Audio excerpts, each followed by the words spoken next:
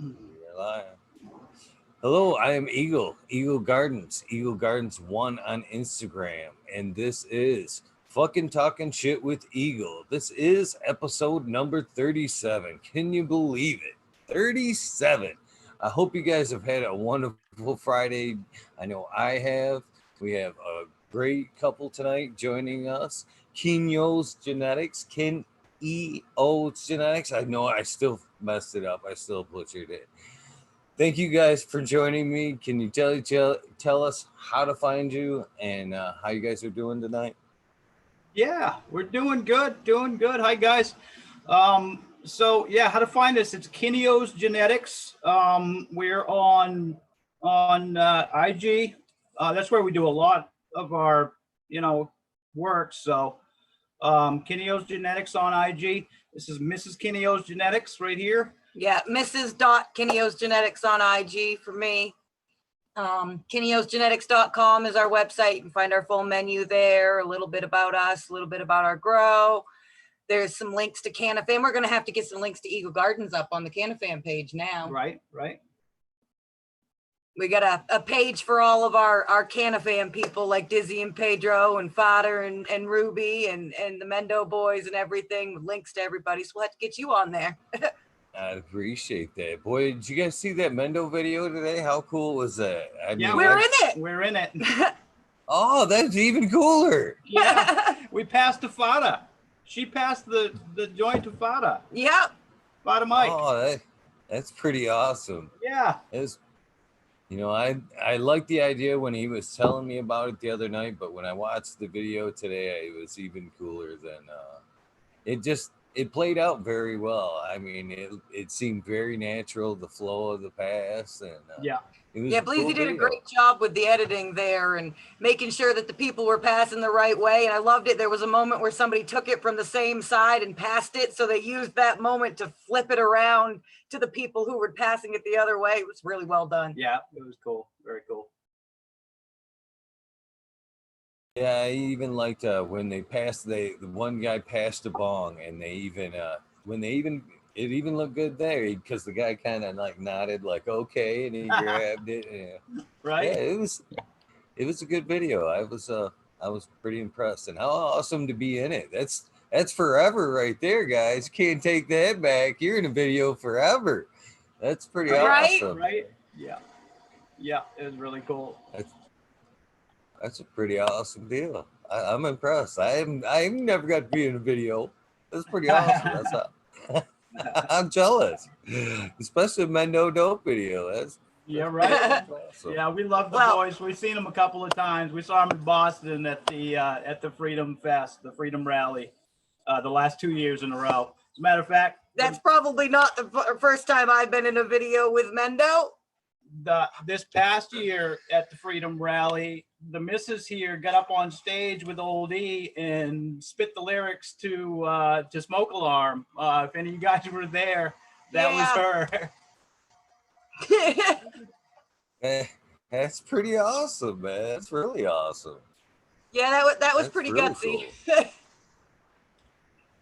Well, it sounds like this is going to be a great night, a great interview. I mean, it's already starting out pretty fun already, so I can imagine how the rest of this is going to play out. So where do you guys want to start this? I usually started out when you guys started out with your cannabis, when you're introduced to cannabis.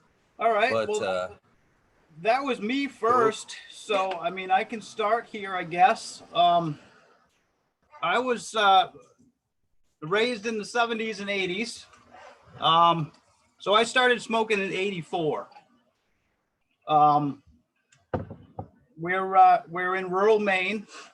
So we're, kind of behind the times a little bit by a couple of years, but about 84, the Mexican dirt weed was going around. We called it the dirt weed, the brick weed. The Mexican was going around. The Colombian gold was popular, and the Panama red. But the first time I got high personally, it was Thai stick. And it knocked me on my ass. I actually had smoked a bag with a friend of Colombian gold. And I didn't get anything off the whole bag. So I kind of put it down for a couple of months, I think. And then I got word around school that this Thai stick was going around. So what the hell? So I grabbed a couple of joints of it, and it knocked me on my ass. So that's what started it for me. I started growing in the early 90s. By the time I had moved out on my own, you were talking to somebody the other day about some setups. I think it was the night you guys were talking about all the LED stuff there, Sunday night maybe. And it got me thinking about that first grow, which was nothing but a closet and a couple of, fluorescent shop lights and a fan. And, maybe cost me $30 to get set up and some bag seed. And, that was my beginning. And we're talking probably, 90, 91, somewhere in there. And I grew off and on since then, a little bit off in the 90s. I got into some other stuff. Always been a smoker, but had a family and all that. So I kind of got out of the growing for a little bit, but somewhere around 2000, I'm going to say 4, maybe, I got back into it. And started breeding about 2009. So yeah, you want to go ahead and pick it up there? I'm gonna age him when I start talking though. Uh-oh. Yeah, because I started smoking in 2003. I was my senior year of high school.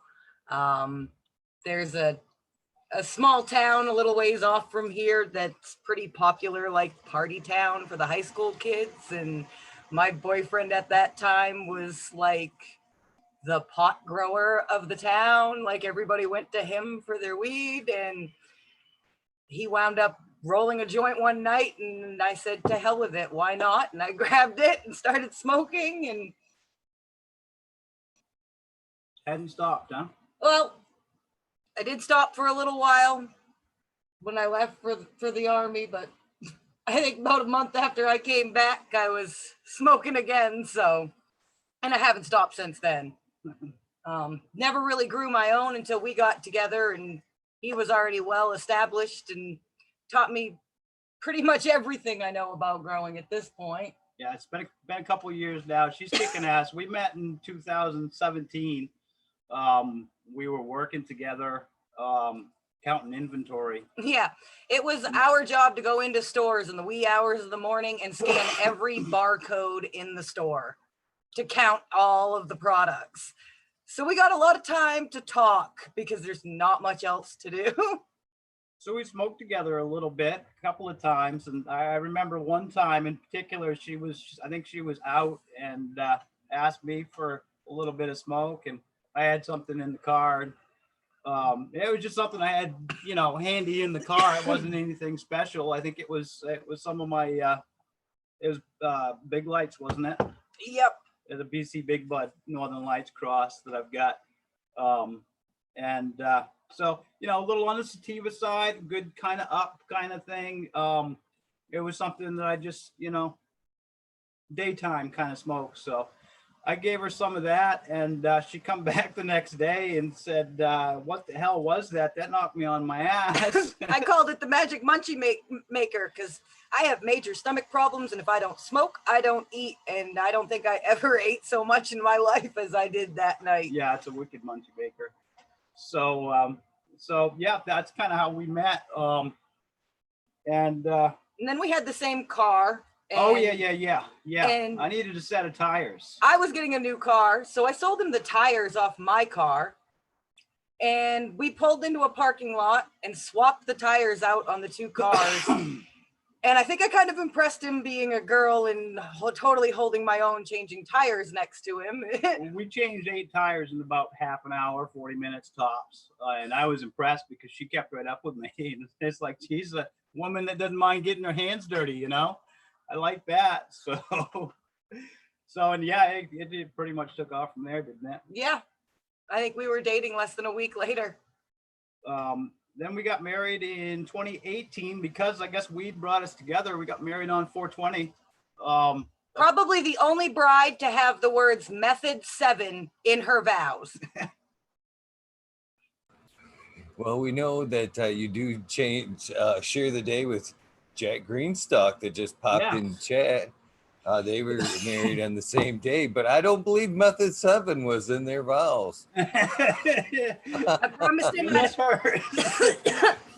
promised him I'd always share his Method 7 vision of the world, so. It's pretty fucking awesome, guys. Yeah. It's really awesome. Our wedding bands, you can't see it, but our wedding bands have pot leaves on them. That's some dedication right there to the plant, man. I am very impressed with you guys thus far. Keep going. This is an awesome story. Don't let me interrupt you. And you're gonna love the honeymoon story. Yeah, I mean, exactly. We called it the Weed Nerd Wedding and the Honeymoon High Road Trip. So we started here in Maine, and we drove a teeny tiny little Toyota Yaris. Rental. 10,000 miles. It was a rental. Yes, a rental. Dear God, I'd never owned one. 10,000 miles from Maine to Ukiah, California, home of Mendo Dope, and back, and stopped and saw everything we could squeeze in 3 weeks. So we planned it well in advance and posted on Instagram that we were looking to meet every weed nerd we could along the way, basically. That is, that's amazing. That's really cool. That's super cool. That's like beyond cool. That's really cool. It was a blast for sure. So was you able to, take up a lot of weed nerds on that mission there? Well, I think the response we got from that Instagram post, we got a response from Father and Ruby, and we got a response from Pedro and Dizzy, and that was it. It was just that, and that was good enough for us. Well, hey, great. Yeah, that's like, two amazing responses right there. Shit. Exactly. So we were happy with that. We had hit up Sub, we had hit up Mendo Dope Boys. I don't remember. Anyway, so yeah. So we headed out from Maine. The first place we stopped was the Ben and Jerry's factory in Vermont. Had ice cream for breakfast because, adults, you can do that. Then we hit Niagara Falls. At night, which is absolutely gorgeous. Awesome. If you ever go to Niagara Falls, I recommend making sure you stay for nightfall because they light it up and it's so beautiful. And then what? Rock and Roll Hall of Fame? Rock and Roll Hall of Fame after that. Rock and Roll. Spent the whole day there. Could have spent a week inside that place and still not seen everything. Yeah. Then we hit Route 66. And we drove most of Route 66 to Arizona. All the way down to Arizona. My oldest kids live in Arizona, 27 and 28 now. My 27-year-old has 2 children, so I've got 2 little grandchildren out there. So we visited with them for a couple of days. And then we headed to California, right? Did Sedona. Yes, we went up and did the Red Sedona. Rock in Sedona is beautiful. Yes, and then we absolutely. Crossed into California. Did the Winchester Mystery House in Have you San seen Jose. that thing? This woman went like crazy and claimed she was haunted by the ghosts of people who were killed by the Winchester rifle and couldn't ever stop building on her house. When she died, she had built 160 some odd rooms with all kinds of crazy stuff, like windows in the middle of floors and stairs that lead to nowhere, doors that open up to walls and all kinds of craziness. So we got to tour that place and see like 110 of the rooms. Then we crossed the Golden Gate Bridge and went up the coast to California. I had never been there myself. I mean, I've always been on the East Coast. So that was really cool. So we got to see sunset in California, which, we live in Maine, so we see sunrise on the East Coast every day.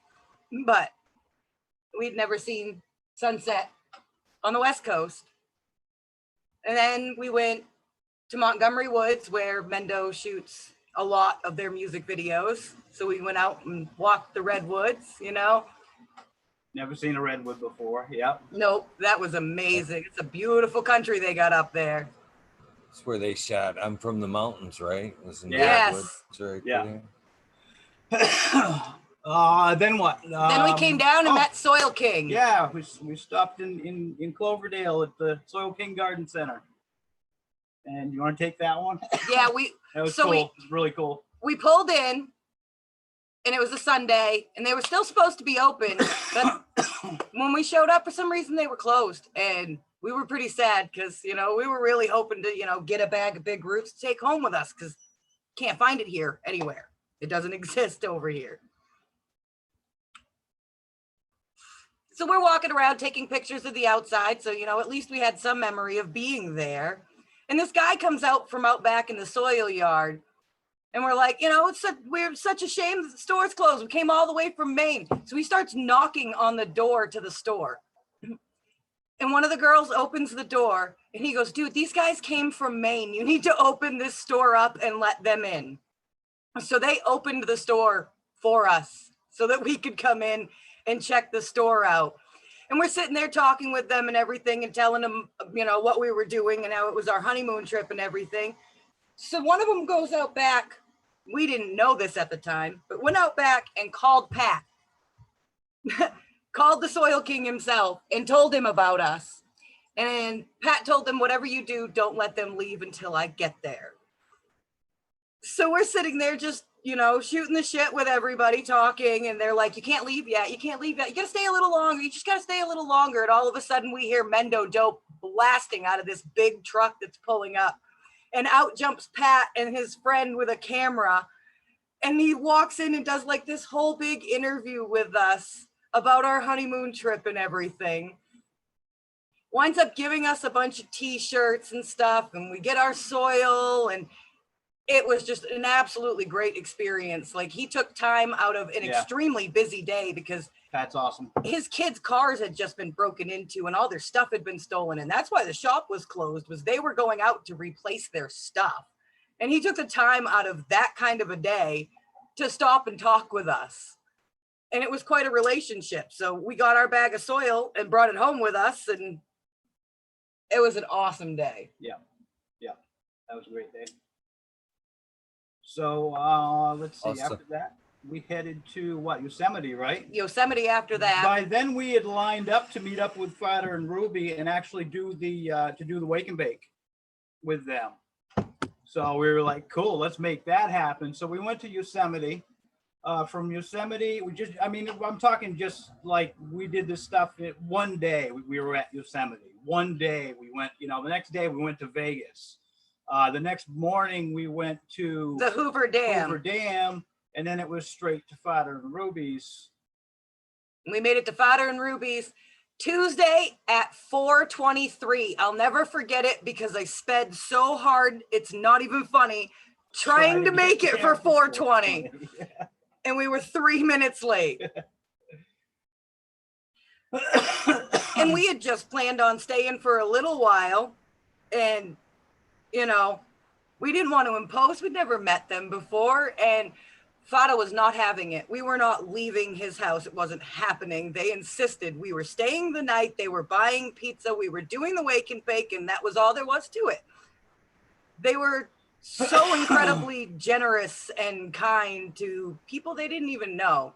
Fada and Ruby are like two of the most generous, caring people I think I've ever met in my life. Yep. And I know Fada's in that chat and he's listening. He is. Yeah. I've never got to experience meet him like that, but he was sure gracious enough to come on here and talk with me, and didn't take much. It was pretty awesome experience. What a great honeymoon. I mean, I can't imagine. 420, all this great travel, great people. I mean, what an amazing start to a relationship, that was the idea. Yeah. And we did the wake and bake with them, and we had breakfast with them and headed out and did the Grand Canyon that afternoon. made it to Colorado by nightfall, then went to Pedro and Dizzy's. And let me tell you, there are no dabs on the planet that will get you more high than what comes out of Pedro's press. Nothing will get you more stoned. I can believe that. I've seen some of that rosin come out. Yeah, that's crazy, huh? Beautiful. Beautiful. He does excellent work over there. I hope to be able to take him up on some of them dabs someday. He did throw me an invite on 420. Hopefully someday I can take him up on that. We spent a few hours Definitely there. recommend it. Yes, definitely. We spent a few hours there getting to know them. They were really awesome too.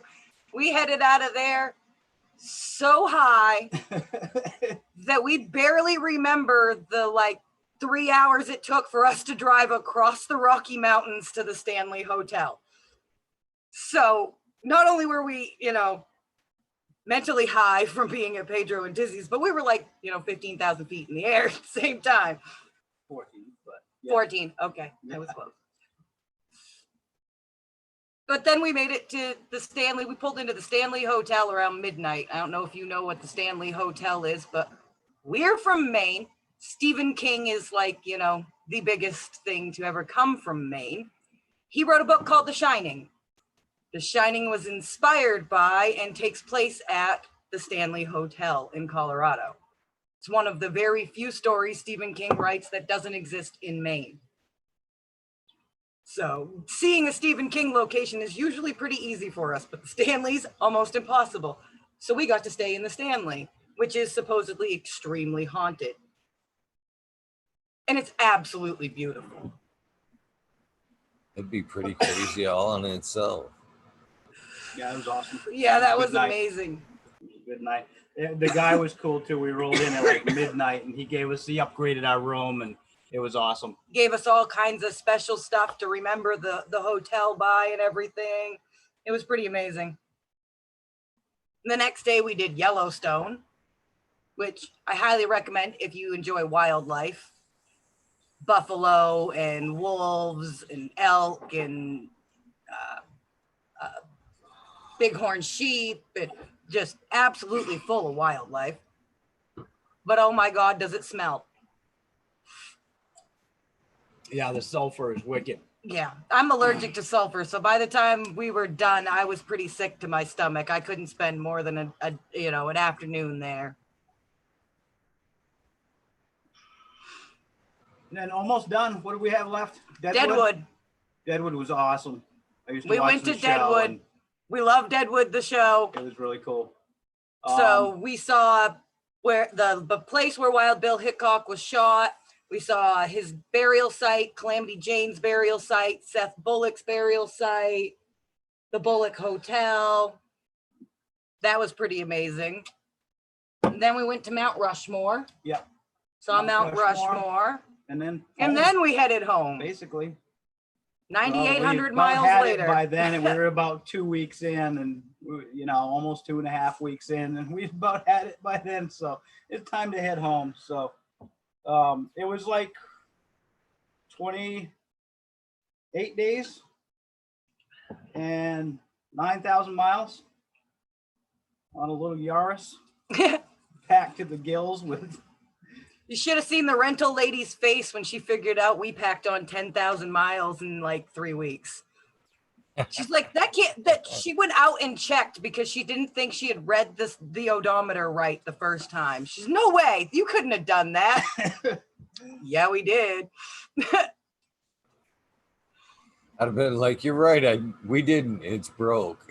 And they're probably charging you by the mile. Hey man, we were nice. Not. We changed the oil in California. We were nice. We did too. And most people wouldn't have, that's for sure. That's pretty good of you. I was worried about it making it home, so I did. Yeah. What an amazing adventure. Just when I thought you guys had a great trip going, you threw more on top of it. Yeah. You guys, pretty awesome couple. You guys are obviously no stranger to fun. That's for sure. I mean, how often are you going to do something like that? It was, if you're going to do it, Go big or go home, right? The experience of a lifetime. I'm turning 50 this year. I've got 4 kids. I've been a dad for, 28 years of my life. So, I saw it, and my kids are all pretty much grown now.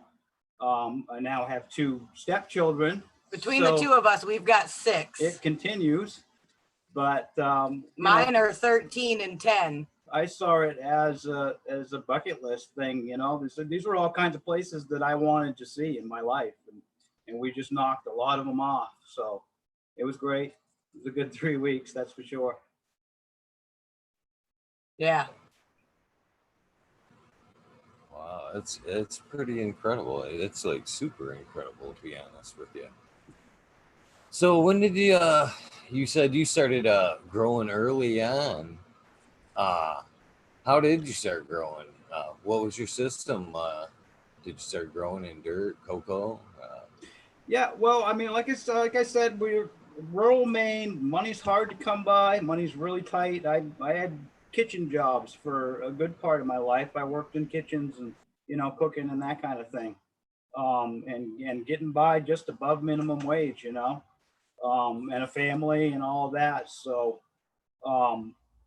so money's tight. And so I just started out, I remember starting out as simple as I could. Like I said, a couple of fluorescent shop lights, and T12s, and a fan kicking around, and, maybe put $30 into it. And it always, of course, it always builds from there, the next room you have gets that much better, and that next one gets that much better, and you buy this new piece of equipment and whatever, and, before you know it, you're there doing what you want to do. So it took a lot of years, and it was, HPS is what I really had moved to in 2004, when I kind of started back up again. And soil. So always kind of done a super soil mix, or at least a modified one.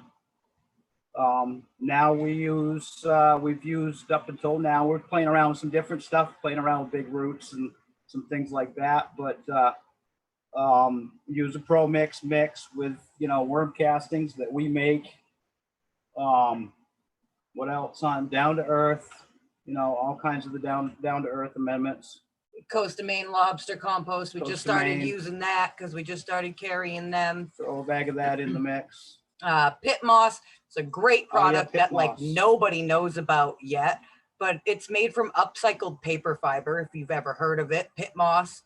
They make a few different varieties. We carry the plentiful blend here, and it's like recycled newspaper that they've treated properly, and it's enhanced with chicken manure and a little clean source compost. But it makes the soil so fluffy. Like we mix it in, out big time. We mix it in with a bale of Pro Mix, and it practically doubles the bale's volume by adding 1 bag to it, because it's got this light aeration and it really holds water, so your plants stay wet for longer but don't stay soaked. Sounds like an interesting product. It really does. Yeah. I mean, as long as you can keep that aeration. Yeah, it's great. Exactly. It helps really prevent soil compacting. Yeah, absolutely. And it keeps the air in there, and really, I think it's given the roots a good place to work around. So. And if you do a living soil, the worms absolutely love it. So the worms will eat it all up and leave these nice, big, beautiful holes in their, in their place in the soil. That's what I was just getting ready to ask was, even if you put worms in there, they like to eat the paper, right? So, that'd be a perfect, like food for them. And like you said, they're just they're eating and just feeding it back. Yeah, it sounds like a really awesome deal there. I wonder if we have something like that in Michigan, or if it's something like that's available in Michigan. I've never seen nothing like that. You can order it right off of pitmoss.com. They have a store locator on their website. So if someone around you does sell it, you can find it there, but they ship. And it's light too. So Yeah, it's super light, so it like weighs nothing. So it's pretty easy to ship. Sweet. I'm gonna look into that. So I think that'd be a good addition to my chunky cocoa there. It'd slow down my waters, but keep my aeration. Give you a little air. Exactly. Yeah. Yeah. And like I said, it does a lot to a bag of, I mean, we used to fill up, 231 gallon with the Bale Pro Mix. We'd fill up 231-gallon containers. And before we started adding that product, I mean, it would fill up 1.5, maybe. Maybe if we were lucky, it would fill 1.5. And not counting the lobster mix that we just recently started adding because we got Coast of Maine in our shop. We just add that and it would bring it to both containers full real easy. Yeah. And it stays so light in the soil. Like you notice a difference when you lift your pot. It doesn't weigh as much because the soil mix is much lighter. Yeah.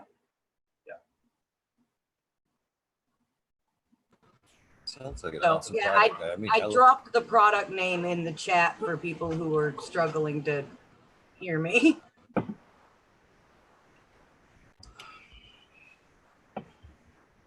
Yeah, we ran into them at an expo. Love expos. They're good for that. They are. So do you guys want to like walk me through your like grow system, or do you want to talk how you got to breeding first? Let's see. I don't know. What do you think? Which way do you want to do it? How we grow or what we breed? Yeah, well, okay, how we grow. Okay. All right. So well, we kind of just started the mix there. So we grow in soil, obviously. And I keep it pretty simple. We've got 24 spots. It's just us and I have two patients that are relatives. So I grow for them also. So it's the 4 of us, 6 plants here in Maine. So 24 plants total. And we always keep it below that. We're at 20 right now. Yeah. Maybe 21. So, you know, so yeah. Losing my train of thought. We run a perpetual harvest. Yeah. So normally we're harvesting 2 or 3 plants every week. Right now we're not harvesting anything because we just had to start over and reset everything, clean both rooms and start over. Bought a new light, set up a new light. So we're trying that out. We're trying to dial everything in right now and get back going again. But yeah, so the soil mix, we do a pro mix and the pit moss and the lobster compost from Coast of Maine with the down to earth dry amendments. And we do a product called Frass Valley. It's an insect frass. Amazing stuff, full of chitin. Plants absolutely love it. Makes nice thick stalks. the worm castings, we got 2 tubs going. Yeah. Of worms, red wigglers. He does that. That's his thing. He makes worm castings. Very well. They're an essential ingredient to good cannabis in my book. Yeah. Absolutely. Yeah. Yeah, absolutely. And we're a family of 4 that eats a lot of veggies. So the worms are great at reducing our waste. They are. Then they come into my room. I take care of veg. Yeah, she takes care of the veg room completely. That's my room. She saved a lot of time because she comes right down and helps me out every night. And she's learned so much. It's freaking amazing. So yeah, she comes down and helps me. She does the veg room pretty much, and I do the flower room, and we get it banged out at the same time, so it doesn't take all night to take care of 2 rooms like that. I mean, like I said, I've got about 20 right now in the flower room, and there can be 30, 40, 50 in the bedroom, right? I have counted 70 at one point because we had so many seedlings going. Yeah. But yeah. So I'm big on my veg plants. I love my babies. They speak to me. A lot of people neglect their veg plants and it makes me sad. Like when we have testers, you know, a lot of our testers don't show us anything until flower, because what matters about flower? But to me, the structure of the plant is extremely important before he gets it. So internodal spacing is very important. How fast it grows is very important. Its color is important to me. The size of its fan leaves are important to me. You know, there's so much that matters to me in veg that a lot of people just kind of blow off because what's important is flower. But to me, veg is everything because I don't touch flowering plants. Well, I've been testing seeds for a long time, and I was one of Subcool's main testers. And I've always been a firm believer that you shouldn't fuck with that thing the first round. You should let that tester grow up naturally to see what she's got before you should start manipulating the plant. To me, the manipulation of the plant and to see what she's got is round 2. You should be able to see what she's got naturally to offer before you should even start manipulating the plant. My book, like you're saying, the structure of the plant's important. I mean, that's what you're trying to find out for the breeder. Is what phenotypes are going to come out, how she's going to look like naturally, and you never will get that if you start topping right from the get. You'll never know. Will never know the true structure of the plant. So I agree with you guys 100% on that so far. Just throwing that in there. It's the tester's input. Yeah, and that's awesome. That's exactly it. We keep it simple, and we don't play around too much. Yeah, I don't do a lot of training in veg. We can and will, but I like to keep it simple and just see what, like you said, what the plant's going to do naturally. I'll do lollipop, and I mean, you know, you got to clean up the bottom so that it can focus on, you know, what's actually getting some light. We don't do big leaf strips, you know, we just here and there just to open up a bud or whatever, you know, get a little more light on that bud that's underneath it.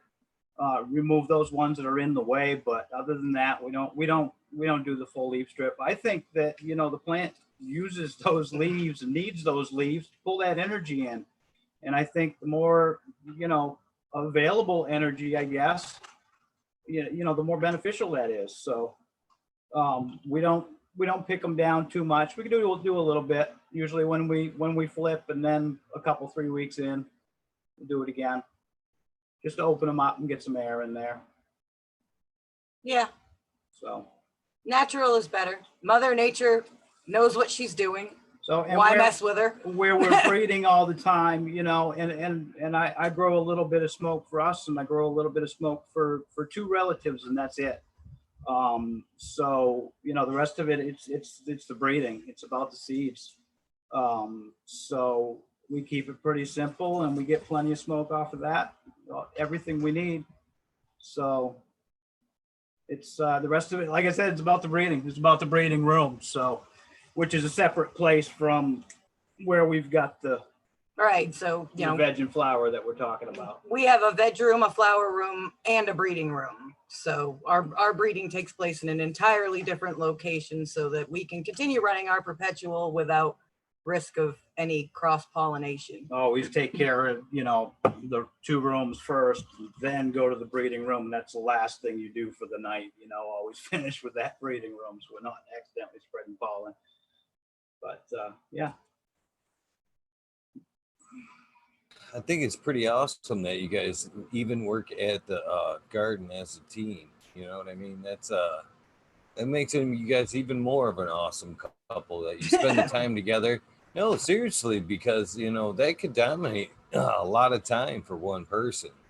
Oh, we are together 24/7. So, I mean, we work the garden center together at the same time too. Yeah, so. That's the other half of what we do. Just a year ago, beginning of April, we opened up a garden center. The location that we're at, we're right on a main street. We live upstairs. I built an apartment upstairs, and the downstairs used to be a restaurant. There's a kitchen in the back and all this space. and it's a commercial location, so we were able to open up a shop here. So we didn't go out and get a loan.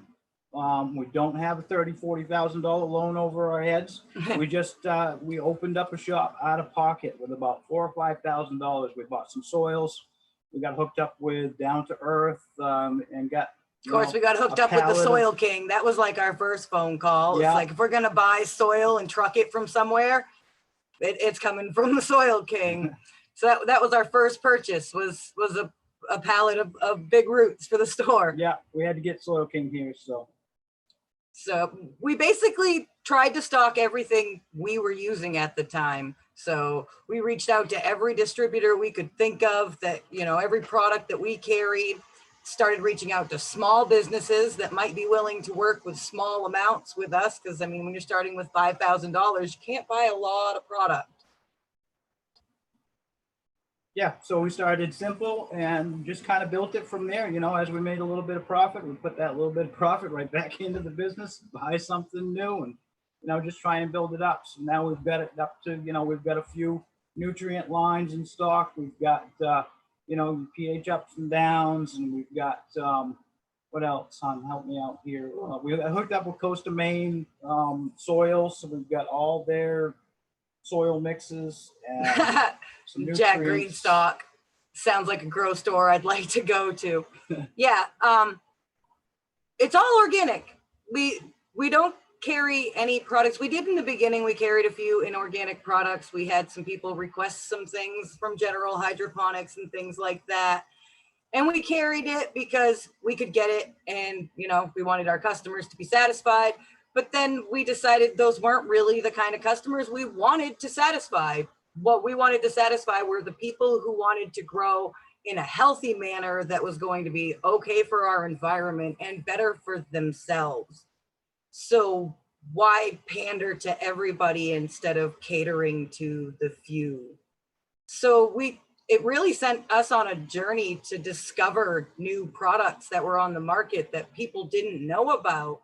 Like, we discovered a new mycorrhizal fungi product that I'd personally never heard of. You know, everybody around here uses Extreme Gardening. Mycosinazos from Extreme Gardening is it. Everybody uses that. But we found Bigfoot. Bigfoot Mycorrhizae is a company out of Oregon, and they put kelp, biochar, worm castings, and humic acid inside their mycorrhizal fungi. So it's use it as the inoculant. Yeah, the inoculant is actually a beneficial carrier. It's not just, you know, garbage that you're just tossing in to add the mycorrhizal fungi. It's got substance to it. And we picked up Sweet Leaf, which was a completely vegan, clean, organic line that was made here in Maine that was endorsed by Danny Danko. We'd never heard of it. We started using it. We absolutely love it. You know, we started researching products that people might not have heard of, but were a better alternative to things they were already using, and decided that's what we were going to carry. We don't carry things like Fox Farm. We carry Big Roots because it's the better option. If you want to grow in Fox Farm, our store is not the store for you. We would be happy to show you why you'd be better off growing in what we carry. But if that's not what you want, that's okay with us too. But it doesn't mean we're going to carry it. And where I said, you know, we didn't open it, you know, with a $30,000-$40,000 loan. It was hard to get Hawthorne to even pick us up, you know, and be able to buy product from them. So we decided right then and there that we're not going to buy that kind of product. We're going to keep it organic and keep it clean and you know, keep it out of the hands of big agriculture. So and as you guys go on, I just get more and more respect for you guys. Seriously, I mean, I'm not bullshitting you guys. You guys are a fucking amazing couple. I hope you don't mind the swears. But hell no. Please, I curse worse than a sailor. So I mean, seriously, to, you know, own a store, but, you know, only put out products that you approve of and stand by, and not want to deal with other shit. And like you said, you know, if it's not for you, that's cool. Hit the road. I totally admire the whole attitude, and I don't mean to jump in here, but I just wanted to say that. Oh, please jump in. We appreciate you jumping That's in. cool. That's cool. No, it is like that. It's rough. You know, we're in northern Maine, and northern Mainers have a way about them. Oh yes, we are a stubborn people. So you know, we don't. Yeah, it's tough. It's tough. We're in a small area. We've only got 5,000 people in our area. We used to drive 30 miles to the nearest grocery store, which is why we opened this up. And figured, you know, hey, we put $5,000 in. What's the worst thing that's going to happen is we're going to have a bunch of stuff that we can use in the garden Right. for the next couple It's of years. not going to go to waste. So, you know, it was, yeah. So go ahead. So we also can stand by the fact that if it's on our store shelf, it's been in our garden. Yeah, And we've tried. I don't know how many garden basically centers everything. you can go to where they can say, I have used every single product that is on that shelf and can tell you just about everything you need to know about it. But I pride myself on the fact that we can do that. We can tell you if you should follow the dosage that's on the chart or if you should cut it in half. We can tell you if it's going to work in your hydro system or your cocoa, or if it is only going to work in soil. We can tell you if it's going to feed your vegetable plants as well as it feeds cannabis plants. That, you know, we've done our research and tested every product that's on our store shelves. We take one off of every shipment and use it. At least. Sometimes we end up scoffing, you know, quite a few because it ends up becoming part of our routine in our garden. Well, that's just the benefit of having your own store. You should be able to get first dibs on trying some products. And like you said, you're only at that point, you know, driving home the endorsement. You know what I'm saying? The yay or nay.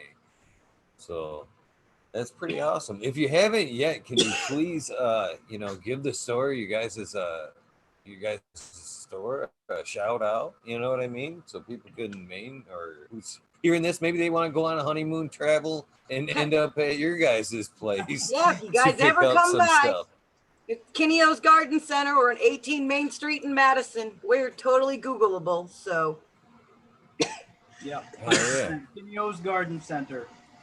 We're also on Instagram, so. Nice.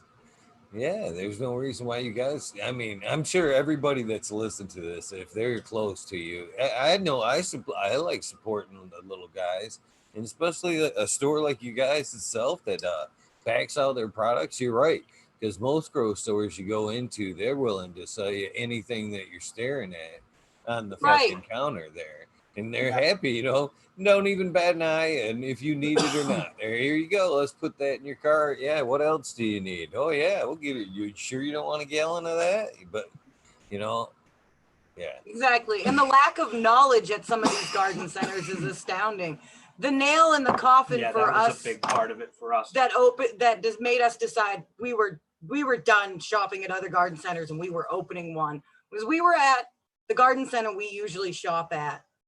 And a customer in the garden center walked up to us and started asking us for advice about products on the shelf because he couldn't ask the people working behind the counter because they didn't know the answers.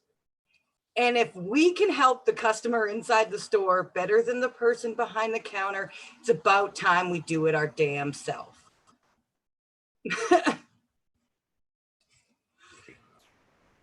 I agree. That's pretty awesome. That's awesome. So you guys just take off wherever you want to go. I'm enjoying the story. I'm enjoying the ride as it is, man. You guys got to run with this shit. We haven't even talked about seeds yet. We'll get there, I'm sure. Right? Yeah, we haven't even started talking about breeding.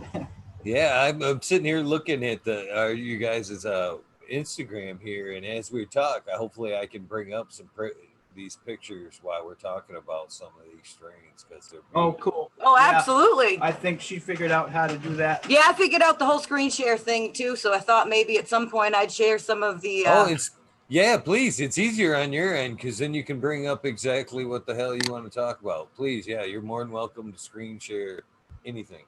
Go right Yeah, ahead. like, you know, we're Please on the laptop, so I've got some of the better quality pictures kicking around on here that I thought at some point we might share if yeah, you're please and thank you. while we're Please talking. and thank you. Yeah. You don't have to jump to it right now, but yeah, please. Yeah. It just enhances the interview. It really does. So Yeah, I took my time to figure this thing out a little bit over the last few days. Made 2 separate accounts and pulled up 2 computers at once so I could figure out how to use it. that's funny because that's honestly how I did it too. Hey, it works. And now the garden center has a Zoom account, so. That's pretty funny. Yeah. Nice. Well, pick up wherever you guys want to take off. It's, Oh, I don't know. We were talking about the garden center. I guess we pretty much got everything, didn't we? I mean, that's what we do. Did we shout out all the products I wanted? We're trying. We are in no way paid by any of these companies to make any of these statements. Okay. Me make sure that's clear. Like we don't get paid by them to make statements. We, you know, if we don't like a product, we don't carry it on our shelves. So we're only, you know, supporting products that we find to be extremely good. So it's just about wanting people to know what great products are out there that they might not know exists. Foop. We just picked up Foop. Yeah, that's a whole new thing. They just released their product on 420 officially. Yeah. They'd sent out a bunch of tester packs to people. We happened to scoop one up when they were sending out the free samples, and there are some crazy differences that I'm gonna pull up. Let me see if I can. Yeah. You can talk for a minute while I. Yeah, I mean, we kind of did a side by side with a couple of clones, I think, you know, so they'd be pretty much exactly the same, same height, and you know, same plant. So we took a couple of clones and did a side by side, and it was. Some of the results were pretty amazing. I mean, just as far as just happy leaves, praying leaves, you know, on the one plant that got the Foop, and we saw a difference pretty quick. So we decided to carry that product. You got it? I'm almost there. I'm trying to find. I have a picture of the Foop plant next to a non-Fooped plant. There it is. Oh, yeah. Now I'm going to full screen that. All right, I'm going to share a screen here. Hopefully I can do this right.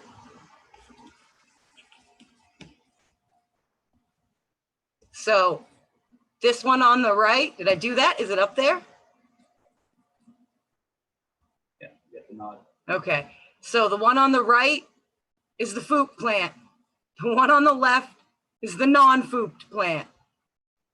I've never seen that kind of a difference in a product. And it's not that the one on the left got no nutrients. The one on the left got our standard nutrient line. So it's not. That's a little bit of a difference there. Yeah. A little bit of a difference. The one on the left isn't deprived. It is fed properly.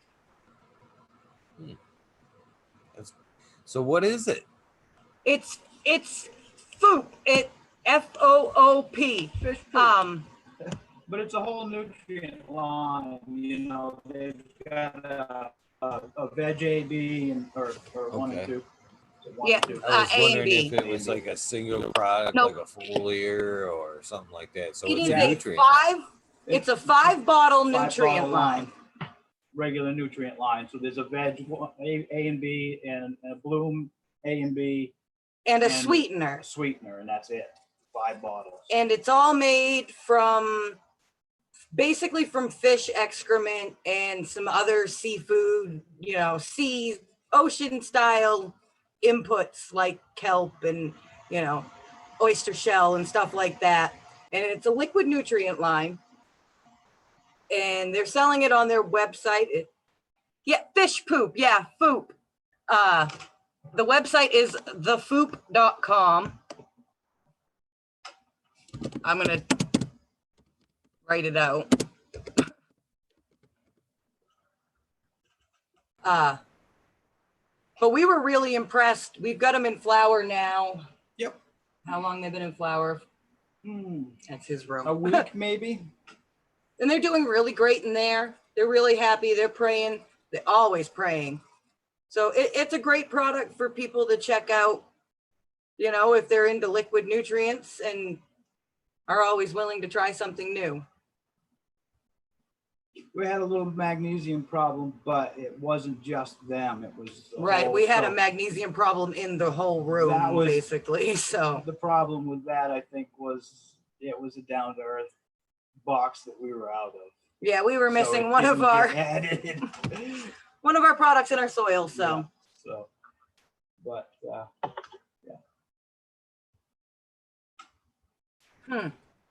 So yeah. So,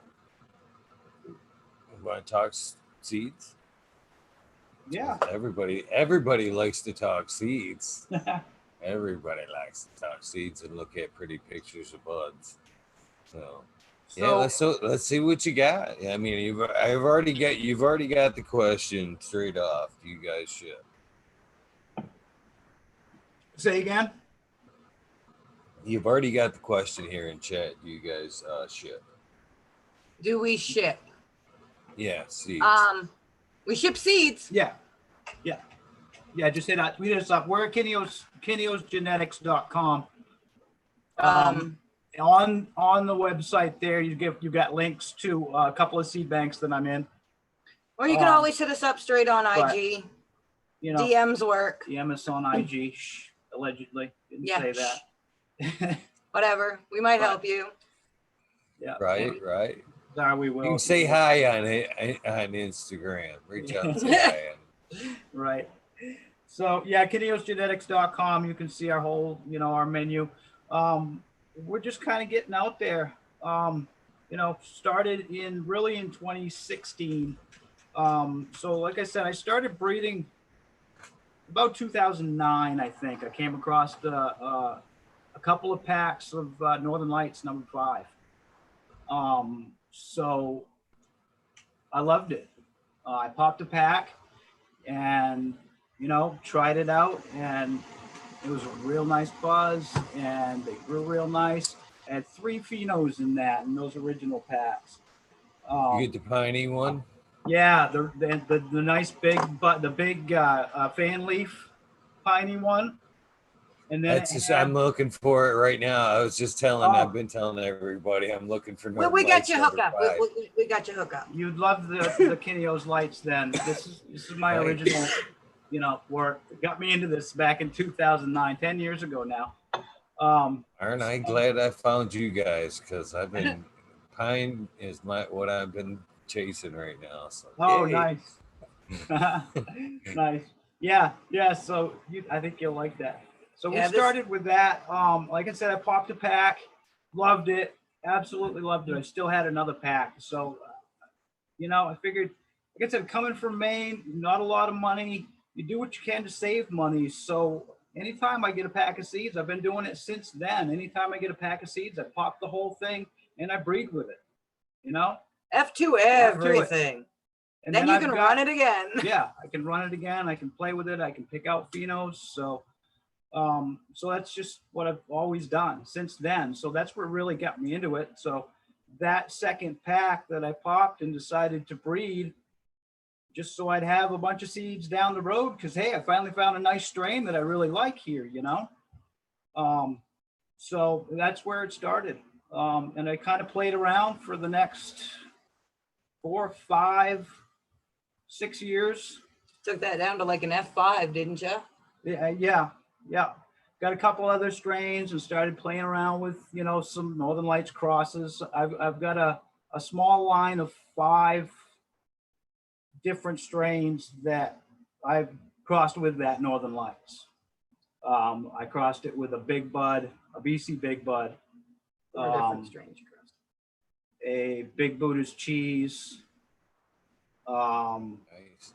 So Yeah. a nice piney cheese. That sounds pretty delicious. Yeah. I know there's more than I know. There's like 5 people in chat right now that are chasing pine turds. So Yeah, try it out. That lights. So yeah, the lights I've got. Like she said, I've pulled out to F5 now at least, and singled out that piney pheno. There was a kind of piney pheno, but it wasn't as big a producer, and the fan leaves were smaller. They were a little stouter. You know, they were pretty broad, but they weren't super long like the first pheno. And then there was this crappy ass third pheno that was a trifoliate. Every time it would put out, you know, 3 leafed leaves.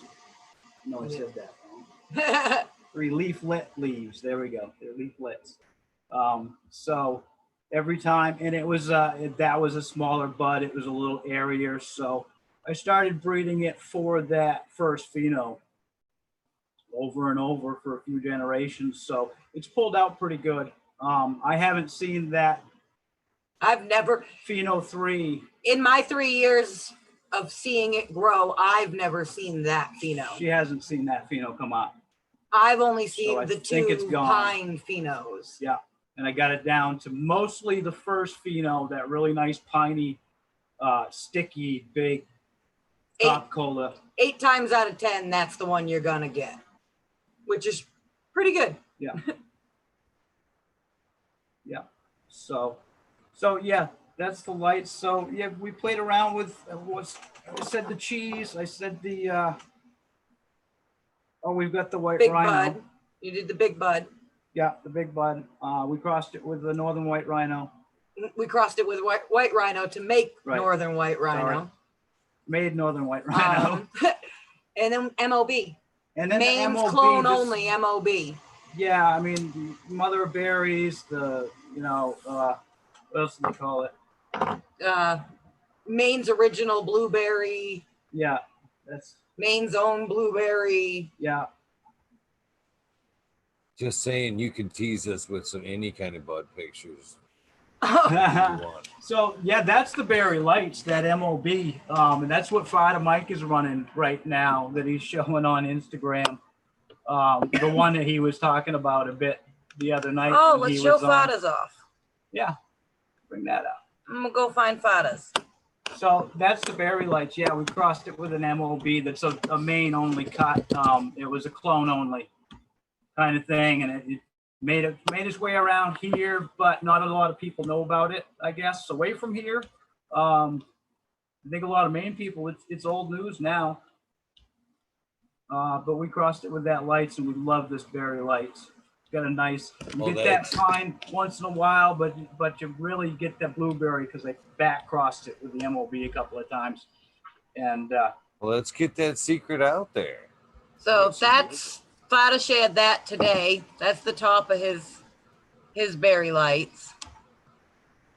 I hope that's working right. Is that working? Yeah, it absolutely is. I can see you on the right, and I can still see us on the right shot. too.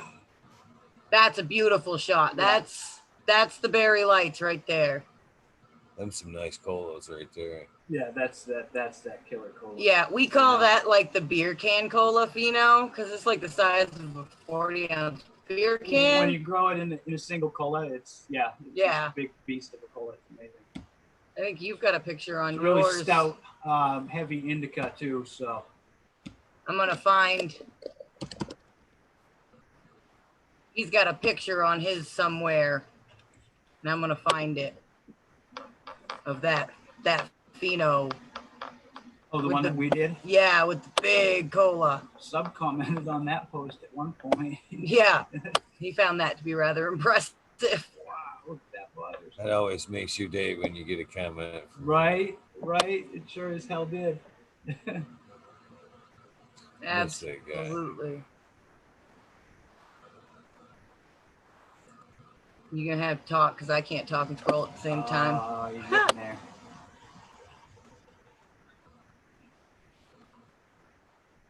So Jimmy Craig's seeds. There's Kineos wanted to right there. give him- I have this reading right now. Sorry, go ahead, man. just wanted to congratulate Jimmy Craig Seeds on his win the other night. Tribal Gardens gave away. It was a Canada only contest because you can ship bud in Canada. Tribal shared 30 grams of his garden to another Canada viewer, which ended up being Jimmy Craig Seeds. So hats off, congratulations to him for winning that little contest there. It's pretty awesome. I wish we could do that here in the States. That'd be so awesome to just Right? be able to drop some bud in the mail for a buddy, or even like it would be. I mean, how cool would that be, say, as a tester, just to be able to send some back to the breeder and go, here you go.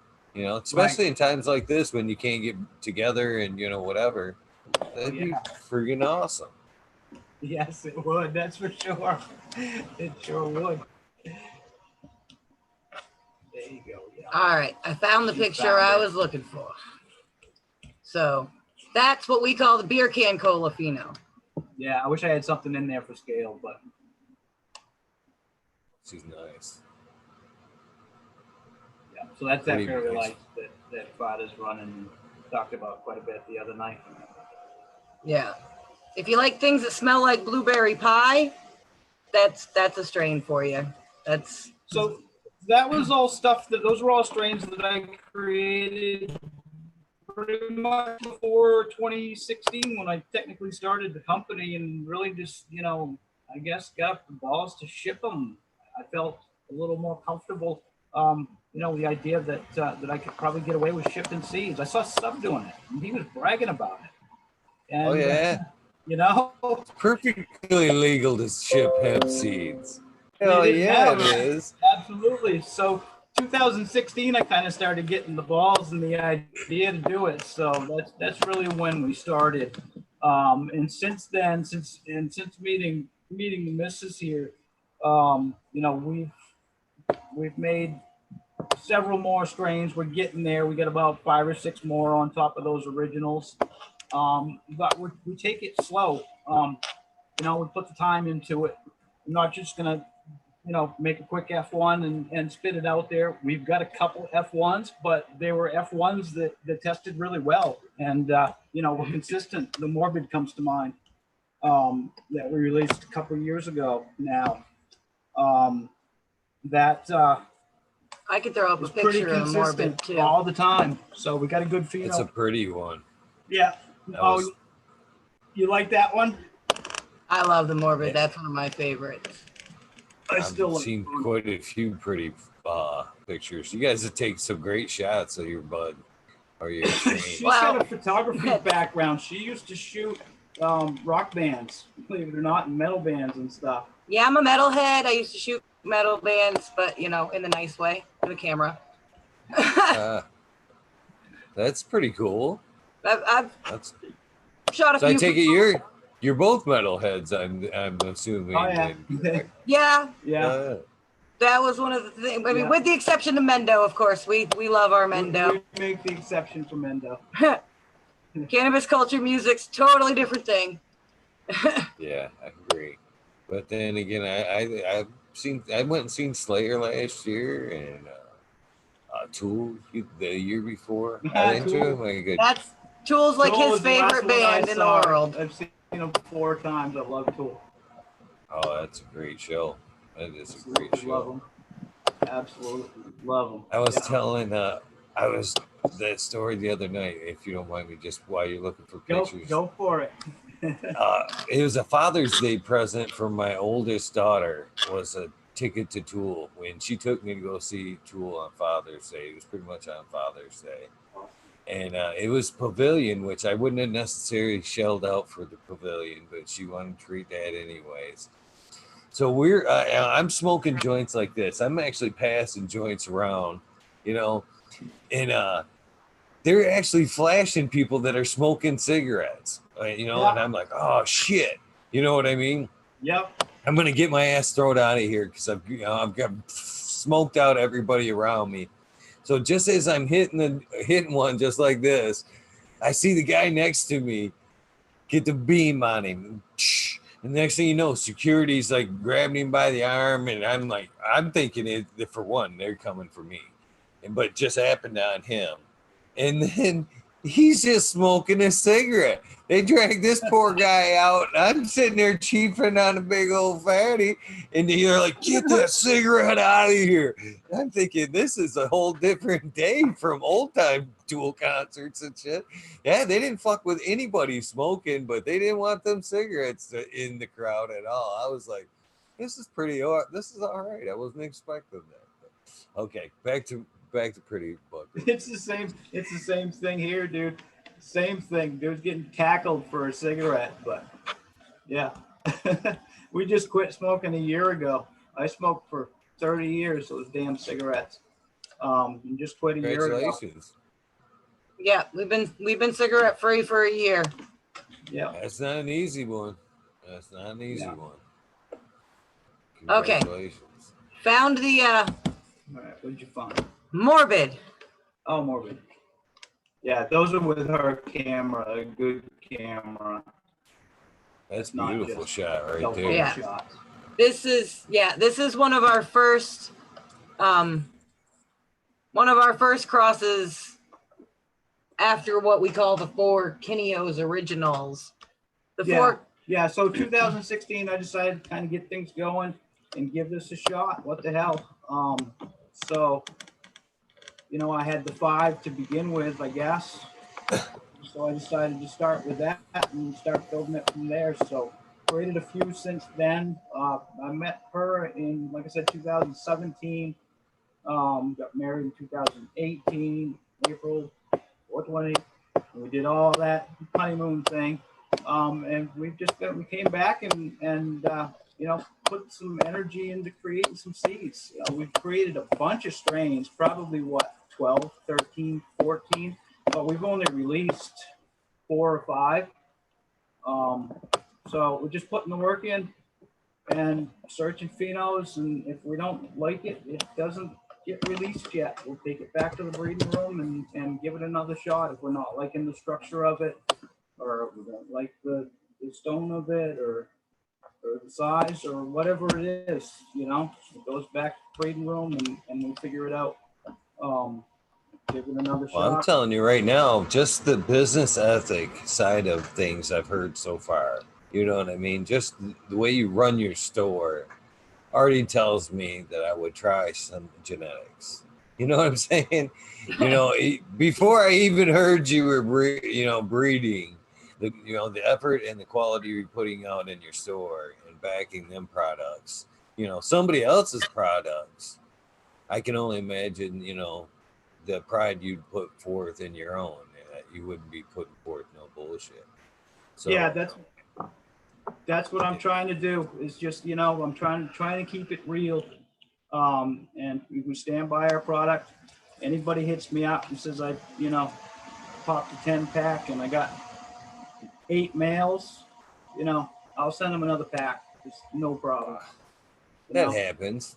I mean, that's just the fair thing. Exactly. And, not that that's awesome that you would be willing to supply the pack, but that's a gamble that we all take when we buy right seeds. If we didn't want to take that gamble, goddamn it, we'd be trying films. Well, But, and it's just not how everybody likes people films. We like grow the it. pheno. yeah, and that's just it too. It's, we put out, we gave out some freebies in a new seed bank that we took up in Canada, and a bunch of freebies went out of this strain we put out called Puckerberry Knockout. And the people that I've seen grow it absolutely love it. We've probably gotten more feedback about Puckerberry than we have a lot of good feedback. lot of other strains. It's an F1, but it was an interesting cross. So I like the name of it. Yeah. What is it's Pucker Punch by Marion Barry Cush. So it's, Puckerberry Knockout. The name game is like, I love to have fun with the name game. The name game is an enjoyable thing for me. Yeah. I like playing around. A lot of our names, like Morbid. Morbid is an acronym for Mother of Real Big Island Dreams, because it's the first of 4 steps in creating a strain we call Big Island Dreams. So in all rights, it's the mother of the real Big Island Dreams strain. We had a real nice F1 come out of it, and decided to release that as Morbid, as that acronym, the mother of real Big Island Dreams. Big Island Dreams is about to come out pretty soon. We got it going out to testing here shortly. We've done a couple more back crosses with the original Hawaiian Dream. Not the normal Hawaiian Dream, I think, that everybody knows about, the one that kind of CBD. This is a different cross. It was done by Sticky Finger Seeds, and it's Granddaddy Perp by Blue Dream by an unknown Hawaiian male. Which that they pretty much narrowed down to a Maui Wowie super plant. Possibly. So anyway, we all know how that works. Anyway, so yeah, that's the cross. It's a little bit different from the Hawaiian Dream that I think a lot of people are familiar with. It's got a real fruity, tropical kind of flavor to it. It's pineapples and mangoes. And real nice sativa. So we crossed it with something that had a little bit of indica in it to kind of bring that back a little bit and bring the finishing time back by a week or 2. Yeah, we crossed it with our big lights, and which is like bubble gum. So now it tastes like tropical bubble gum. Yeah, if you're lucky, it's going to taste like tropical bubble gum, like pineapple mango kind of thing. So real tasty. Yeah. So. And now it's getting worked. Tasty. So yeah, we've got it worked out to the last set of seeds is being made right now. We back crossed it a couple more times with that original Hawaiian Dream. Had to reset back at the beginning of the year. We got some spider mites, and I took in a damn clone. I never take clones. I always pop seeds, and I took in a damn clone because I thought I had some chocolate Thai that I'd be able to play with. And I took in a clone you shouldn't have. So we ended up with spider mites and decided at one point to just reset. I ended up having a light blowout on me too. And so we just said, screw it, and reset, and bought another light. We picked up an optic LED, pulled the high pressure sodium out, and we're all LED now. Just switching over to LED, so we're still trying to kind of dial things in. Oh damn! Because I just cooler in the room now. You know, not all that heat from the high pressure sodium, so it's a little bit. I'm curious on seed production. Really, I'm super curious on and from a breeder to see if you notice some type of difference in your flowering seeded plants. Maybe if you get a fatter seed, or if just a shorter, because I've noticed when I flower with my LEDs, I notice a shorter flowering time anyway. And usually when you have to you're running seeds, you want to let that bitch go until she's good and ugly, to get them mature seeds. So I wonder if that would make a difference in your quality of seed, because my bud under the LEDs, I've noticed a lot more resin production and bigger trichomes. So I'm wondering if you are going to end up with fatter seeds and a better stock under the LEDs. Have you tried a batch yet under them yet? Not yet. No. I mean, I'm just the furthest along, or 3 weeks in now. Right. We just got the flower room set back up. So bedroom is fully loaded, and by the time we got the flower room set up, we had like 12 plants to flip over to flower immediately, but those have only been in there like 3 weeks. 3 weeks, yeah, maybe 3.5 now. So we'll see, and even the first little bit was just to get us caught back up on smoke again. We didn't plan any breeds right away. Just finishing up on a couple that I was trying to save, get one more breed in. We ended up killing the original HD that we put into into morbid and Big And Island. we'd had Drain. that baby for almost 3 years. But I mean, that's, you know, that'll be a BX2. So we've crossed it with the original enough, and we know the plant well enough that, you know, we're satisfied it's going to be nice. And we lost the original. That sucks. But, you know, that was about it. That was the only thing we really felt like we lost, because, you know, That and time. We lost time. But Because we had some breeding projects that were started, you know, we had popped seeds for the hunt for some breeding projects already, and we had to scrap that and start back over. Like our Rewire project, we have a project for a PTSD strain for veterans, for anybody with PTSD really, but the original intention was, you know, veterans with PTSD.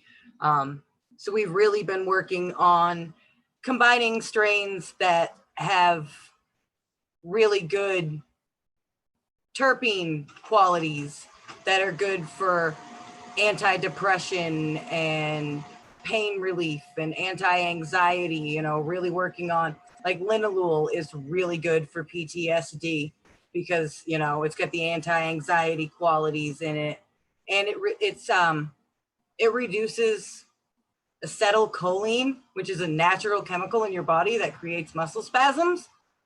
So it's really good for pain relief for people with like fibromyalgia and things like that. So we were working on things that are high in linalool and things that are high in carophylline, because that's really good for, you know, as an antidepressant. And myrcene is really great for chronic pain relief. And limonene works really well with the linalool and carophylline. It helps accent them and amplify their effects and provide stress relief and mood enhancement. So we had to find some lemon to throw in there. And then you had to, we rounded it out with an isovaleric acid terpene. So we threw cheese in there, because that's what makes the cheese taste like cheese, is isovaleric acid. And that's a mood enhancer. Don't be chasing apinine out of there. Don't be chasing Northern Lights out. Oh, there is definitely pinene in there because Northern Lights is in there. it's in there. So, and the pinene is really great for things like anxiety and antidepressant qualities. It's really great for stuff like that. So we took our Big Lights, which has got the pinene in it, and you know, and a ninja fruit, and our cheese, and an amnesia haze, and we've crossed and mixed, and so we're almost at the point of testing that out, and then we're going to give that strain away to any veteran that's growing their own that suffers from PTSD, because they need to grow medicine and heal themselves. Anybody with PTSD. Anybody with PTSD can hit us up when it's released. We hope it's going to be good for PTSD and anxiety. We think it's going to turn out that way, and if it does, yeah, we're going to, anybody that's suffering from anything like that, I'm going to try to give it out. You know, we'll ask for a little bit for shipping, you know, $5 in the US, you know, that covers my material and the postage, you know. It's only fair. Yeah. It's only fair. There is a question in chat I'd like to answer before it scrolls off the screen. Dank Please. Grower asked what breeders we respect or would like to work with, and I never miss a chance to drop a few names of breeders that we like. Go for it. You know, we have mad respect for quite a few breeders. You know, we always respected Sub. You know, he did great stuff. Jinx Proof. We love Jinx. We love, you know, everything Jinx does. He does amazing work. Black Pack Seeds was great. Love those guys. You're gonna help me out here. You're better at remembering names than I am when it comes to the breeders. I don't know. We follow a bunch of breeders. Mad respect for Dungeon Vault Genetics, Dragon Flames Genetics, Dark Horse Genetics. Yeah. If they're doing it right, if they're doing it correct, if they're not, you know, taking somebody else's work and just putting their name on it, I don't want anything to do with that. But I had a dude hit me up the other day. wanted to trade some seeds. He liked my lineup and wanted to try something different. So, all right, well, you know, what'd you have in mind? And because I get that kind of stuff, starting to get that kind of stuff all the time now. You know, when people start stealing your pictures and you know, trying to make it look like you know, they're the breeder of that strain, and you're doing something right? You know, we're starting to kind of get out there. It's taken 4 years. You know, we're a small craft breeder, basically working Instagram. If my Instagram shut down, I feel like I'm screwed. You know, I mean, we do have the website out there. But I think I can tell you right now, and you've already at least got her backup count. That's somewhat of a close name, right? But I can't even stress how important that is. Yeah, because I've been shadow banned for a while, and I used to thump a lot of seeds through. I think we live in shadow ban world. Yeah. My name never comes up. You got to type it out completely to get it to come up. Yeah, perfectly. Yeah, and then enter. Yeah, I'm to the letter. Same way. Yeah. I'm actually age restricted too. Actually, after you do that, you actually have to prove you're 18. Say you're 18 before you can get to the next step. They try to make it difficult to get to my age for some damn reason. Yeah, hell yeah. Yeah. But you kind of made me come up with a question there, because it's something that you've meant. I can tell it's near and dear to your heart as well as it's mine too. The recreation of strains and slapping your name on that shit. I don't think that's right, for one, and I don't think a strain can be accurately recreated like you recreated when you created. You know what I mean? Absolutely. Because you female hunted both sides, the stud and the mom, only you know what each represents. So how can you recreate what you saw? And I don't think it's possible unless you have packs of mom and dad. You know what I mean? And you actually know what the phenotypes you were looking for were before you actually started your breeding process. You don't stand a chance at getting close to that original, in my opinion. And if you do, you better fucking damn well not just call it something else. You better, if you're gonna come close to recreating that strain, you better not just call it, whatever. You better mark it some other way, because it's not the same. And you can put maybe the reference, the name in there, but it better be like, such and such is blah blah blah or whatever. This is our recreation of sour diesel, such and such as sour diesel. Absolutely agree. You can't. I mean, you can come close, you can take the same parents like you said, but you're not necessarily going to pick the same phenos.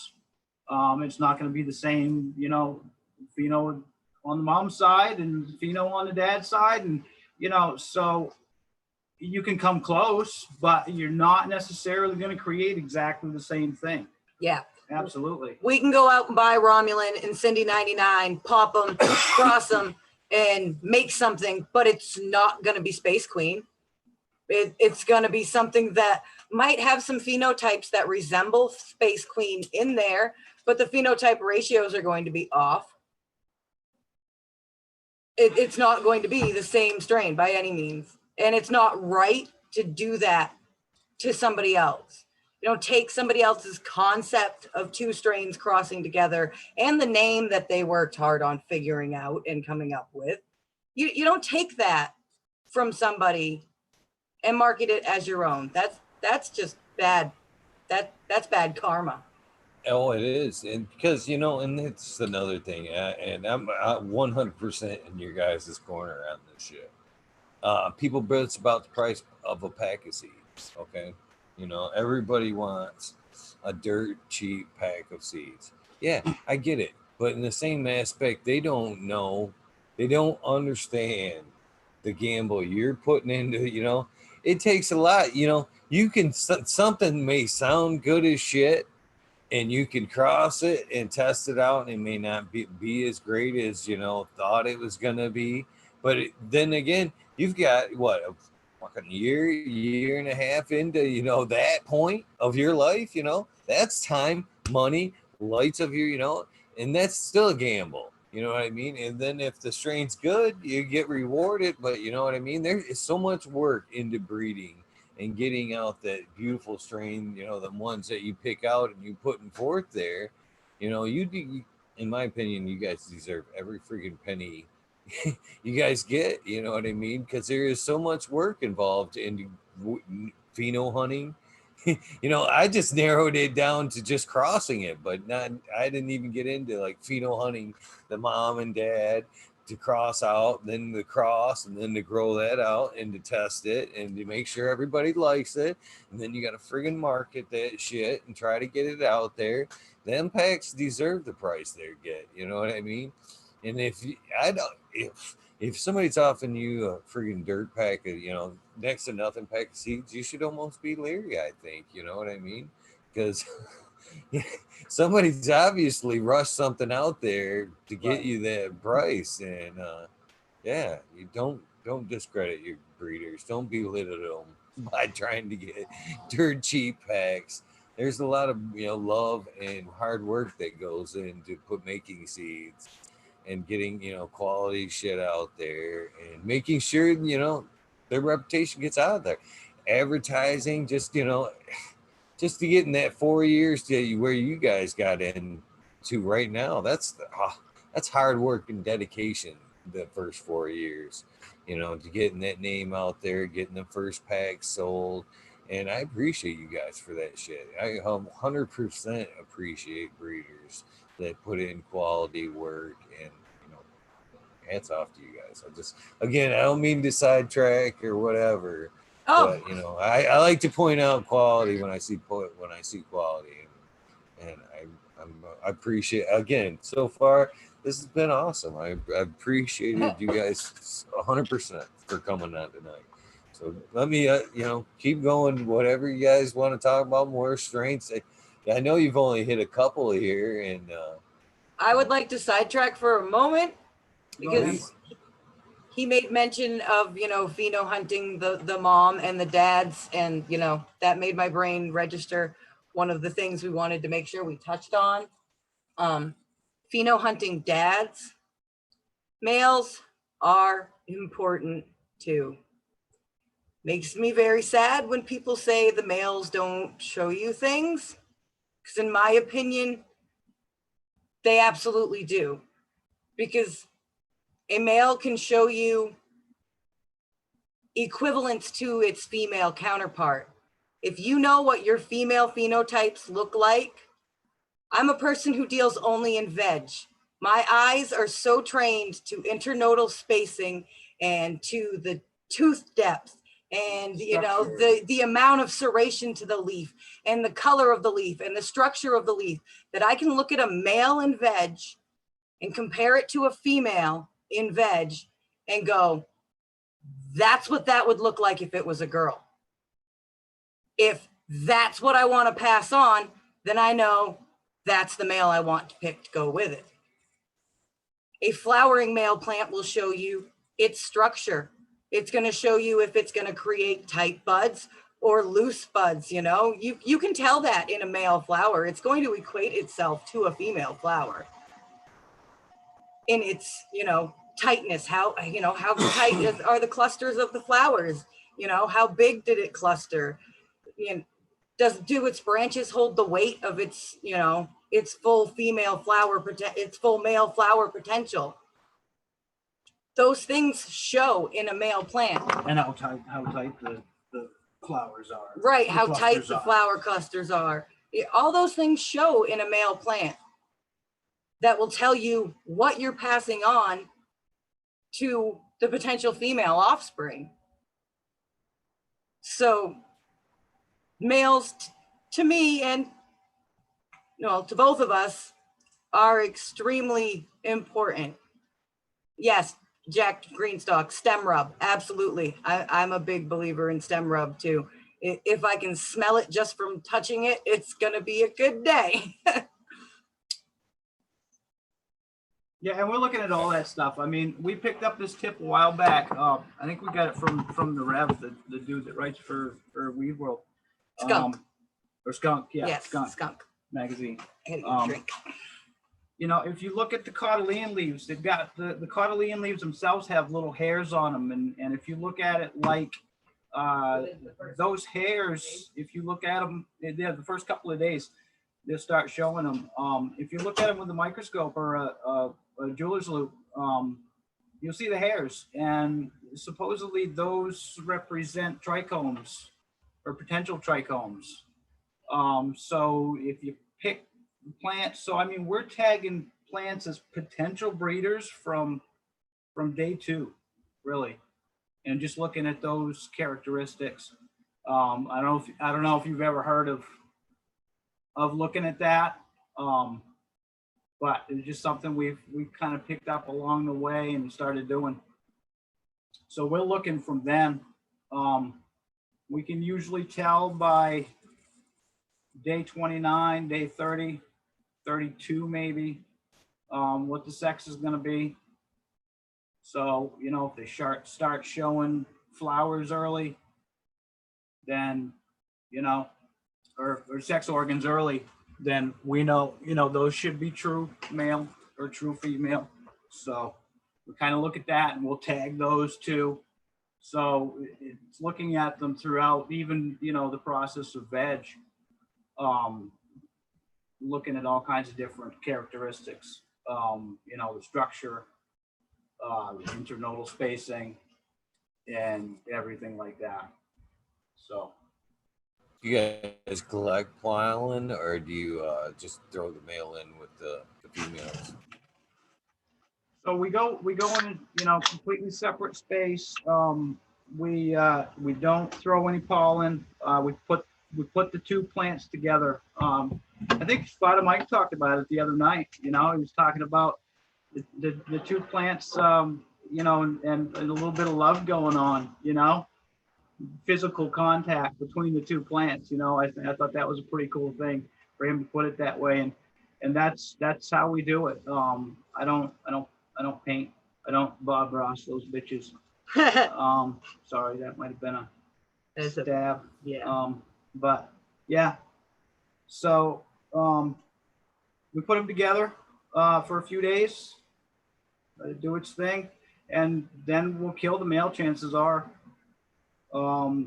get that right out of there, and then I spray them off real good, and I put them back in that breeding room, and then I'll, you know, give it another night, spray them off real good. Like I said, this place is an old restaurant, so you gotta spray hose in the kitchen sink downstairs and the old restaurant sink, you know. Even got a dishwasher next. One of those. It still works. Dishwasher is awesome. Yeah, dishwasher works good on fabric pots. B stuff with this huge commercial dishwasher. So anyway, spray them down real good a couple of times, and then they'll just go right back in into the regular flower room to finish out, you know, their cycle. And so, yeah. I'm hoping that you'll get back with me on the LID seed thing. Yeah, man, it's gonna be interesting to see. We will see what happens. I mean, pretty soon. I got plant going back in, so you know, what? 6 weeks, 7 more weeks then. If it goes back in. What's shocking? The Big Island Dream Mom. She isn't going back in there. Yeah, no, she's gonna stay in the breeding room. Yeah. Yeah, our Big Island Dream Mom is staying in the breeding room until she's done. So just in case. We have. It's the last of the 2 plants more that had the spider mites, so we're keeping it separate and let her finish in a different place. But yeah, normally we go, you know, right back to the flower room. To answer the quick question from Hip Grower in chat there, we give the females a 1 week head start. Yeah, gotta give the female a week head start. Then I put the male in. Usually works out pretty good. So, you know, they're getting together. The boy's starting to drop a little bit of pollen around what, 22 tops days? Yeah, somewhere around there. Sounds about right. 20 days maybe. Yeah, 20, somewhere between 20 and 25, depending on the strain. Yep. So usually works out pretty good. You know, not real huge. Like I said, I don't tax them too much. I don't worry about dumping all kinds of nutrients and making these big ass colas. And just we keep it simple. We've got a simple light set up, and you know, air blowing around and air blowing out. Don't even use CO2. I got no CO2 in it. Yeah. We do make sure our seed moms get plenty of phosphorus so that the seeds develop very well. Yeah, That's we you feed know, them well. really key. We found, you know, if it gets phosphorus deficient, you can end up with some smaller seeds.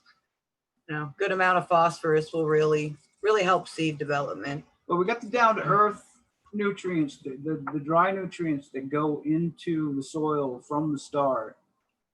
You And know, they that break first down- transplant. Yeah, and they break down in time to be, you know, really good in flower. They last most of the way through pretty well. We just use the nutrient line for, you know, a once a week kind of add a little bit, and it works out pretty well most of the time when we've got the down to earth nutrient dialed in pretty good. When everything's good there, it works out. Yeah. Works out well. So just trying to get things dialed back in now.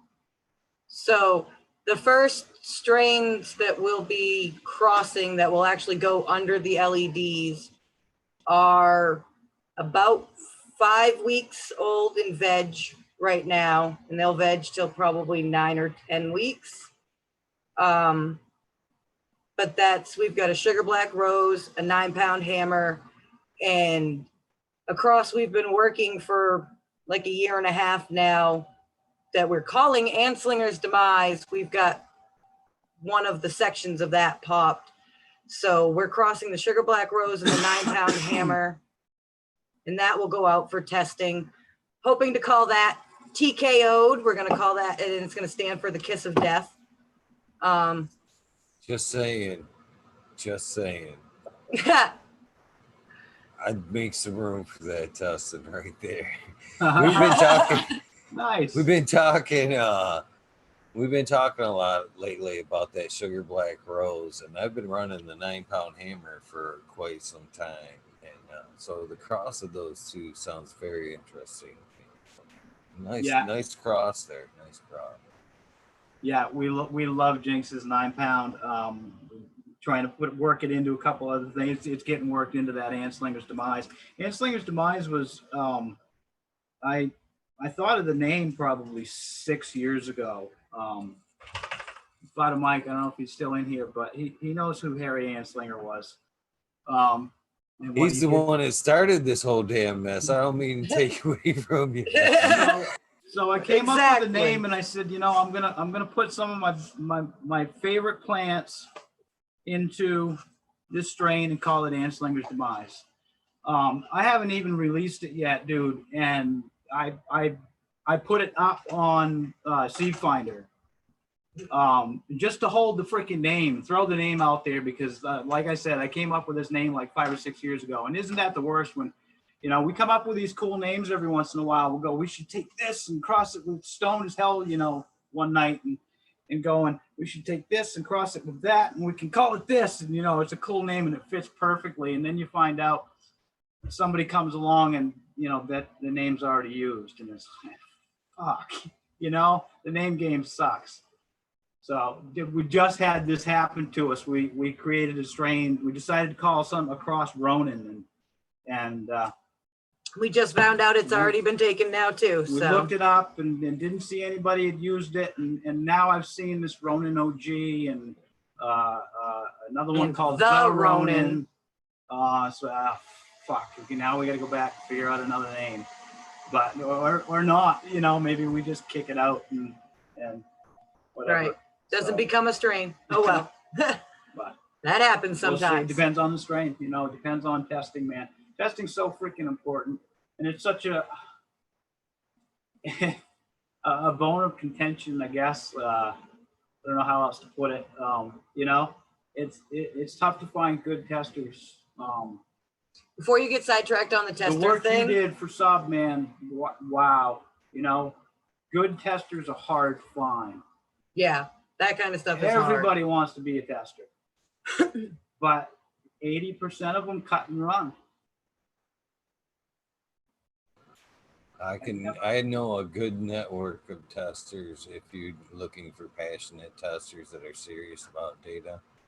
Absolutely. You know, a fucking awesome group of testers we've worked and been in the same circles for years, and we all respect each other's results. And there's the reason why we're all in each other's chats. So if you ever need some serious testers that will give you good results, I could help you out there. Just Nice. Yeah, we find a few, we find them here and there, and we try and hang on to them for as long as we can, because a big percentage will cut and run, or they give you a little bit of information, but they never really fill out the strain report at the end.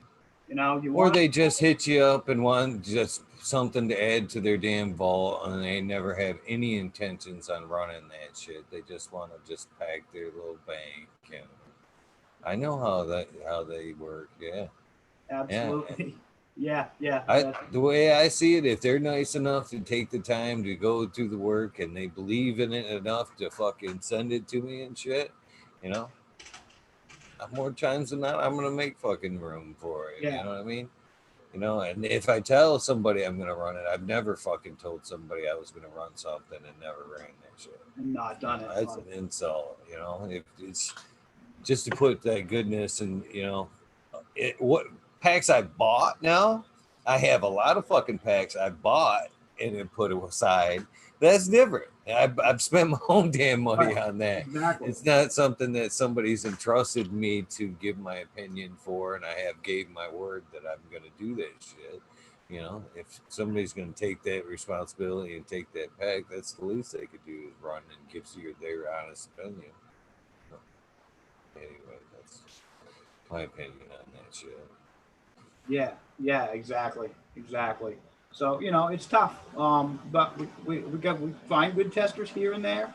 We try and hang on to them, and it's filling out that report at the end. That's all we really ask. A little bit of here and there on Instagram. Awesome. We always appreciate people willing to post. Absolutely love it when people shout us out. We're struggling to get up. I mean, the number of craft breeders that are popping up is insane. So we're in a sea. I think you're being super nice with the craft breeders. we're in a sea of bullshit. So we're trying to get we're over here. We're trying to get seen, and try and stand by our product and put out a decent, something we've worked for at least a few generations. I like to do a couple of back crosses with the original, and keep those traits that I found in the original, winning traits that I liked, keep those continued on down the line. So, just try and do it right. And I respect other breeders that do it right. I absolutely, truly believe in open source breeding. I think we should share the plant. Nobody owns it. If you got something of ours, you want to cross it with something, please do. Yeah, awesome. Please just credit do. us. That's all we ask is just, hey. If somebody asks, where'd you get that berry lights? Oh, that's Kineos genetics. Yeah, exactly. So. Only fair. That's only fair that you get, you're marking that line. Yeah, a thank you, a tip of the hat. You know what I mean? We found some nice shit here, Right. Exactly.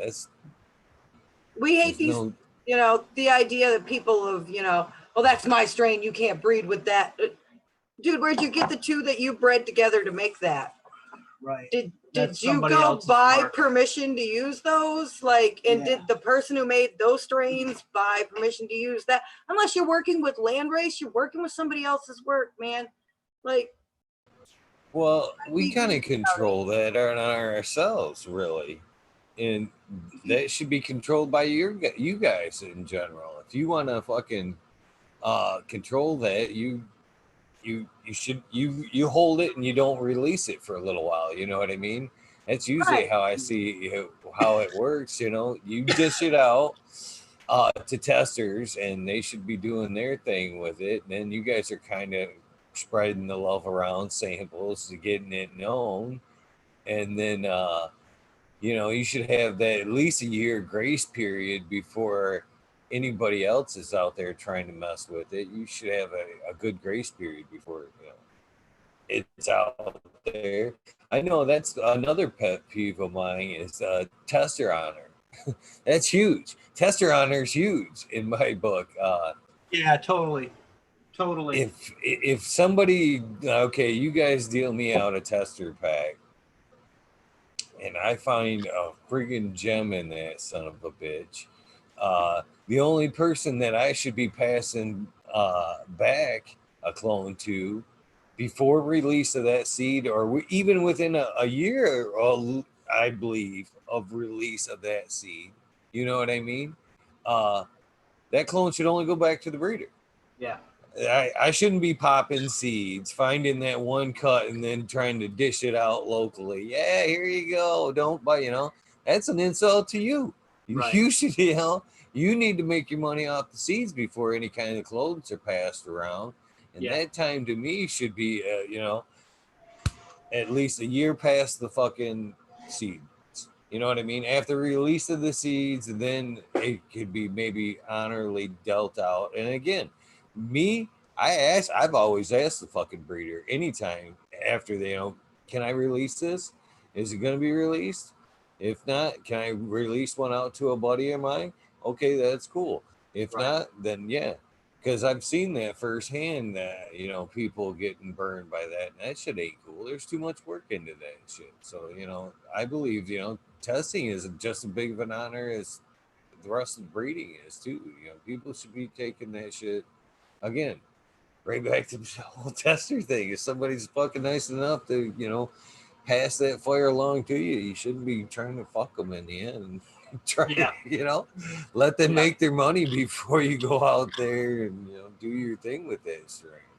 Right. You know, that it's one thing, you know, after it's been out there for a while and you've had, you know, you sold a ton of packs. Yeah, work with that shit and breed it out, because, you know, it takes time to pick out their own pheno. So you should have already had that strain out by then anyway. That's fair. Right.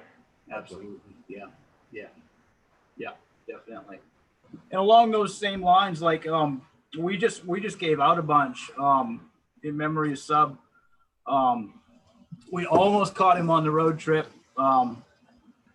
but we were just leaving Arizona. We were heading up to the Grand Canyon, I think it was. Yeah, we had just left Fodder and Ruby. When we got the call from him. And Sub called us up and was like... Come to find out, he lives in the same town that my daughter lives in. We had already been there for two days. Gone up to California and come back. This was our second time in Arizona. And we were closer to him on our first trip through, but we couldn't get a hold of him in time. So by the time he got in touch with us on the second time through Arizona, we were already like a couple hours outside of the Grand Canyon, you know, and he was way down in the middle of the state. So we didn't end up getting a chance to see him, which, you know, really regret now, because, you know, it was always, oh, well, you know, we got to go out and see the kids one of these days in Arizona. We'll just meet up with him next time we go out. Right.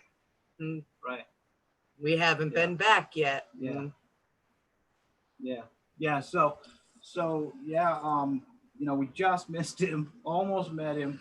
But yeah, so we were heading up towards the Grand Canyon, and he had gotten back to us and said, you know, I got a meeting tonight, whatever. And he's like, you know, I almost thought he might say come down, but and we were already kind of heading in the other direction, so it didn't quite work out. But anyway, so, you know, when Sub passed, I had a few F2s that I had made of some testers that I got from him. We had a sweet tea that we got from him. Yeah, we tested sweet tea before it got released. Oh, we got the Mendo dope, the pre-fire Mendo dope that's a beautiful one right there. Yeah, sweet tea was very good. You know, hats off to sweet tea, but that Mendo dope was it was a pretty flower. Yeah. Yeah, all beautiful. We had fun growing it. definitely. We kept a lot of those. The sweet tea I decided to give away. Gave away most of those F2s that I made. You know, it's not something like you were saying. It's not something that I would ever sell because it's not my work. You know, if I just F2 something that somebody else made, then it's their work. It's not mine. You know, I couldn't take money for that. So I decided, you know, I'll share them with everybody. They don't need to. All of them don't need to sit here in my stash. I can share them with some people. So we took sweet tea and we took this. I got a tester. It wasn't from Sub himself. It was from one of his sales reps here in Maine. It tossed me a pack of a 5-pack or a 6-pack of XJ13 by Pennywise. So kind of a CBD strain from that Pennywise. Is that Miranda Family Farms up there? Miranda Family Farms is in Mass, I think. Are they? Oh yeah. That does sound familiar, I think. Yeah, they follow us on Instagram. Yeah. No, it was another dude. What was his name? Woodworker. Yeah, the woodworker. He ran a Great North. The Great Green North. Great Green North. That was it. She got it. Great Green North up here in Maine. So I think I got a 5-pack sample pack from him that he tossed me. Did you ever run that? Have you ever heard of that XJ13 by Pennywise? I know you were a tester for Sub. Yeah, I've heard of it. I didn't run that one, but I've heard of it. Great results. That's one of the ones that I'm surprised didn't make it. We were surprised when we heard it wasn't going to make it because Sub told me himself that, like, on an Instagram post about it or something. Sub told me himself that, or it might have been one of his live streams, said that he was interested in hearing about that because he had sent it out to testers but really didn't get any results back. He didn't hear anything about it. So he thought maybe it still had potential. So I'm sitting on all these F2s of this strain. So I decided, you know, I don't need all these. Keep some for myself, but I gave the rest of them away for 420 last weekend. That's just pretty before damn Friday was awesome. gone, I think we got rid of all of them. But yeah. So yeah, like you were saying, you know, that's I wouldn't have felt right selling them to anybody trying to get money for them. So might as well share them, you know. So we put those out in memory of Sub. Pretty damn awesome. You know, he was a great guy. He was, you know. Yeah, he caught so much shit online, and that was a conversation I had with that dude many times. Was how he dealt with that shit, man. It's you know, he was quite different offline. You know, we talked to him on the phone, and that's shit. what I've heard. I never knew him like that. That's what I've heard, absolutely. But yeah. He was a very kind-hearted person, and fucking, that was one of the bitches about Sub is he always dealt out so many free seeds, and everybody was always quick to take them. But you know, again, that feedback was very rare. You know, that people are quick to just take them, and you know, oh, Sub gave me a pack, and you know, never give back that feedback. But come on, man. Somebody, he took the time to make the seeds and fucking go to the post office, buy the damn envelope and send them to you. And you can't even fucking get back with them and fucking go, hey, it was bomb. You fucking wrecked my garden, you know. Jesus, you know, you gotta get back some feedback, you know, one way or another. Hell, if that's the reason why you didn't, you know, give the feedback, that's still in its fucking self feedback. God damn it. You know what I mean? Right. There's nothing worse than fucking silence all in itself, but you know. Exactly. He deserves all the props he gets. He did a lot more for the community than, you know, all them naysayers that tried to drag him down, fucking give him credit for it.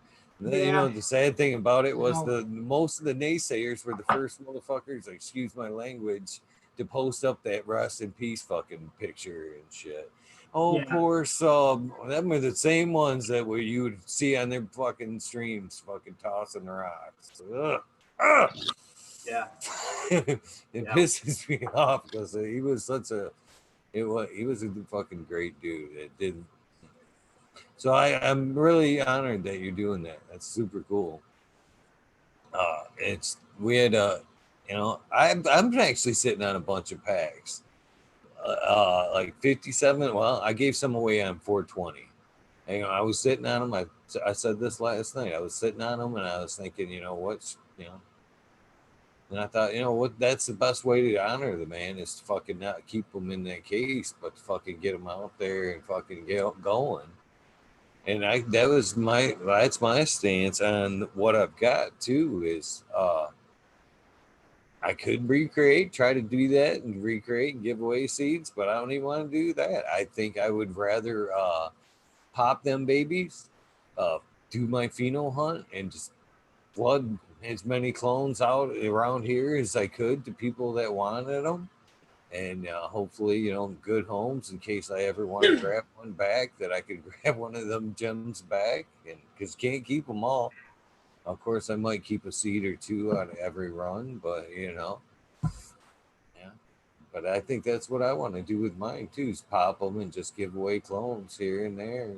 I don't want to go through the hassle of making seeds, so that's just an easier way for me. And Star Delta 9, who was another close friend, was in chat the other night. She was talking about she had packs. She didn't know what to do. She wanted to save them or whatever. And I told her, you can always keep that pack. You can keep the cover as memory, but crack them beans and keep that legend alive. That's the way to honor the man, is to get that plant going. I was in chat. I remember you said that. Absolutely. I'm glad you're watching, man. I'm super stoked you fucking watching. I have since Fada was on. Fada's good people. Fada Mike is good people, and so since he was on, I remember your name from sub show a couple years ago, even 2, 3, 4 years ago. Yeah. Yeah. Oh yeah. I've known Sub for probably close to 10 years. Yeah. I've been working and around Sub. So yeah. So you had Fada on, and he was talking us up a bit, and then you hit us up to come on, and yeah, hell yeah. I'm super glad that he was able to put us together. That's what good communities do. We should be pulling each other up as we come up. That's what makes the world go around. If everybody did that, it'd be a fucking amazing place. So many people are so quick to fucking try to rush in the front of the head of the line and fucking trip everybody along the way. But yeah, like you're saying, like open source your shit and fucking help each other up. Give everybody credit along the way. Yeah. You know what I mean? That's the most important thing right there. Is give everybody their dues. Yeah. We all deserve a light. Yeah, absolutely. Absolutely. We'd all be a lot better off if we worked together instead of competed against each other. Frenchie talked about that, didn't he? Mm-hmm. Yeah, we met Frenchie Cannoli in Boston 2 years ago. He wasn't there last year. 2 years ago. We had a beautiful conversation with him. And, we thanked him for sharing his knowledge, because the man is always willing to go the extra mile when it comes to educating you. If you stand there and ask him 10 questions, he's going to stop and answer 10 questions. He doesn't even think twice about sharing everything and anything he can to help you become a better grower, a better hash maker, Yeah. So, go ahead. Sorry. I'm trying to help you out there. So we were having a conversation with him, and we thanked him for sharing knowledge, and that not everybody does that. It's a pretty competitive world out there, and Frenchie made the statement that if you can't handle your competition knowing as much as you know, then you're in the wrong industry anyway, because your quality should speak enough for itself that you would want your competitors to be as smart as you, because what we're creating is medicine, and everybody should be taking the best medicine. Nobody should have to take bad medicine, and you shouldn't want anybody to know less than you. And if you're not confident enough in yourself to want to help educate your competition, then you shouldn't even be in the industry. And I thought that was amazing. Yeah. I have to agree. I have to agree. And it takes big people to fucking, like you said, to equal the playing field right from the beginning and say, all right, let's work. You know, let's take it now from here. And what do you got now? You know, it's huge. You know, another thing I heard you guys mention briefly when you were talking about the importance of the mail there, you reiterated exactly almost what Mr. Soul was saying the other night. Perfectly. Yeah, I was there for that too. Yes, Mr. Soul. Yeah. Yeah, you've had some good content. We met Mr. Soul last year at the Boston Freedom Rally. Yeah. Nice. Hell yeah. Yeah. You guys are pretty awesome. I mean, it sounds like you guys, like I said, you guys know how to party, man. I ever get out that way, I think I'm gonna look you guys up. Bill, we'd be honored. We met Jinx and Miss Rose 2 years ago. I think I could find some damn pictures. Oh yeah, I've been honored to meet him a few times too. He'll be on for the 5th. Now I'm on a picture hunt for pictures of us with, you know, the people that we've met along the way. So many great people. You know, that's the other thing about the people in the cannabis industry. And I don't know if you can compare, you should be able to compare it to the rock and roll side. I mean, how does cannabis people versus, people in the rock industry how are they like approachable from one to the other? I know anybody that I've looked up to in the cannabis industry and wanted to walk up to, they've been like, yeah, come here, fucking, you know, take a picture, whatever. But is it the same way? And like, was it the same way for you in the music industry? Were they that friendly? The music industry is kind of a hit or miss moment.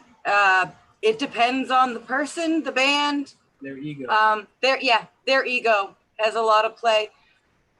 Being a female, it's a very male-dominated industry, including the photographer's pit. There are not a lot of females in the photography pit, especially in the rock scene, because if you can't take, you know, a foot to the head, you know, from a mosh pit behind you, you don't belong in the photographer's pit because it's going to happen. So there's not a lot of females down there very often, but I'm nearly 6 feet tall. I tend to hold my own. I may be citing out a bad music genre for a comparison. No, not at all, because the community is completely different. You know, the rock community is a family like the cannabis community is. Especially, I used to shoot a lot of local bands, and the local rock community, like a local cannabis community, can be incredibly tight. You know, like fans they're still humble. Yeah, they're extremely humble still. So, you know, like the small breeders are extremely humble still. So they're, you know, more approachable. It translates in bands too. I've shot some major bands that are still really humble. Hailstorm, for example. Lizzie Hale is extremely humble and willing to meet anybody. She's incredible. But then you get somebody like Brett Michaels, and unless you're paying $250 to wear a VIP tag and meet him for 5 seconds and get a picture taken with him, he's not talking to you. But see, there's no respect there. You know what I mean? I think as soon as you have to shell out that $sign to stand next to him and fucking take a picture and shit, you've lost. I might have paid for the picture, but you've lost my respect, sir. That's kind of the way I feel about that. Yeah, Exactly. Totally changes the experience. Yeah. So, you know, and you get that in the cannabis community too. There are some bigger people that really don't make time for the little people now that they're big and famous, you know. But then you get the people that are still big and will say hi to anybody and, you know, stop and talk and share knowledge. So like you, they're very similar, really. When I met Frenchie, that dude gave me a hug. Yes. Oh, yeah. Yeah, we got a hug. We got a hug from Frenchie. He gave me more time than I deserved. I actually even told him that. I'm like, I don't even want to hold you up, man. You gave me more time than I deserved. Please go about your day. Thank you. You know, it was that meant the people I respect right there. The people that will, you know, take their time and shake your hand. I'll support your products and I'll be a fan for a long time. But that, like I said, you change that around and that might be the last album or pack seeds or whatever it is I buy, you know. I might have respect for what you've done, but I may have lost respect for you for the person, I guess. I don't know. Exactly. I'm just bad. Yep. Go ahead. So I found one thing to share, so I'm going to throw the screen up. So this right here is, yeah, that's me on stage with Mendo.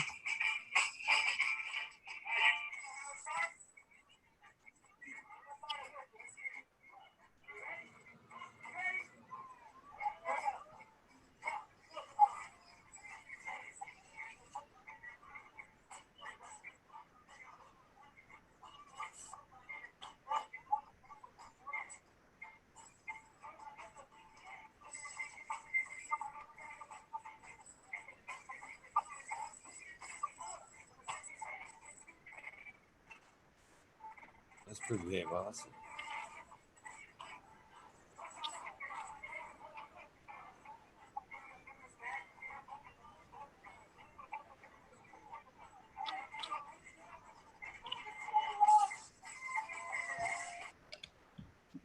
So yeah, I found that one. So I wanted to share that while I was scrolling through trying to find the videos. That was me on stage with Mendo last year. That's pretty damn cool. Yeah, you guys had, I mean, I think we could even go after we get done talking cannabis. I can't wait to. That's kind of what I want to pick you guys' brain about is music, yeah. Because when we get there, anyways, if you want to go there. So how many strains do you have available right now? If they ventured off to your site and wanted to, how many strains can they find? We got 11, right? I think 11 released right now. Yeah, let's see. That's admirable. Yeah. Kineos lights, big lights, berry lights, Kineos cheese. Those are the 4 Kineos originals. Northern White Rhino, Morbid, Mom, Huckleberry Knockout, Black Cherry Surprise is an extremely limited edition that I think one seed bank has 1 pack left. There's a couple of packs left out there, I think, but yeah.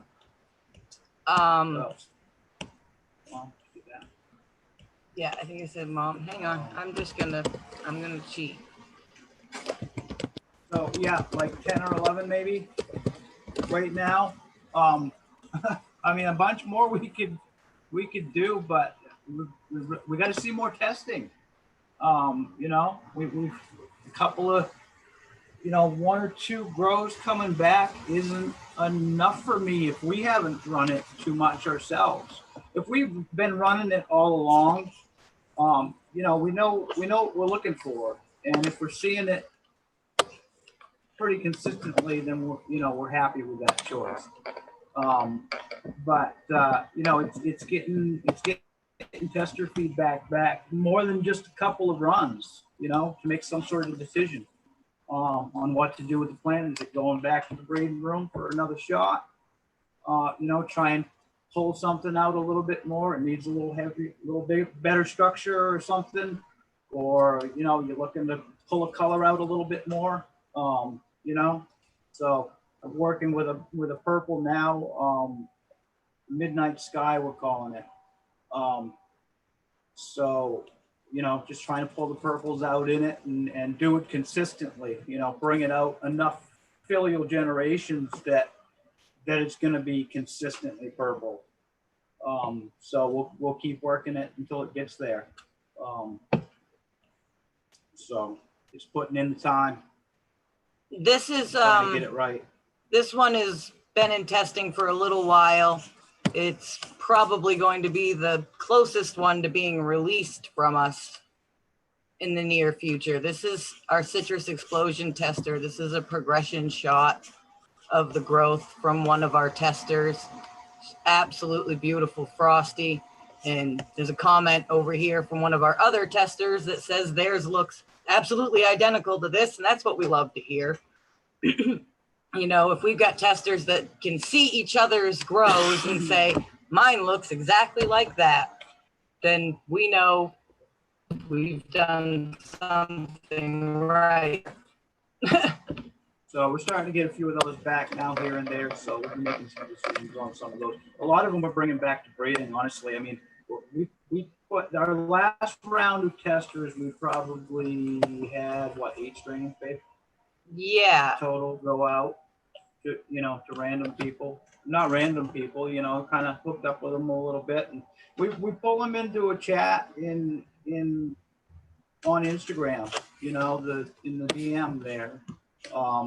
And, you know, we open a chat for everybody to be able to talk and get to know each other and try and, you know, we try and build a relationship with them. And you know, hoping that, you know, we make some kind of connection and they'll be eager to feed us information, you know. So trying to find a good group of people to give me, you know, some good feedback. So, you know, if we can really get to that, then we could really put some stuff out. You know, but we are going to take the time, you know. Like I said, we about 8 strains, maybe 2 of those will get released, and the rest of them are going back to the breeding room for you know, the next filial generation or whatever, maybe a back cross or something else. So just trying to pull out different characteristics and, you know, things that fit the name or right. Yeah, I mean, that's citrus explosion. If we didn't have every tester tell us that it made their room reek of oranges and lemons, then it would go back to the breeding room for more orange and lemon terpenes, you know, because that's what the name implies. That's what it better do. Yeah, so just, yeah, trying to do it right as far as that goes. Well, I'm sure you guys, like I said before, I don't doubt at all. From just hearing you guys talk about your guys' store, you know, just tells me a lot about your breeding ethics before you even got into breeding. You're going to take that, like I said before, you're going to take that kind of pride standing behind somebody else's products. I'm sure what you guys are going to put forth is nothing but good stuff. So I wouldn't flinch taking buying one of your guys' packs already. And that's another thing I think so great about you guys coming out here and coming on is getting to know the breeder is huge to me. You know, I like to know what kind of person I'm working with and, you know, what kind of love they have for the plant. And like I said, you know, you don't get to hear this side of the quality that often. You know what I mean? There's a lot of pollen chuckers out there, and they may come on, and what are they going to just tell you? They may not tell you the time they took in finding them studs or whatever. They're just going to be like, yeah, do this in there, and, you know, got these seeds available, and that's going to show. That's going to show, and everybody that's watching that is going to be like. And it's sad sometimes too, you know, you look at it and they've got, you know, 20,000 followers on Instagram or something, you know, they're selling packs, and it's like, fuck, man, you know, I'm trying to do it right and be decent, and you know, these are the guys that are killing it and making all kinds of money, but, you know, we'll get there. I know it takes time, you know, Like I said, I tried to start getting the brand out there about 2016. When I felt comfortable with being able to mail seeds, not get busted for it, you know. So I made that decision, and you know, we haven't looked back really, just trying to chug along and get out there, getting packs out there, putting out some freebies here and there. The Puckerberry Knockout was awesome, honestly. We got screwed in that deal. It was a Canadian seed bank. And you know, to really get out there in this game, you gotta do consignment with some of the seed banks if that's the route that you want to go. You know, if you're not going to sell them yourself and mail them out of your own house or whatever, if you want somebody else to sell them for you, market them for you, you know, you got to get in the seed bank.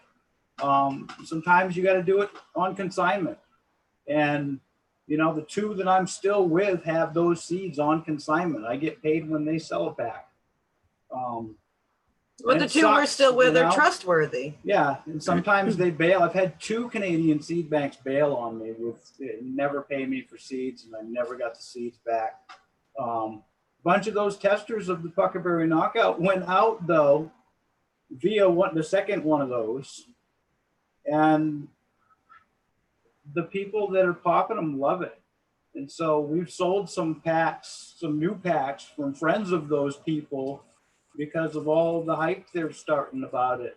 You know, it's awesome. It's really awesome to see that.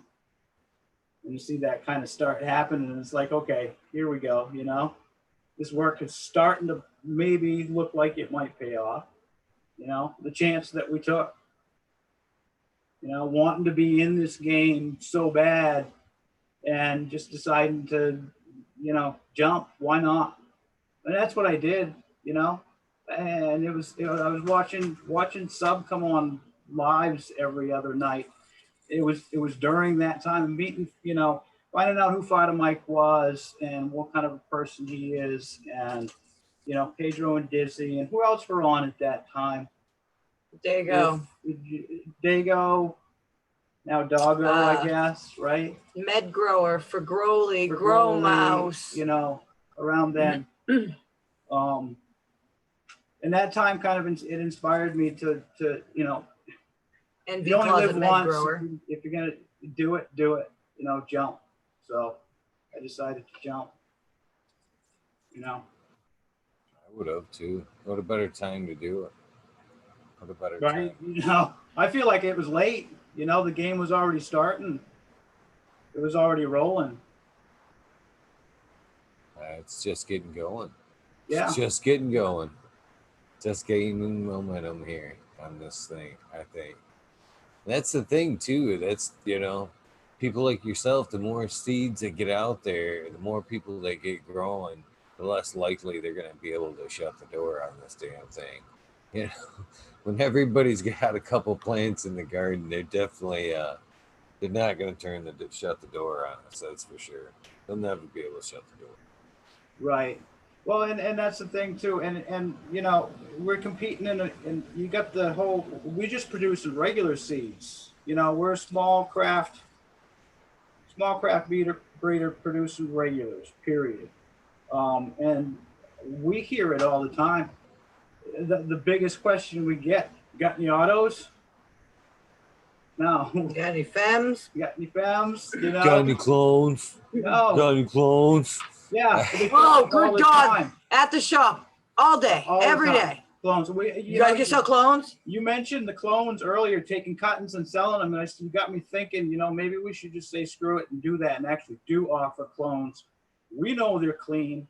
You know, I always worry about someone buying clones and going, well, I got freaking spider mites from you, you know, blah, blah, blah, you know, or something like that. But if we know that we're clean, if we know it's clean, we should feel okay with selling clones.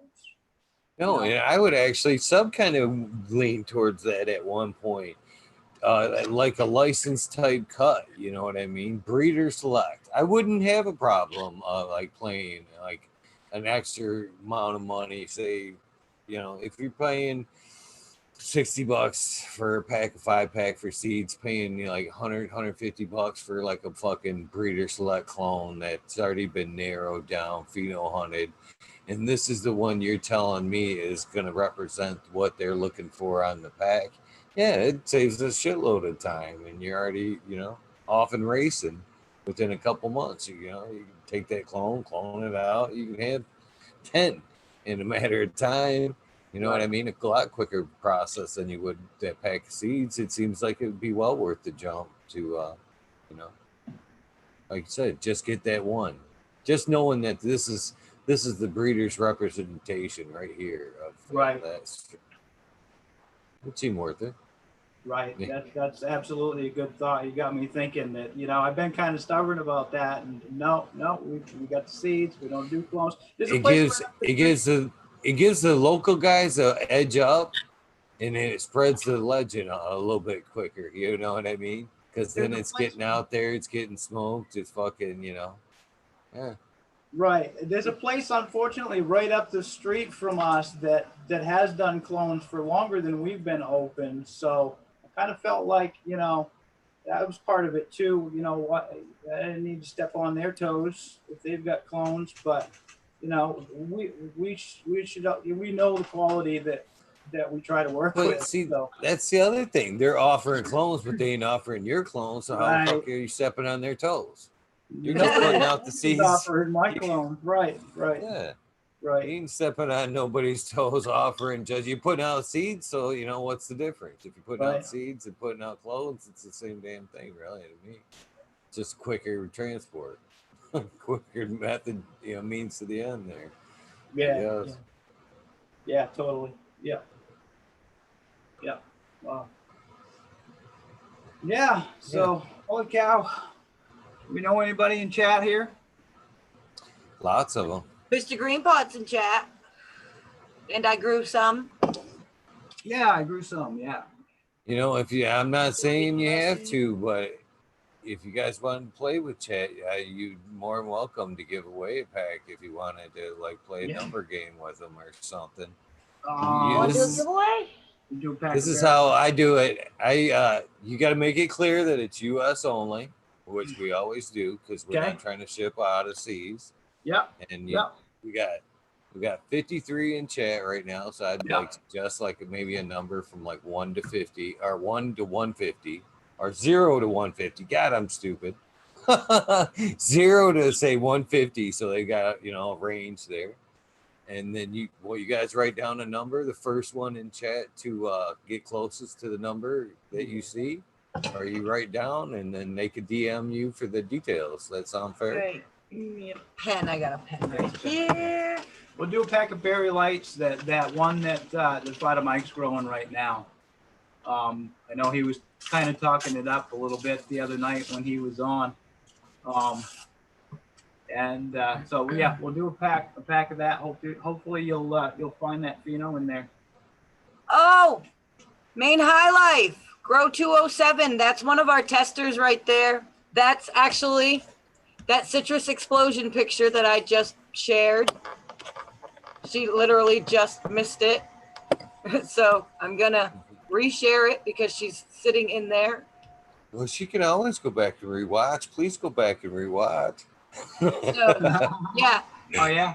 That citrus explosion tester right there was grown by Maine High Life, Grow 207 in the chat right now. She did an absolutely amazing job with it. Yeah, that one's looking good. Looking really good. All right, am I picking the number? I think he did. Did you? Are we picking the number? Yeah, this is your show. I don't want to. Okay. Something between 1 and 150. 1 and 150. Am I picking it? Sure.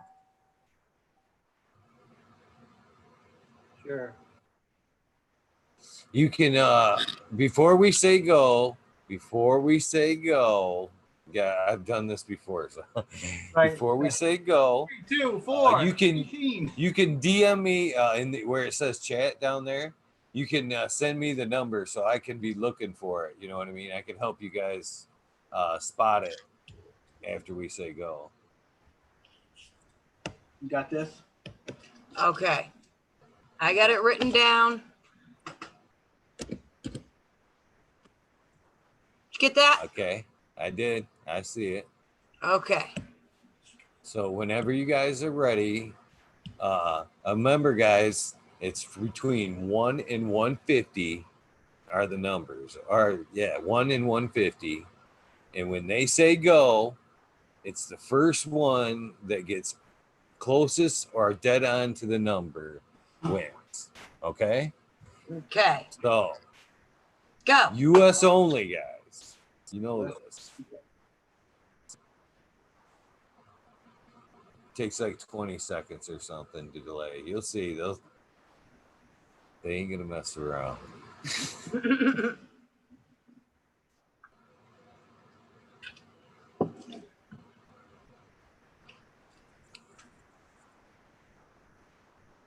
Not that big of there we go. Ooh.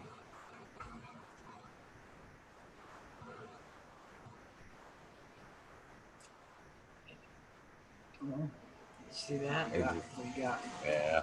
close. You saw guys, that one too, right? I did. We'll let it run for, say, like another 30, 40 seconds. But so far, we've come. Yeah. We know who won. If you didn't catch it, we did. We got paper over there for Oh, something. yeah, we're good. Another 20 seconds, guys.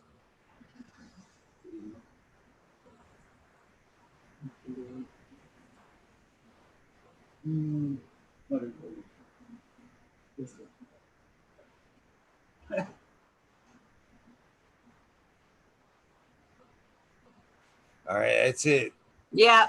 All right. It's going to Mr. Green Pots because he come up with 87 and I don't know if I can. Yeah, that says, there we go. 86. So One off gets it. one off gets it. Mr. Green Pot. Congrats, Mr. Mr. Green Pots.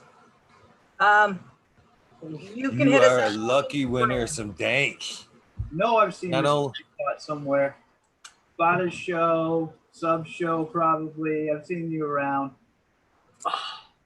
you get an edge up on everybody else, get to grow that fire before anybody else is able to get it. That's pretty awesome. Pretty damn awesome. Cool. So email. Yep. Make sure and DM them on Instagram. Yeah, that'll Mr. work. Green Pots. Instagram. Just hit us up on DM. Yeah. If you need the email, let us know, Mr. Green Pots. Yeah, it's kineosgenetics@gmail.com. There you go. Gmail.com. Just spell it out with the S's. Kineos Genetics. So it's spelled That's out pretty properly. awesome, guys. No X's, for S or anything like that. Just Yeah, spelled out no, properly. it's spelled. It's spelled right. Yeah. That's pretty awesome. Now, do we get the story of Kineos? Kineos? Kineo. Yeah. Kineo is my dog. Yeah, she's working on a picture right now. Kineo is actually my dog. She's a 10-year-old American Pit Bull Terrier. Little white sweetheart baby that's been by my side for 10 years now. So that's actually Kineo. Kineo here in Maine, there's a Moosehead Lake a little further north of here that has a Mount Kineo. And Kineo was also a Indian chief, a Native American Indian chief name. His name was Kineo, Chief Kineo. And they named this mountain, I guess, after him. And it's an interesting geological feature in that it's made out of, this whole mountain is made out of rhyolite. And rhyolite is like, it's like flint. It breaks at angles that make sharp edges, and you can make tools out of those sharp edges. And early people did that. So they always came to Mount Kineo to collect what eventually became called Kineo chert. It's actually a rhyolite, which is kind of a low-grade chert, I guess, as far as workability. To make arrowheads and points and knives and that kind of stuff out of So yeah, so that's where the Kineo comes from. It's not like, you know, our last name or anything like that, you know, it's my dog. But, you know, I just kind of, the name thing is, you know, you get copyrights and trademarks and that kind of stuff. Well, if you use a regular name, there you go, right there. There she is.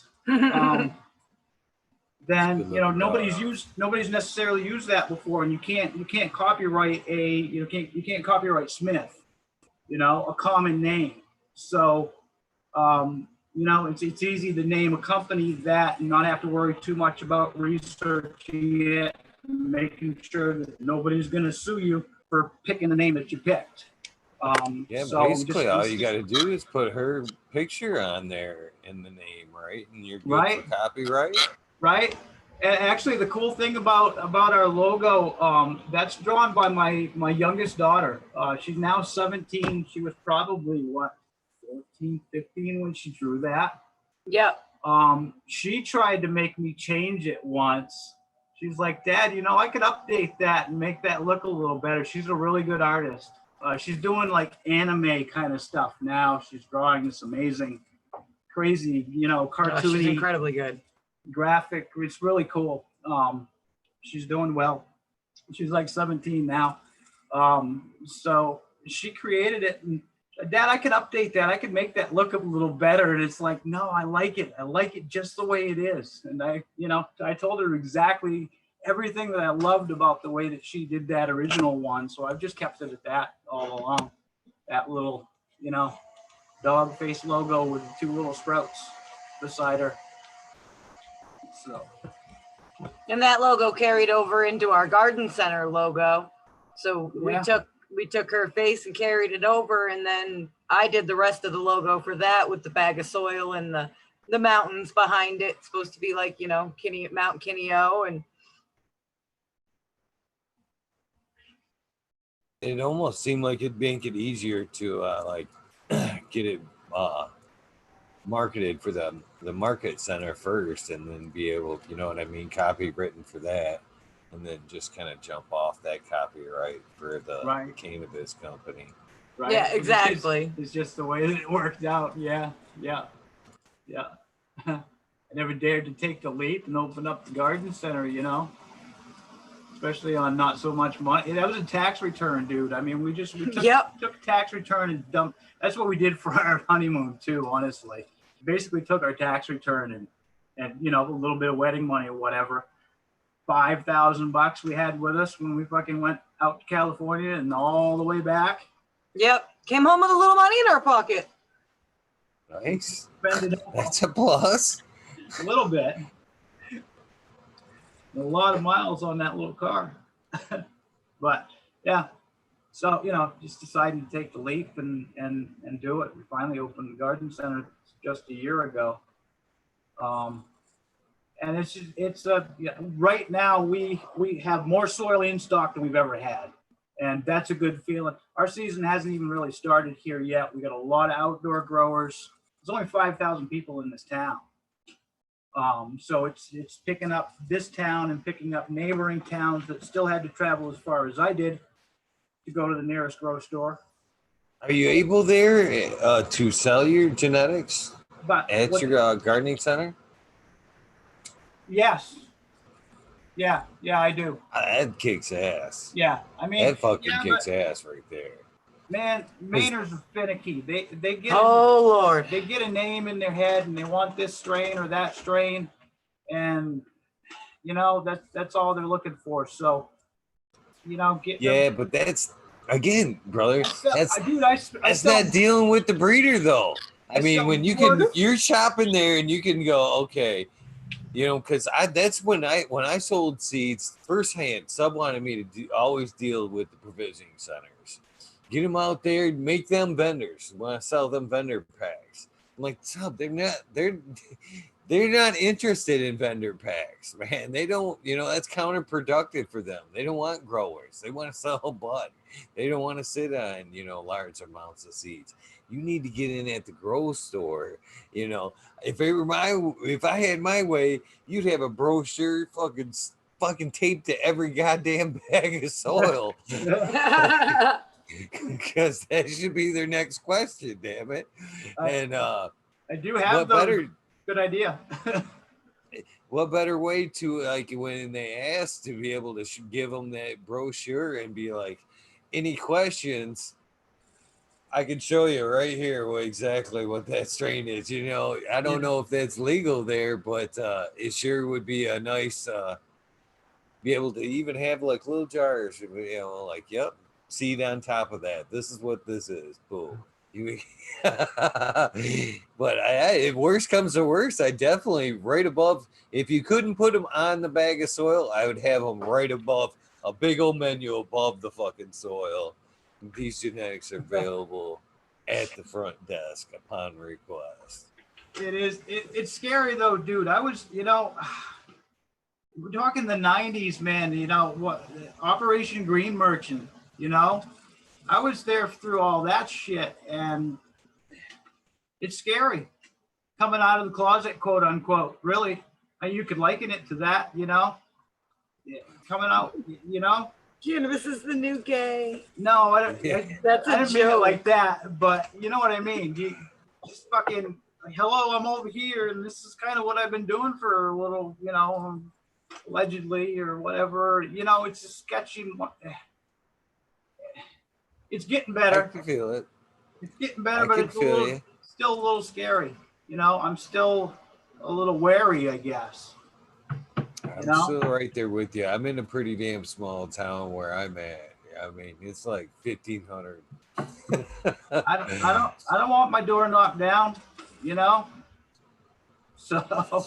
But if it's legal, I mean, it's all, it's only good for sales, I guess. Yeah. Yeah. So it's been tough. Yeah, making that jump and making that decision. All right, it's safe. I can stick my head out now. Not have to worry about it too much. I'm 50 years old. I don't want to go to fucking prison. Right. I agree. As far as pack sales goes, we sell more packs to Michigan than we do to Maine. Out like the freaking middle of the country. I'm selling packs all over the place. Mainers are like, smeh. Michigan's like, please, we lit Michigan's mailbox up the other day.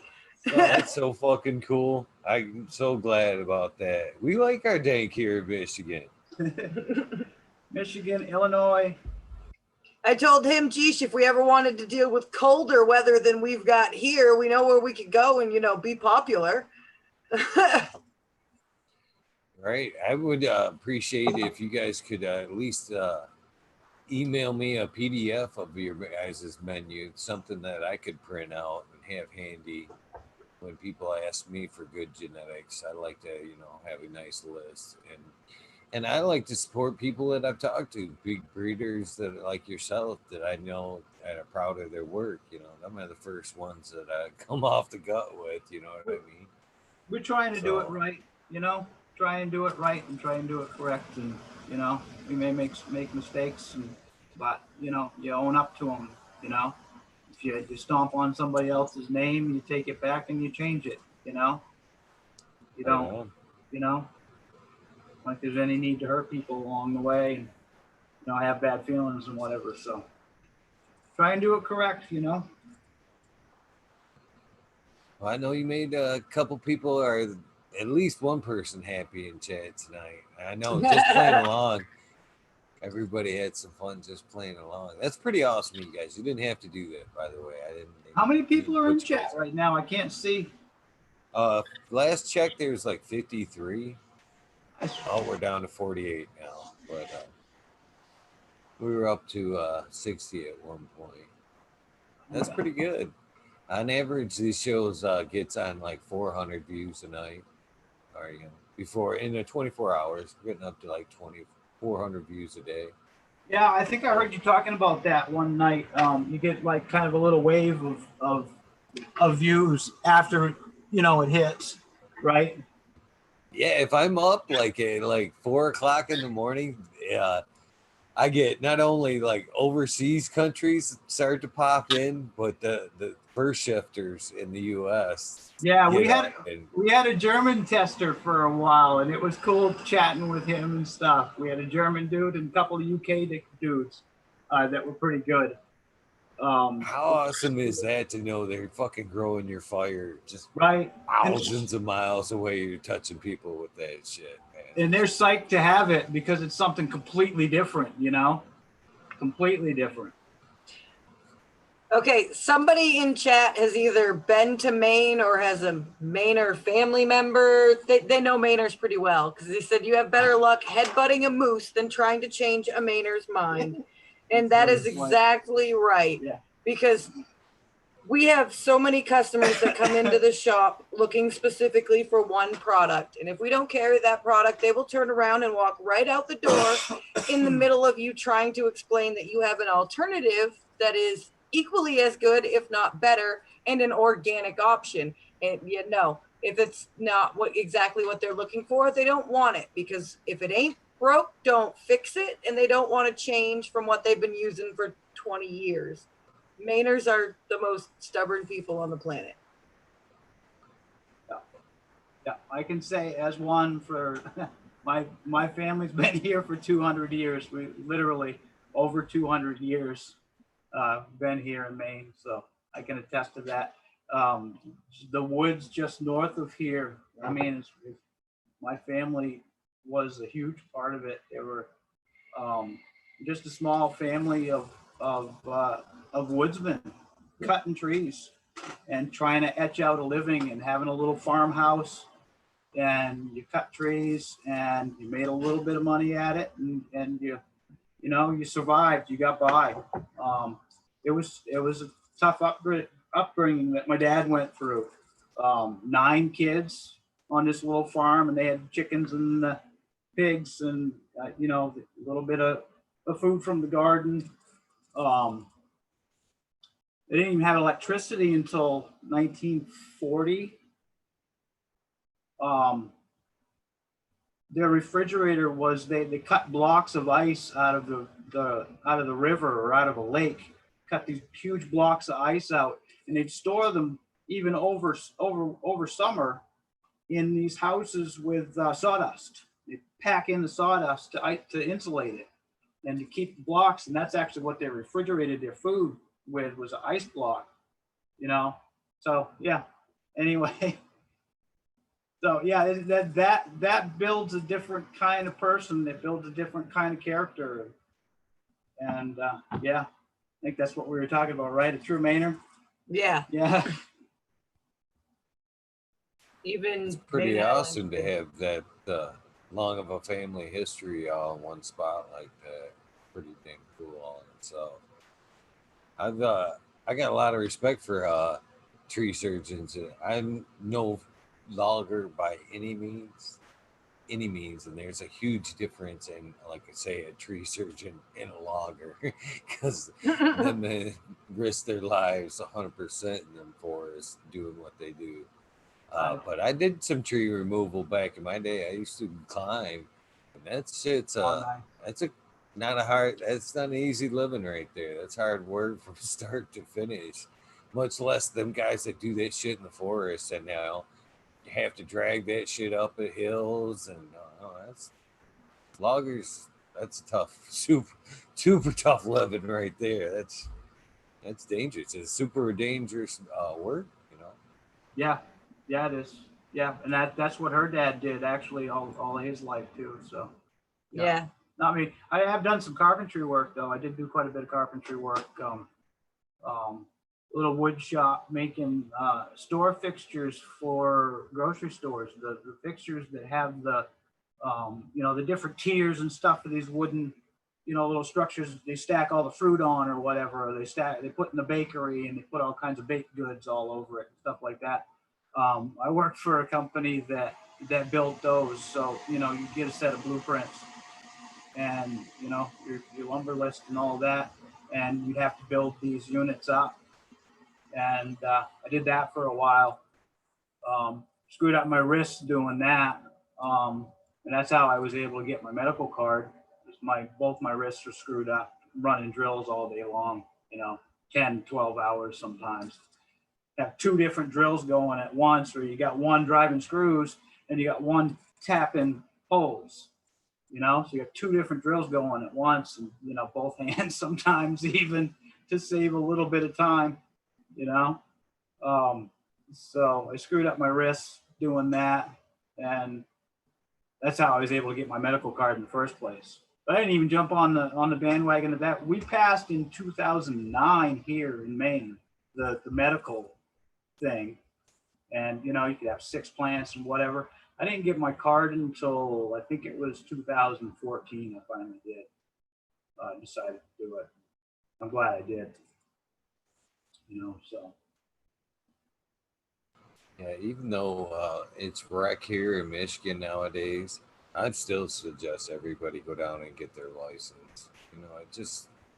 It offers so many benefits and just security, really. Yeah, exactly. A little cushion of safety, Absolutely.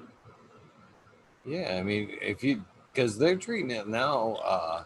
When we were first medical, it was kind of a relief. They were saying that you couldn't be fired for it, or if you were fired, you could still collect unemployment. Right. Because it was medical. Well, now that it's rec, now it can be treated just like alcohol or anything else on a job. Right. So right. If in your system now, you can be fired and whatnot. But if you've got that medical card now, you still have your medical stance on it, and every room to fight to keep your job and be safe and all that good stuff. And amongst tax breaks and a whole list of other reasons to be medical, in my opinion. But yeah, I always suggest people, if you're able to stay on the medical side for sure. Better meds, I think, all in general. I've seen it's been a quick stint here of rec so far, and it's been pretty disappointing what I've seen people run through there thus far. Yeah, and that's what it should be all about, putting out something decent. So, yeah. Yeah. Finding something decent in the market around here is very difficult. Yeah, absolutely. I think it's like that everywhere, Your dispensary weed, is it any good out there? Is it worth it? It's not here. No, it's not. And it's like they're raping them for it too. It's not good at all. on the medical side, you can plan to pay anywhere from $10 to $25 a gram on the medical side, and then over on the rec side, they're getting like 20 to 25 for limited strains that ain't worth a shit. I wouldn't pay for it. Right. Every time, usually if I have to be trapped in it, it's usually I've like traveled out of town and I'm in a pinch and I've stopped into a provisioning center and I'm like, come on, man. I'm almost like half the time I'm like trying to pull up my Instagram. I'm like, look, I grow this shit, man. This is bullshit what you guys are trying to do here. What it's supposed to look like. Yeah. Yeah, I'm not asking for discounts or nothing, but I'm telling you what you guys are doing ain't right. I love it when you walk in and you see a strain you've grown numerous times in your own garden, and you know what it smells like, and you know what it looks like, and you open that jar and like it makes you want to cry. Like this is wrong. This is not right. You can't sell this to people. Human beings shouldn't consume this. Wet trim or dry trim? We dry trim. I like to dry trim. Do you? Yeah. Yes. Unless it's a seed mom, we wet trim the seed moms. I have a reason for that. I can't think of it I'm a little high. I can't think of it off the top of my head, but I think I have a reason for why we do that. We wet trim seed moms. They fall out less. That's part of it. Because it's easier to trim more of it off without risking cutting the seeds because the leaves haven't shriveled up yet. If you get them while they're still wet. But my theory with the dry trim is I feel like, yeah, I go along with what the Mendo Dope Boys say is that, you know, let it hold that smell. Don't trim it before you dry it. Let it hold that smell, you know? Yeah. Trying out kind of both ways, at least with our humidity here, you know, I think it's different everywhere. You know, it would be a completely different dry in Arizona. I'm not doing this just because I am a rep for that company, okay? But I am a wet trimmer, okay? And this is all true. This is all true story here. Since I've been doing the show, in the first few episodes, it's pretty well documented. I trimmed out a Pine Valley, and it overflowed my dryer that I use. And actually, when I switched over to the dryer, my patients didn't even notice. I slipped that shit right in on them without them even noticing. I kind of smirkingly, you know, slid it, kind of sat back and, you know, waited to see if they would say something. And then I actually let it go for like a month before I actually said, you know, I've totally changed up the drying method. You guys never even noticed the difference. But I've had pretty good luck with it. And I recently did a side by side with it because the Pine Valley actually overfilled the dryer unit that I had. So I had to hand dry a few branches over here. So I did a side by side. And yeah, the dryer, I didn't see no loss in the drying method over there. I was very surprised because I actually kind of was hoping for the, you know, the hang dry method and stuff, but it wasn't. They were pretty equal, pretty damn equal, except the, you know, the dryer saved me a lot of space.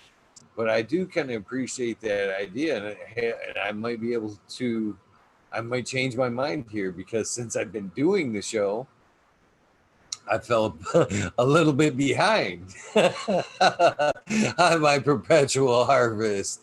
So the last few days, I have been bucking fucking leaves and fucking hanging.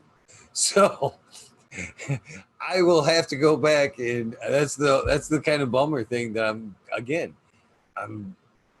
a drying method. I'd be ready to jar that shit here soon. To where I know undoubtedly I have just put the devil off for I have just put him off for a little while. He's coming back to haunt me here in about a week, where I'm going to probably be sitting right here in front of everybody. And I hope nobody minds when I'm doing my interviews, trying to catch up dry trimming. But I did both routes, and you know, I don't. At this point, I like this method because it saves me a lot of space, but I'm not, you know, I enjoy good dry, you know, hanging it method. I'm not saying one's better than the other. The only reason I do especially like to wet trim is just because of the quality of hash that I make. I prefer a wet material next to straight to the freezer. I like to let it sit like one night. You know what I mean? If I trim like all day into the night, I kind of like to like spread it out and let it dry briefly, not like a day or two. And I kind of learned that from Farmer John 420. And it makes, days. Yeah. Well, the theory behind it just made sense to me, and it just because Mr. Swift, I watched it and Mr. Swift asked him, "Well, what the fuck? Why do you do that?" He's just all seriousness, total fucking outlaw. Looked dead in the camera and went, "You let it sit, you know, less than 24 hours, you've lost more than fucking half the weight. Why do you want to be sitting at? You can get the same product in the end. Why do you want to house all that extra weight when you can lose some of that water weight and then freeze it and be sitting on, you know, half the biomass?" we do tend to trim them up a little bit. We make sure we get all those bigger fan leaves out of there. We don't just hang it. We get the bigger fan leaves out, and then lots of times, I'm taking off some of the meat, some extra tips and stuff like that. We'll kind of go around on it. If it doesn't have trichomes on it. Right. If it doesn't have trichomes on it, it can go. Is the way I see it. I don't know. I don't even know if it's the right thing to do, dude, honestly. I don't think anybody really knows. If it's a quality product to you in the end, it's the right process. Right. Yeah. That's the way I believe about that. Yeah, so there's always trying to do something a little bit better, Are you guys making some, because I again, with the seeded buds there, you got to be doing something, breaking that up. You making some edibles. You guys make a nice hash for personal use. Yeah, I know, personally, I love a good hash. Yeah, we hash. We try and make Frenchy cannoli style hash. Honestly, if we can get it to work, definitely. We're trying to make temple balls. We like to make hash with it mostly.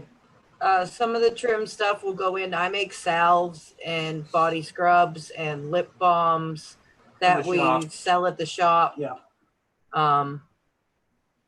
I make some special formulations, some arthritis ones, bedtime stuff, stuff like that. So some of the less potent trim goes for that, and the really tricky stuff we use for hash. Yeah, and that's it. We don't do too much with edibles. I like flower. I still like smoking flower.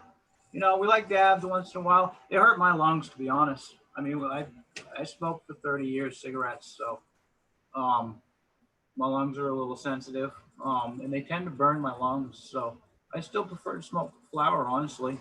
If it's just the two of us, we're puffing on a bowl, for a good part of the day. Nice bowl makes it go so much longer too. Sprinkle some hash on there. Sprinkle some hash on there and a little bit more flour on top, and oh yeah. How do you guys deal with your temple ball? You take that? Yeah, I get the water hash going. I do the water hash, do the whole bubble hash thing, get the bags, and then we dry it out really good, and then I give it to her.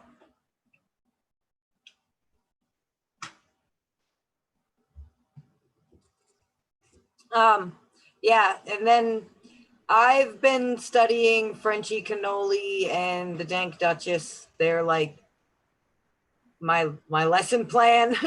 She's really cool. Most everybody knows who Frenchy cannoli is. If you don't know who the Dank Duchess is, you should look her up on Instagram. I'm pretty big on empowering females in our industry because we are few and far between, and I am always happy when I can find a chick who does the same thing the boys do. And she is amazing at making temple balls. So and she learned from Frenchy. So, of course she's amazing at it. Yes. And I have to agree. With you. I've been actually making a point. This week I kind of struck out. But I've been trying to well, actually, I didn't strike out because I got you. I guess you can count. And I'm not saying that in a bad way, but I wasn't intending that. You know what I mean? Because I hadn't had the opportunity to meet you guys up until, tonight. Who I was actually dealing with. So, but I have been purposely trying to get a female grower or somebody one a week, you know what I mean? Because I agree, there's great tips everywhere, and I feel it's just the best way to build a full audience to try to include everybody. So trying to get Kineos out here playing around, trying to get her on the camera. There she is. That's Kineo. Good looking dog. So I unwittingly, through you guys, was able to accomplish that this week. Thank you guys for that, because I wouldn't have seen that coming. You know what I mean? And That's really cool. I was totally listening. That is really cool, dude. That's fucking awesome. Yeah, so our process of doing the temple balls is after the hash is completely dried, I break it down so it's really fine, and I put it between two pieces of, you know, natural organic parchment paper. I have a beautiful Absolute vodka bottle. I literally bought the bottle of vodka just for the bottle. For the bottle. Because it was a perfect cylinder, and it held enough water that it would stay hot long enough to work with, too. With enough length to be worked with. So I boil as water. somebody that does that process, it's not easy, because most bottles have that little fucking round over. Yes, they do. I feel your pain.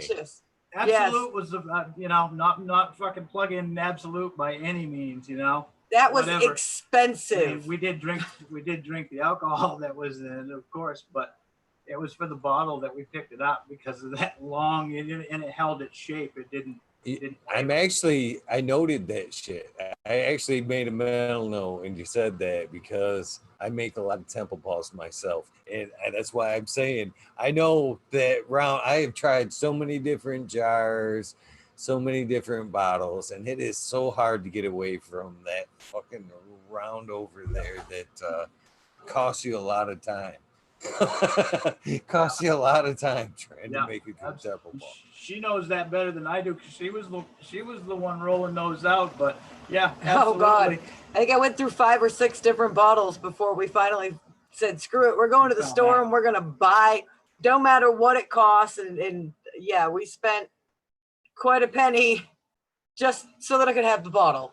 Of course, we didn't. Would have been a pretty interesting day following you guys around, watching you guys rub bottles. I bet the people in the store thought we were crazy, because I'm like, you know, holding it up. I'm like, yeah, no, you see this curves here. That's not going to work. I'm not going to be able to do it.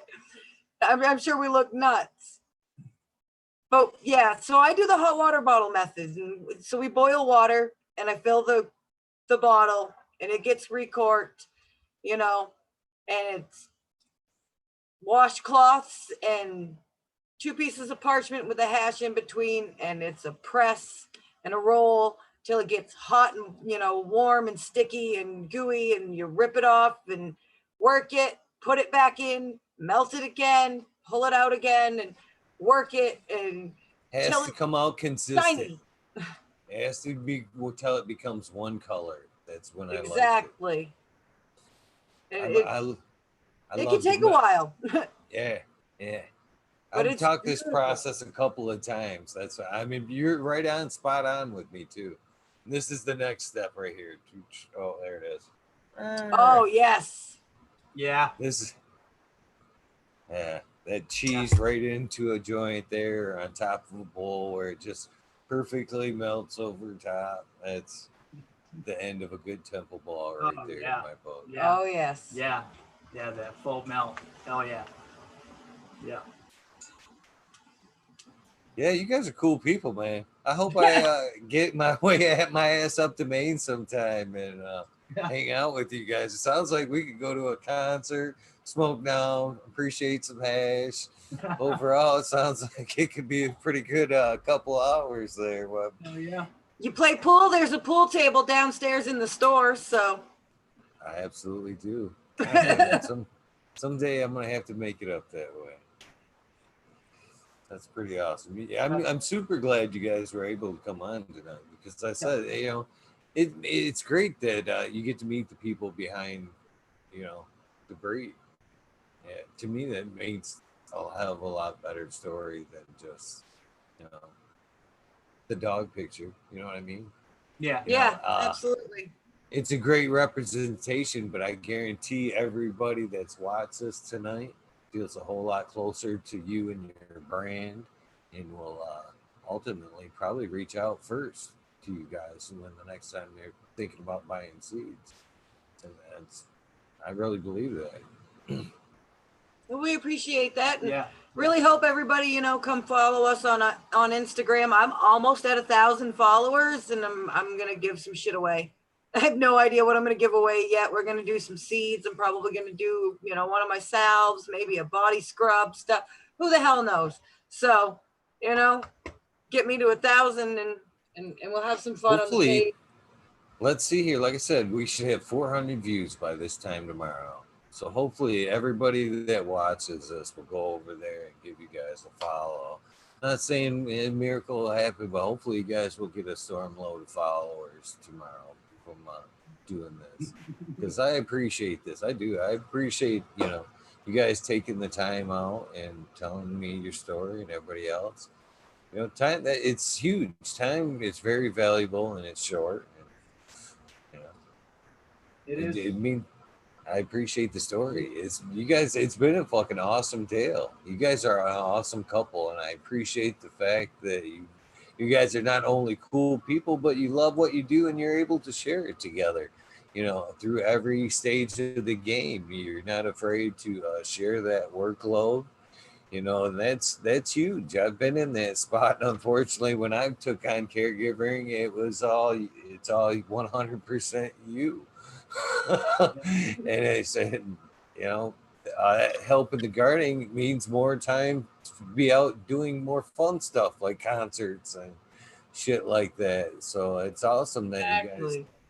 team up and knock out the bullshit so you guys can go out and have fun with each other. It sounds like you guys have an amazing thing going on over there. I'm proud you guys were able to come on and tell your story. I really am.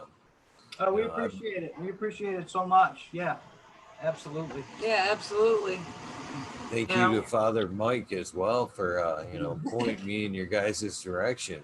Yeah, he said he was kickback listening. I don't know if he's still kickback listening with Ruby, but if they are, and I'm sure they'll watch it later if they're not, we really appreciate them. Yeah, we They've, appreciate you know, they've passed us along to some really amazing people. They've introduced us to some good people along the way. We appreciate them. And I would, you know, I appreciate you guys. If it sounds like you know a nice quality line of people as well. So if you know anybody else, you know, that like I've said early in the show, we each need to be pulling each other up one by one. So if you can think of Exactly. anybody else, you know, off camera or anybody else that you'd like to see on the show and you know they're a good quality guest, I'd be happy to get them on. You know what I'm saying? And I Okay. appreciate the help of you know, packing my days. You know that it helps me.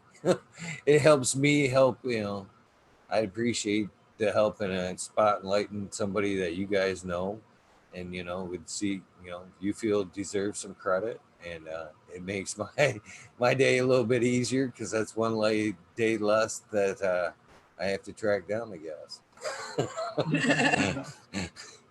All right. So Cool. Cool. it works both You ways. mentioned some good ones, dude. You've mentioned some I, good ones recently. I'm Did I hear something trying. about Jinx Proof? Yep, he'll be here the Yeah. 5th. I Yeah. talked to him today. Awesome. And Good people right there, man. The Mr. patience Soul, that I've been in contact with him. He says he's come back. He had a good time and he said he'd come back. And North Star Genetics will be here. Let's see. North Star will be here on the 8th, which is a Friday. We're going to do an early episode for him. So next that'll Friday, be- a week from today. Yeah. So that'll be 1 o'clock. So it'll be 4 o'clock my time, 4 o'clock Eastern Standard Time. Okay. Joel will be here. We're in the same time zone, so Yeah. yeah. And I'm looking forward to a good week of guests. And like I said, you know, every time somebody suggests somebody, it makes me this whole thing easier.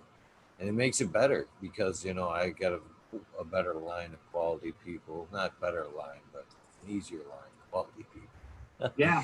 So I'm glad I found you, dude. I'm just getting back into and you kind of got me back into it, honestly.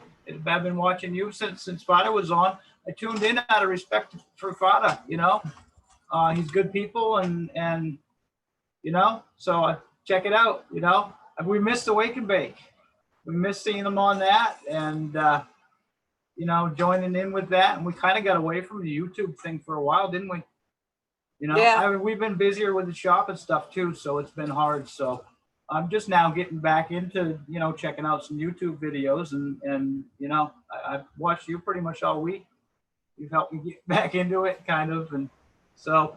I appreciate that, but there's another importance to that, brother, and that's getting yourself known. I mean, a lot of us know each other from these other show chats and stuff, and once you guys get your name out there, it just helps. You know, the more shows you guys are watching, and you just throw out a hey, how you guys doing, helps keep your guys' name in mind. You know what I mean? Yeah. And helps, you know, we love helping people that support the community. And if you're out there supporting the community, then it makes everybody else want to jump on supporting you. That's kind of what I'm getting at there. You know what I'm saying? Right. Absolutely. Absolutely. So welcome back to the community there, guys. And I hope to see you guys around more and more chats. And you guys are more than welcome to come back in here at any time. I think now that you've watched the show a few times, you guys kind of get the routine on how it goes. Like I have my main guest, and if you know, sometimes they're short. Luckily tonight wasn't one of those nights. Thank you guys. Thank you for. I'm serious. Thank you guys for a great story. You know, it wasn't wham bam. Thank you, ma'am. You know, you didn't try to just run out after a half hour, and I had to try to worry about how I was going to pack the rest of the night. It's great story, great information. It's been a great night, and I appreciate that 100%. Absolutely, absolutely, and that's what, you know, it was about too. We wanted to share some of those cool people that we met along the way, and you know, the community is what it's all about. Right. Share some knowledge. Help you know, everybody be the best grower they can be. That's I still look that's at the it, main goal. you know, like it was a war. You know, they declared war on us as the government declared war on us as people. You know, and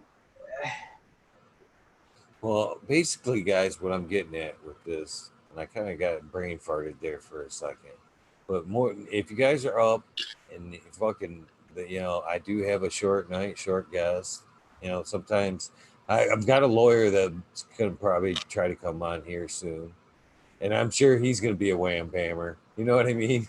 I don't see no late night after chat with him and shit. But them nights, you know, where I'm short, you know, and you're in chat, there's a lot of nights where I go, if you've been on and you want to pop on, you're more than welcome to pop on with me. And if there's other guests on or whatever, to just sit back and talk about whatever we're talking about that night. It might be lights, it might be cannabis, it might be, you've seen the show. You've seen the show.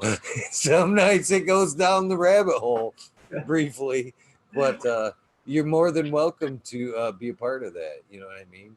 And awesome, appreciate that. I hope man. you take me up on that, guys. I really do. Absolutely appreciate that. I heard you say that last night to last night's guest, yeah, that's really cool, man. Appreciate that. It's just another opportunity to build the community closer every night. Especially in this hard time, we don't get these outings like we usually get, these cups and the silly stuff where we can go and hang out with each other. So this is the next best thing we got. Your timing works for me too, man. Your timing works for me because my sleep is completely screwed up. So I'm awake all hours sometimes. Sometimes I am, sometimes I'm not, you know? Yeah, he's a night owl. Nice. I'm super glad you guys were able to find the show through Father Mike, and I'm even more happy you were able to find time to be on, because you guys are great people, and I hope more and more people find out, hopefully through this, about you guys. And if they're in Maine, they look you up and try your products and support you that way. And if not, I hope they find you via your website or reach out through Instagram to say hello, and it works out. You know, you guys laid down a great story, you know, I'd try your genetics in a second after hearing you guys' story. Because I want to get some Kineos lights to you, dude. I want you to try that Northern Lights and tell me what you think. I'd be honored. I ain't looking for no freebies. I'd be more than happy to buy that pack from you. I mean, here's the story on that. I got these from, you know, somebody that told me they were Northern Lights number 5. So, you know, I've said that all along, but I've always kind of wondered, did he have that right? You know what I'm saying? Because they were just in a baggie. They weren't in a pack that said Northern Lights number 5 from this reputable seed company. You know what I'm saying? I guess that time span comes into credit. You know what I mean? If they came back from like 90s era or something like that, you got them from a friend, chances are them are Northern Lights. You know what I mean? Out of Oregon, didn't it? Nowadays, if somebody just handed you a random bag of that said Northern Lights, I'd be like, yeah, right. And that's the thing too, you know, we see that all the time. I have a great example here. We picked up, I love the idea of land race. I'm old school. I love the old strains. I'm trying to collect as many as I possibly can. So we found this Jamaican lamb's bread. Okay. Ran it full on sativa, thin. Oh my God, you know, it would never finish. Thin leaves. Okay. And then you see somebody post on Instagram, oh, this is my lamb's bread. And they got these big, broad, indica looking, you know, that's not, you know. No. It's not lamb's bread. It can't be. There's something else in there. Lamb's bread does not have leaflets, you know, that wide. It just doesn't. If you got a leaflet wider than that, you know, I doubt it. Yeah. Jimmy Crack Seeds, I haven't got it, and I've been slacking. I think the last couple of guests. And I even got it from Mr. Soul. I can't believe I got it from Mr. Soul. Who did I slack on the other day? I gotta look at the list. Oh, I didn't get it from Chris. I didn't get it. I don't think I got it from Tribal. And I might have got it from PC. But Jimmy Crack Seeds just reminded me. You guys got to give me the soundbite. It's part of the show. Every night, I'm going to make it easy for you guys because I'm 37 now, 37 episodes. And I've watched a few squirm when I've just kind of asked them, you know, can you tell me where you are and what you're doing is what the basic lead up was beforehand. And I've seen all kinds of answers like, my God, man, I just dealt out my whole life to you. What more do you want? You know what I mean? I'm getting ready to fool here. I just rolled a joint. I've heard some pretty good answers here, but I'm going to cut to the chase here. I'm looking for the old school fucking radio kind of soundbite. You know what I mean? I'm and this is such and such. I'm on the fucking Talking Shit Eagle show. Because at some point, I think when maybe 50, it's 50's coming up pretty fast. So I think maybe at 100, I'm going to try to find somebody, if not myself, to kind of string along all these sound bites. You know what I'm saying? And kind of like an anniversary type thing. So if you guys could just toy with me a little bit and you can do it together one by one of you, I don't care. But just please give me that sound bite. You're explaining it, and she's already working it out with me. This is the kind of stuff we deal with on a regular basis. my other freaking hand. I'm caught. You know, it's funny too. We'll get to that in a minute. I gotta say this though. You know, since we got married 2 years ago, and she's been helping me out in the garden and all of that. You know, we bought Jeff Lowenfeld's whole series of books. I don't know if anybody. You guys, Jeff Lowenfeld, yeah, wow, you know, and we poured through, you know, all three of those, and the information that this woman retains. I'll read it and I'm like, yeah, okay, yeah, that totally makes sense. And then I've forgotten half of it already, 15 minutes later. But she retains it. So I'm bouncing stuff off her now that she had no idea she was going to be doing this. When we were, counting inventory in freaking Target or something, My 3 goal years was ago. to be on the cover of Rolling Stone. Now my goal is to make the cover of High Times.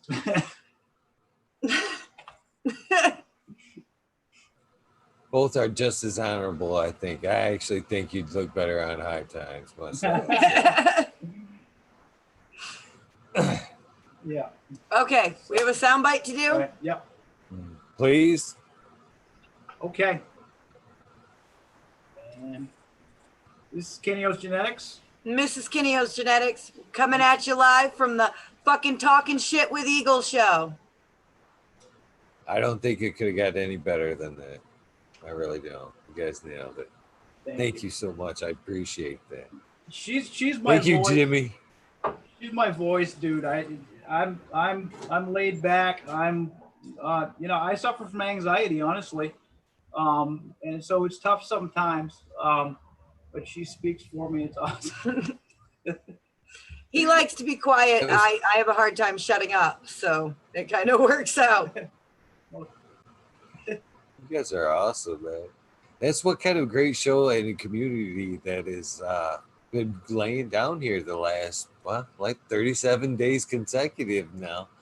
Like Jimmy, I would have forgot that if Jimmy Crack Seeds wouldn't have been nice enough to go, hey, man, don't forget your nightly sound bit. Yeah. Did you guys happen to catch that 420 thing at all? I mean, that's how cool this community really is. The 420 thing that you did, is that what you're talking about? Yeah. No, I didn't. I caught on just when you had Fada mic on, was what? 421, wasn't it? Was that 421? Yeah. Okay. It was a little bit further down, I think, 423 maybe. Okay, so Somewhere. we just missed it. Oh man, what a day that was. It was 24 hours I was on. I actually did a show Sunday night from 9 to 11 on air and was smoking all through there. Then I did my show.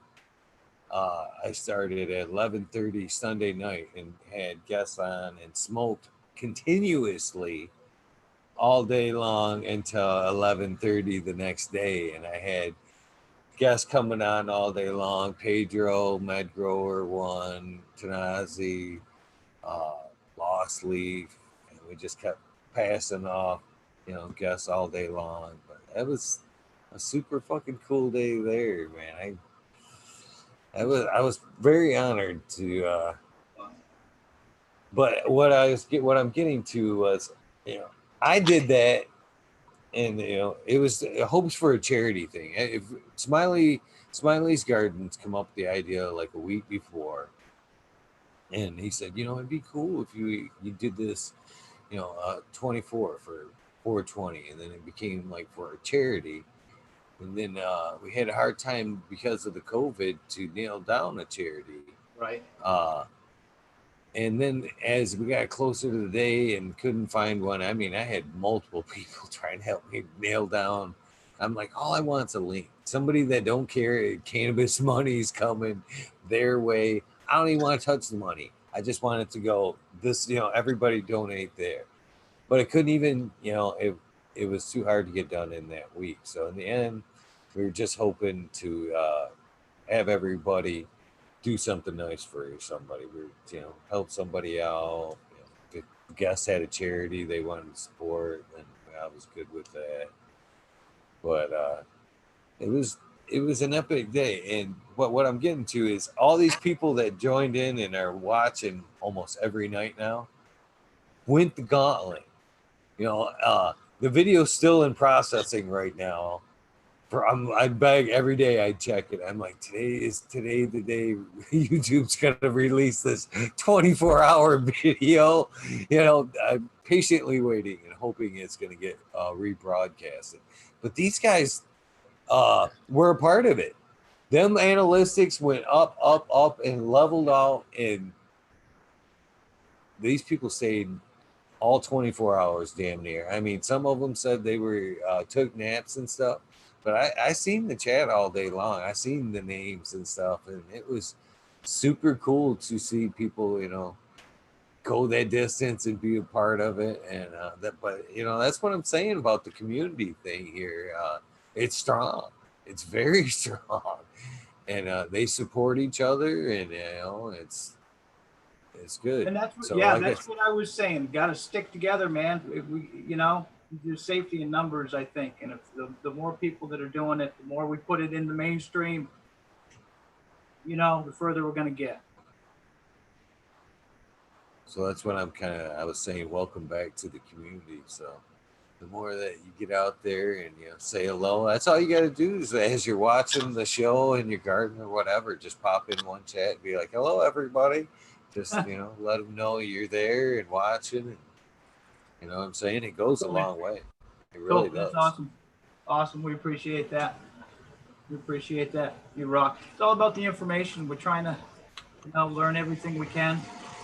The science changes. It's changed all along. The information that I had in 1991 was High Times magazine. That's where you got your education. You know, I read High Times religiously. And it's come a long way. We were talking about hairs back then. In the 80s, we were talking about, you know, oh, look at all the hairs. You know, we now know that it's not about the hairs, it's about the trichomes. You know, we didn't talk about the trichomes. We called them crystals back then, I think, you know. In the 70s and 80s, they had crystals, you know. Yep. But it was, look at the hairs, the hairs, you know. Yeah. So, even them old High Times back then, they were pictures and ads. There wasn't a lot of concrete info there, just pictures and ads, basically. You found the good articles and you gleaned the good information that you could. Yeah, I poured those things over for good articles, you know, real true bro articles that I could actually get some good information out of. Yeah, it's definitely a different age, you know. I learned a lot of shit on video when I got started a long time ago. Yeah. And before, well, it was like just basic knowledge, but I really honed in the game when, you know, videos were available. So many greats back in the early, like 2008, 2006, that really balls it out there. I don't know if you ever tried to watch any videos back then. Did you ever try to watch any cannabis videos back then? When is that again? Like say around 2008, 2007 era? No, not really. No, I didn't at that point. I still didn't dare to freaking stick it in a web browser. You know what I'm saying? I was nervous about it, you know? So I had a family. I had a lot to lose. And I was, you know, guerrilla doing it in the basement. You can find any of my shit from back then. It's all, you'll see it with the mask on. I've always got that, like that fucking Jason mask on and shit. Well, that's funny you say that. Then that's how I kind of get into it. I remember sub back then. I remember, you know, the Green Avenger, you know, from the High Times, and trying to get in there. And he always tried to get pictures in there. And he was in there a few times. So that's where I heard about him. And it was just, I don't know, probably 2014 that I, you know, decided to YouTube it, to Google it. And I found him on YouTube. And it was watching Sub that got me into this whole, you know, YouTube watching cannabis thing. And it's like, wow, this whole new, you know, network for people to share information. It's really freaking cool. It's really cool. And I see some names, some nights here that I saw 4 and 5 years ago. I grew some, Mr. Green Pots. I remember you've been around a lot. Potta's, you know, show, and people tuning in to Pedro and Dizzy, and, you know, whatever shows we got into then. Mm-hmm. So, yeah. There's been a lot of weed nerds that's been a part of the show. The lately. American one, I see him. Saint Bernard's observation booth was here last night, and I like starts out the nine. Okay, Sweetest yeah, yeah. Peach pops in. Of course, Leah Mass has been in on an episode, one of the first episodes Leah Mass was on. And Puffer Smiles, of course, we got Naughty Nikki. Nutrient shout outs is in the chats quite often. B&M Plaza is another old weed nerd. I mean, there's a lot of weed nerds that hang out in this chat still. And I'm honored that they flock this way. That's really cool. It's really cool, you know? It's a small community. And you know what I think super cool about this? And I never fucking seen this shit coming. Never seen this coming at all. At all. But it's been a really cool benefit. It's been a plus and a minus. I don't know if they're watching. They like to sometimes sit quietly. But my God, well, all three of my daughters watch the show now. Okay? Yeah, I know. Well, I noticed at least two of them, I guess, from last night. Yeah. Yep. Courtney and Lexi are two, and then Brittany has a wrench. You'll see her float through occasionally. But mainly, I'm singling out Lexi here. Has been really accustomed to the community lately. She's falling in to like I did and like you did into the chat atmosphere, the community atmosphere. I can see her, when we get off the show. I mean, for years it's been me, you know what I mean, hanging out in the weed chats and shows chats and whatnot. So I know how the camaraderie ship that you can build in these communities firsthand. But it's been really cool seeing her develop some relationships in these chats, because there's a lot of times I get off the show, or tomorrow, during the day, she'll be like, oh, she talks about the people she's talked to in chat and shit. And I can see, the community aspect reaching down a generation, you know what I mean? We need to look at it really cool. like the mushroom, like the mycelial web, that web just connecting everything and spreading out, from one person to the next, and yeah, absolutely. It is truly amazing plant there. I can't think of another community that bonds together like we do around the cannabis plant.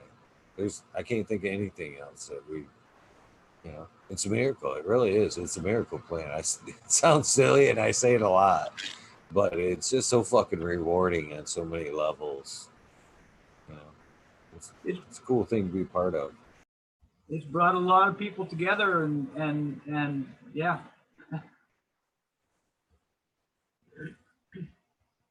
Yeah, wow, a lot of people together. Absolutely.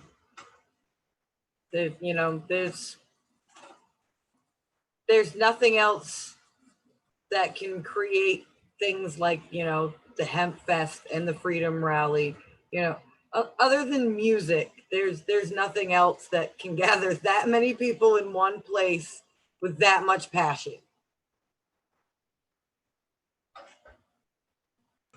The fucking funny Miss D's Nugs said Lexi helped me get her name right.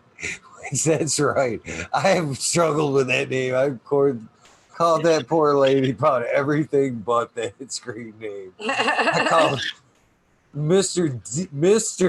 D's Nuts for the longest times, and then I finally got the Ms. right, and I was called Miss D's Nuts for the longest time. And Lexi was like, Dad, are you ever going to get that shit right? It's Miss D's Nugs. Nugs, Dad. Nugs. That's awesome. That's awesome, dude. What's that like? I mean, my older two smoke. They're 28 and 27. My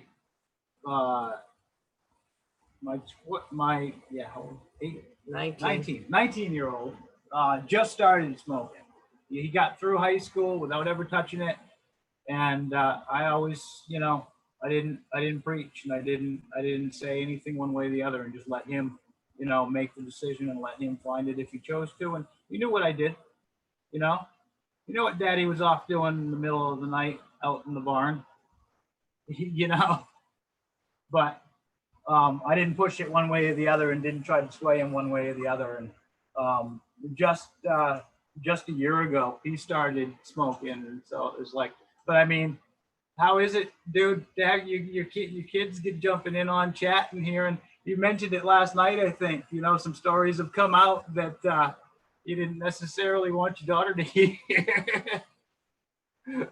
Yeah, there has been a few that slipped out that yeah, but they're older enough, they're old enough now to understand, and I guess cool. Get to see that side.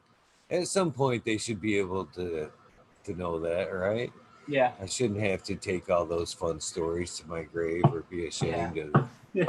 Yeah, exactly. Yeah. They do reach an age where, hey. Did you hear I think it was last night I was talking about Brittany. Brittany, the first time I actually smoked with her it was weird. It was really weird. She was older. Yeah, I believe she was 23 at the point, something like that. And she'd been going out with this guy for like a year. And she tells me, you want to go down to the hash bash with me? And I'm like, huh? She's like, yeah, that's where he took me on our first date, with the hash bash. So I've been smoking, for like the past year with him. And I'm like, oh. She's like, but do you want to go? And I was going down there anyway to sell seeds. And I was like, yeah, I'll go. So the first time we went down together, and it was the hash bash, and we smoked awkwardly on the way down. But that was, that was the point of the hash bash, to go down and fight for the right to do it. So I don't know. It was weird, but it was an awesome experience. She's been smoking with that ever since. In fact, she's actually a terrible weed snob. She's worse than me. Actually, a hell of a lot worse. I mean, I've seen her smoke people's weed. She'd be like, "Yeah, this ain't nothing like my dad's." I love you, girl. I love you, girl. That's awesome. That's awesome. That is awesome. That's great. Yeah, my son's story is similar. He came to me a year ago. His brother and sister had come out to visit from Arizona. And so his older brother was here, 9 years apart, 10 years apart? 9 years. So it was actually him that he first smoked with. He didn't come to Dad. And I always said, if I'd rather have them know what they're doing and have them around doing it, If you're going to get into it, come to me, Come and talk to me about it. So, but he got together with his brother while his brother was here and tried it. And he come to me and says, well, Dad, I put it, I smoked the devil's lettuce. I partook of the devil's lettuce. Devil's lettuce, yeah. So that was, oh, okay, all right, And then from there on out, it was, we just try to, I don't know. There you go, no big deal, Right. So he's old enough. He's 19 years old. He's old enough to make that decision, I think. If you're old enough to go to war for this country, then you're old enough to make those kind of decisions. So I agree. Twisted Roots, right here. You see their name on the screen. That's where you can find some fire genetics.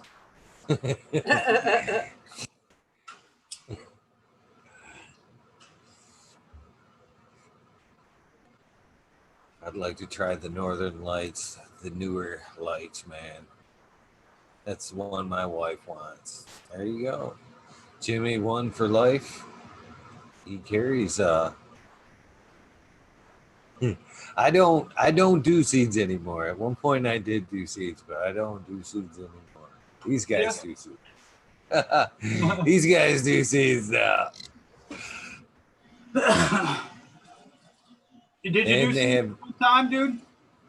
Yes, I was a rep for sub for a few years here in Michigan. If you wanted subs gear here in Michigan, I was the guy you had to talk to for a while. So you you must have known the Woodworker, right? Woodworker1 on Instagram.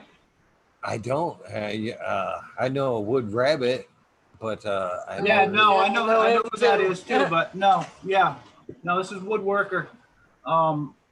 He was. I think he ran.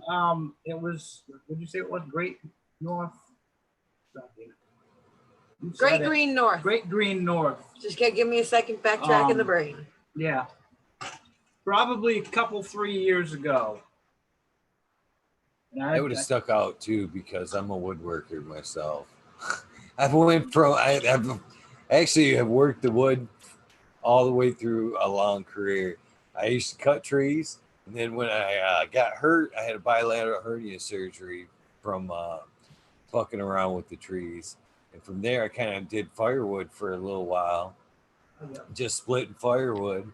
And then I went to from there to carpentry for a long history of working the wood that way. So I've kind of been around the wood for a long, long time. Yeah, it's ingrained here too. I think we live in similar places. Honestly, are you in the north? I mean, you don't have to give me an address or anything, but are you in the north of Michigan? Northern Michigan. I'm definitely in northern Michigan, up around Grayling area, which is not in the UP, but it's definitely not quite a Uper, huh? No. That's a whole different breed up there, man. That's a whole different breed of Michigan. Yeah, I knew one for a little while. I was into survival skills for a few years, got into the Native American survival skills, and I worked with a place and taught survival skills for a while. Making fire without matches and stuff like that, with a bow and drill or hand drill, and making shelter to keep you alive, and plants, and the edible plants and the medicinal plants and all that kind of stuff. So I knew a Uper at one point. You better know some damn fucking survival skills if you're going to be a Uper, because at some point you're going to need that shit.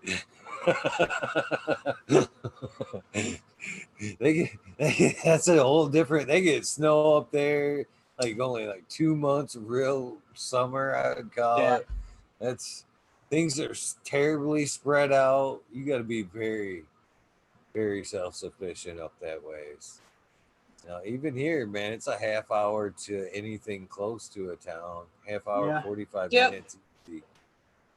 Takes us a half an hour to get to any decent city here. With the Walmart. That's the nearest Walmart spot. Half hour, 45 minutes. Home Depot, half hour, 45 minutes. I've done an hour before myself. I lived in a town that was an hour away from the nearest, big anything. We're in like central northern Maine, not quite northern Maine. You get up into northern Maine and you're a long ways away from anything. There's a big chunk of just woods up there that nobody really lives in. It's like almost zero population. So if you live up there, you are definitely a survivalist. So we're on the edge of that, but not quite there, I think I'm right there with you. I'm in a good snow belt. I get, it snows here from October to, I'm actually early season this year. I can actually see the ground right now. Here too. But usually it wouldn't be for like a couple more weeks that I'd actually see bare ground. And then just like 20 miles north of me is that next belt where they get like probably 2, 3, 4, 5 more feet of snow than we get. And I'm not ready for that next belt. I actually been up here for like 4 or 5 years, and I came from like down further state, and our winters weren't nearly as like this, man.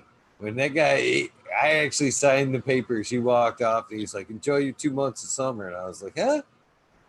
Yeah, he was right. You get 1 month of like a spring, 2 months of summerish, and 1 month of fall, and then it's it's cold. Yeah, totally the same thing here. We go through that. Then you can see we're in that zone where it's just kind of in between, and you can see that the trees are getting buds. In this one place, they're just starting to get buds, but you go, you know, 60 miles north or even west towards the mountains, the Appalachian Trail where it comes up through here, and they're 3 weeks behind these people that are starting to get buds already on the maples. There's nothing happening up here because they're 3 weeks behind. Same here. Same here. It's a beautiful place, though. But I'd be happier if I had my same surroundings, but if I could take it like back downstate, back with a little bit less snow. I'm actually in a national forest now, and I love the settings. I came from like farmland to sticks, is how I call it. I came from farmland to forest, farmland to sticks, and I like the forest. I like the forest setting, but I don't like the 10 months of snow down here. I could be happy with the forest downstate. I'd be totally cool with that. Well, you'll feel like you never left home if you come visit Maine because we're a bunch of farmland and forest kind of put together. So, with a little bit less snow than that. Sounds like pretty country, though. Sounds like real pretty country. It is. Maine is beautiful. I love doing landscape photography. There isn't another state I think I'd rather live in as far as that goes. Nothing beats fall colors in Maine. But I'm with you. I'm getting tired of the cold. Hell no, I hate the cold. I'm looking towards, New Mexico, Arizona. Well, I'm looking for some warmth for a change. I'm tired of being cold in the winter. We were down there with shoveling snow. Yeah. When we were down there with the kids, it was, the last week of April, it was about this time. It was 110 degrees out while we were there. And it felt incredible because it was absolutely dry. It wasn't all hot and sticky and nasty. The kids are sitting there sweating, dying, and we're like, dude, this is absolutely great. We could live in this. This is amazing. Like, it's so much better than the sticky humidity. Nice outdoor grow weather, too. Yeah, year round. Much longer. I don't even attempt to grow outdoors here. It ain't even worth it. I don't have the good season. It ain't worth, the time and hassle. I'm with you, man. Right. Indoor all the way. That's what it's been all along. I mean, yeah, what it's been all along. If it doesn't finish in 9 weeks here, it's not finishing properly. So a lot of people will grow things that, don't finish in 9 weeks, but what's the point of throwing it out there if you can't let it finish properly? Yeah. Take the time you need. Yeah. Oh, holy cow. You guys are awesome. Well, I ain't gonna make you guys stay up all night and Hey, we're here. Right? We dropped the kids off for the weekend so we could have the ability to sleep in a little bit and Oh, cool. Hell yeah. That's awesome. So what kind of guys start since you ain't in no hurry then? What kind of music if I show up in Maine there, what kind of music what kind of tickets are we going to see? What kind of music we're going to see? Well, personally we're rock people, we're metalheads. If you were to come for one concert, I would suggest the Rise Above Fest because you get that many bands in one show. Yeah, they do that all over, don't they? No. Okay. Yeah, Seether does the Rise Above Fest. It's huge up here. There's usually like 14 bands. Nice. They I'd make be a down big for a thing out of it. Yeah, it's like a huge 2-day event. You know, you can go and you can camp out and stuff, and it's pretty rad. I'm down. I'm a big heavy metal fan. I listen to everything else, but I've always leaned towards heavy metal myself.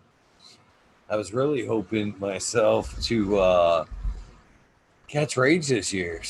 If the COVID didn't just kill that opportunity, I mean, I never got a chance during the day.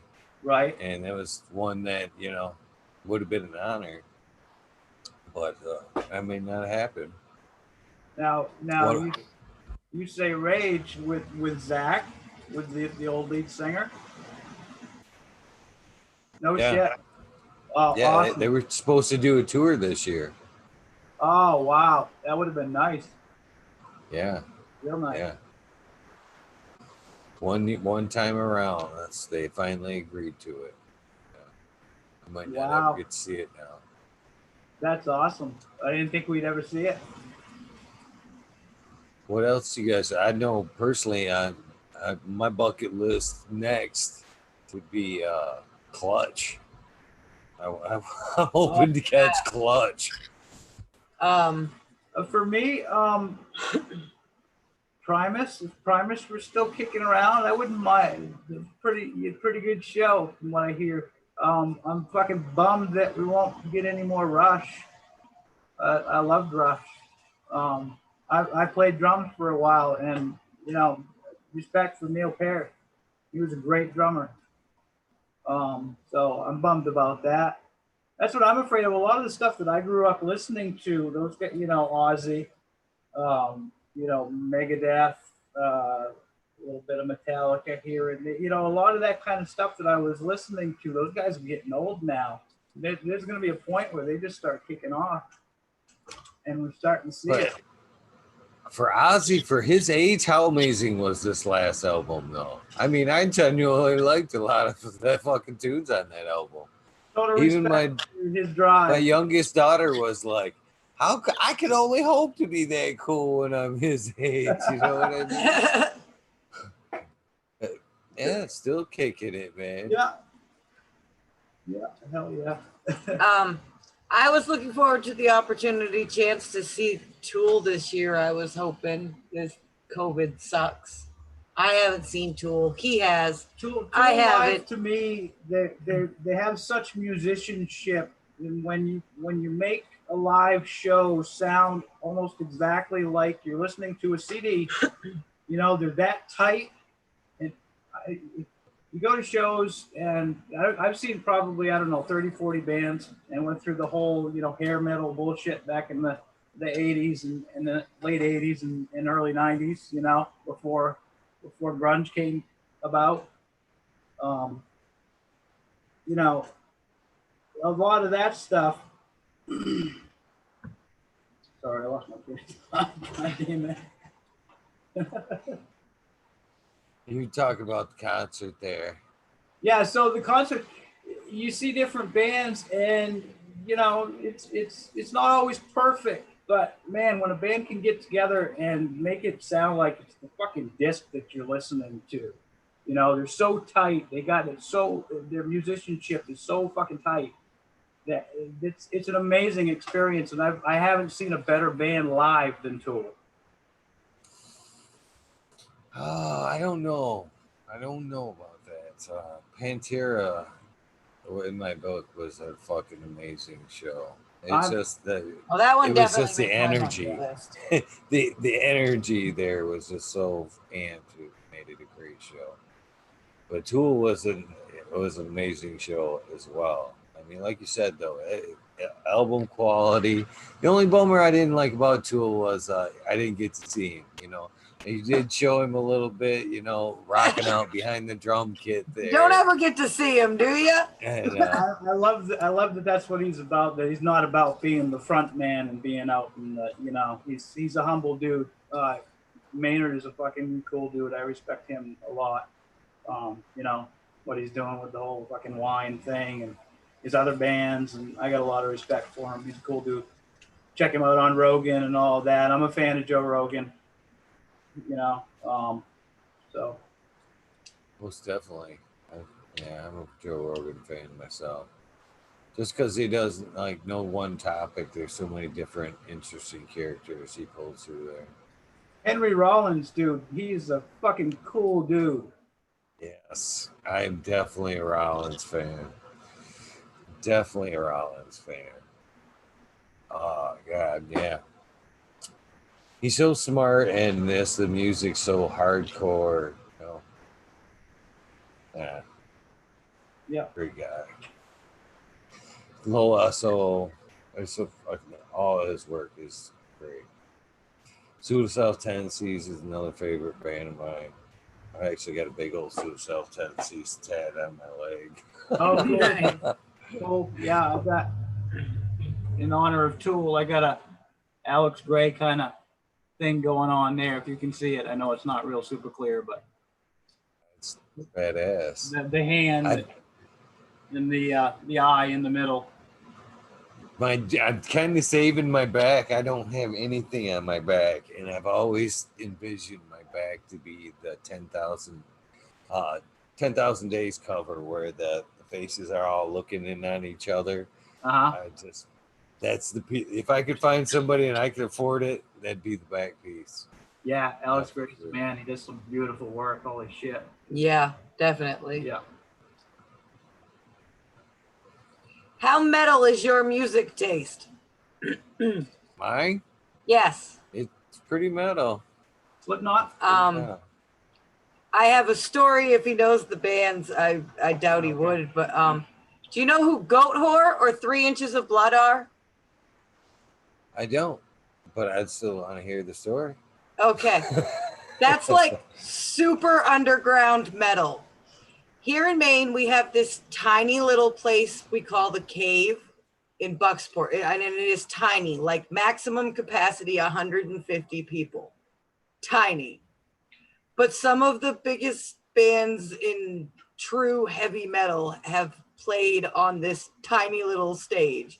Like Hatebreed has played on this tiny little stage. That's a pretty big name in heavy metal. Because the woman who owns it, like, she is like a new age Rhea Perlman, like short and sassy and Italian and, you know, curly hair and like the whole 9 yards. Cheers. Yeah, from Cheers. Waitress. The waitress. So somehow she manages to get these huge bands to play on this tiny little stage. And so there was a day-long concert, and Goat Whore and 3 Inches of Blood were playing, and they're pretty big names in underground metal. And I had rolled a few joints and taken them with me, and I went up early to help Kathy set up and everything, because, you know, there was a few of us that were really close to her and helped. And we smoked a joint, and the show got going, and about 2 hours into the show, she came up to me and she was like, "Oh my God, do you have any more of that? Because like the band's all out of weed and they really want to get high after the show." I'm like, "Yeah, I got a few more joints." She's like, "Stick around after the show, stick around." So, you know, they did the whole show and everything, and everybody left, and it was just me, Kathy, and, you know, like 1 or 2 of our friends and these 2 huge bands, and all they wanted was to smoke my weed because Kathy thought it was so great. And they swore the next time they came through that the only person they were going to get weed off of was me. And they called me up the next time they came through to get their weed for their stay in Maine. That's fucking pretty damn cool. I like it when people want to call out just your weed. You know, that's fucking right. Awesome. Yeah, I a funny story kind of. My daughter Brittany, the oldest one, her boyfriend, she's come home with her boyfriend now. She's like, yeah, he plays heavy metal. She plays it. He's like a death metal band, and I feel like a horrible dad right now, not knowing, being able to spit out his band. But he actually has a pretty neat band, and so she plays me like a little sample of it, and it's just like it's death metal, and she's just like looking at me. She's playing it, and she's just watching for me like reactions, and I'm like, yeah, I grew up on that kind of stuff, honey. If you're waiting for me to go like turn it off, it's not happening. My oldest son listens to stuff like that too, and he picked up the drum thing from me. I had to put it down because of my wrist and screwing those up. I can't play drums for very long anymore. The vibration, it kills my wrist. I can play for maybe 10 minutes and I'm hurting, for the rest of the night. So I don't really play anymore, but my son picked it up and some of the stuff, some of the double kick beats that they're putting out now, just this, repetitive. Brrr, wow. It's amazing. Yeah, there's definitely some good stuff out there. It's the only genre left that has any kind of originality to it. I mean, anything else is the pop music's just terrible. Oh, good God. I agree. Yeah. Pop music. I can't even think of the name of it's terrible. It sounds like they've taken like a 1920s record and just like slowed it down to like the slowest settings on a record player, and it like drags. That's what my one daughter's listening to right now. I don't even want to justify saying the name. I try to block this shit out, but it's terrible. It's terrible. I've been there. I told her, I said, this music makes me feel like I'm on drugs. The way it's just like, it's terrible. Jesus, how do you do anything listening to this shit? Yeah. But they, in the same aspect, they do respect some good. Yeah. That's one thing I've touched about on the show too, is you want to know true music quality is like play it in front of a young child that really doesn't know the difference, you know what I mean, in the genre or quality or whatever, and just watch them and see what they do. If they like it, you know what I mean, it's good music, and they know good music from shit. Yep. Young kids do, that was my girls, like back in the day, like the old Motown shit. Yeah. Play for them. That was some good shit. That was some great shit.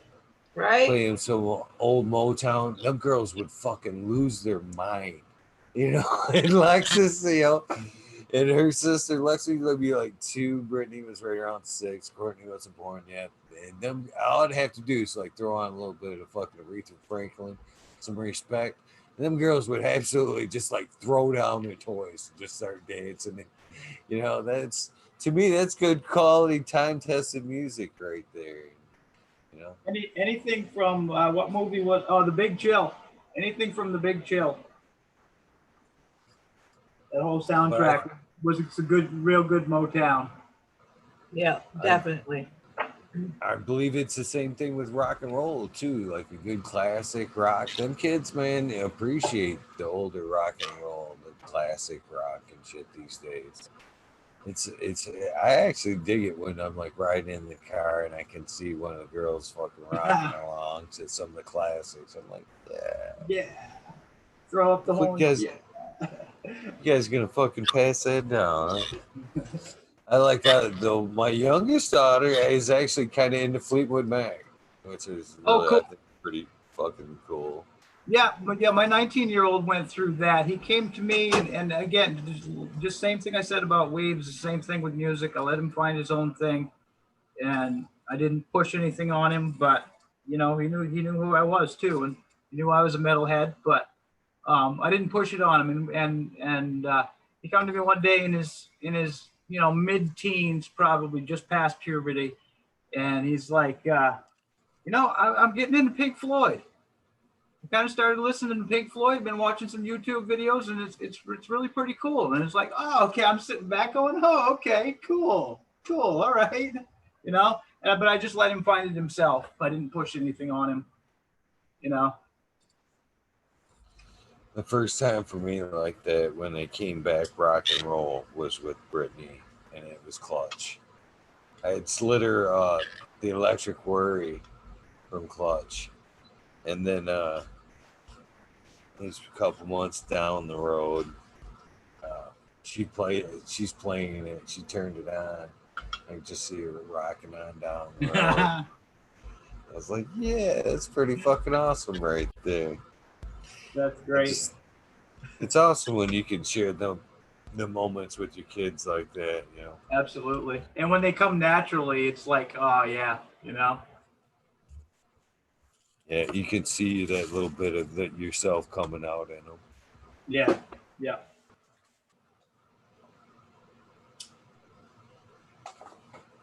I lost my. Oh, there. I was gonna say I lost my papers.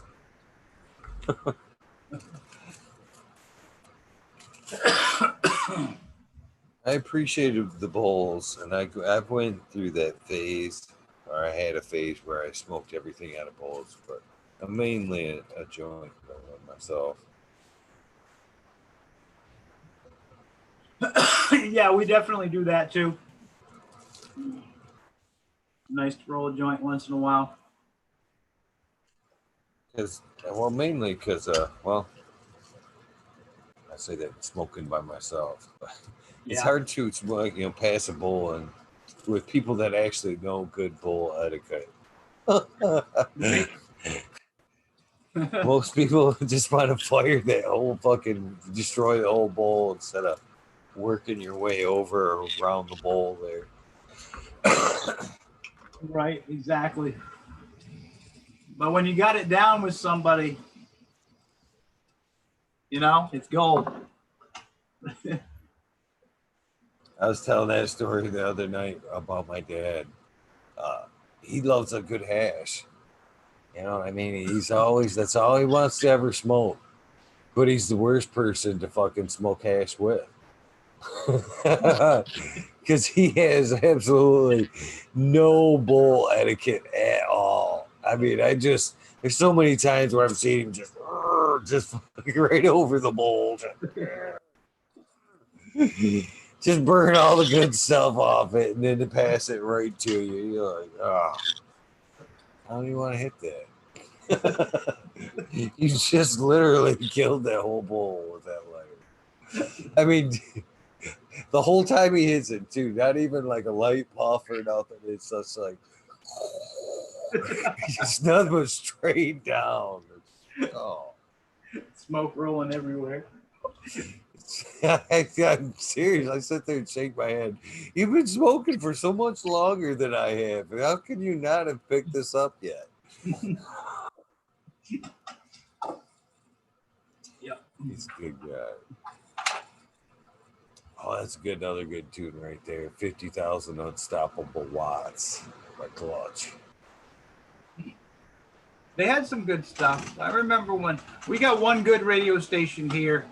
One. For rock and metal kind of stuff. Not too heavy as far as metal goes. But some good rock stuff. And so yes. That's but we heard some Clutch songs. I remember some good Clutch songs, definitely. I dig Clutch too. You guys ever listen to Helmet? One was Rainbow, that album. That was a good one. No. If you haven't, you guys should check out some Helmet. I think you'd like it. If you like Clutch and all that, I think you'd like Helmet. Yeah, definitely check them out.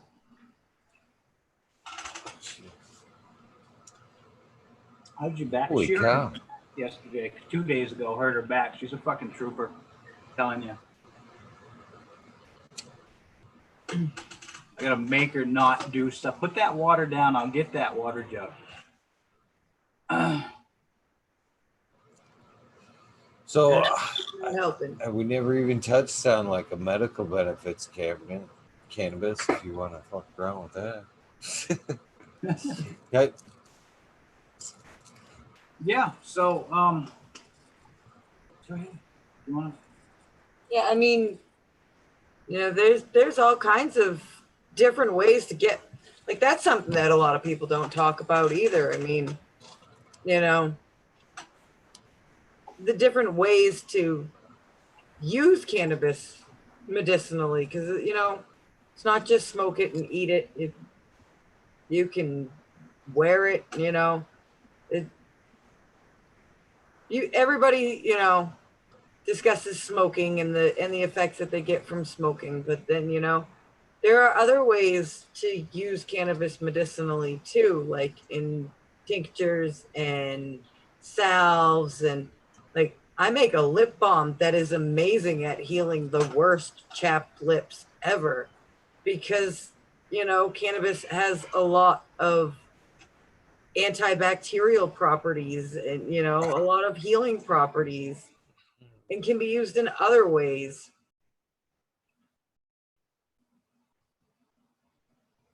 I was surprised to see that Tribal Gardens was added a salve that they for one of their patients for a toe fungus that was night and day. I had never even known that you could use cannabis for something like that, like a fungus defense. But he had before Absolutely, and there are a after. lot of antifungal properties. A lot of people don't realize the roots of the plant. If you wash those out, clean them up, and boil those, the roots have a lot of antifungal and antibacterial properties. You can use the roots to your advantage. And Kind of funny. It's the testing. Oh, sorry, go Uh, ahead. we had another guest on from another state that was doing hemp, and he said they were actually utilizing the roots and everything when they were harvesting, which I kind of thought was, I can see the benefit in it for like say me or you that was trying to do it, but it seemed like they were just kind of like being greedy about the extra out of it, biomass.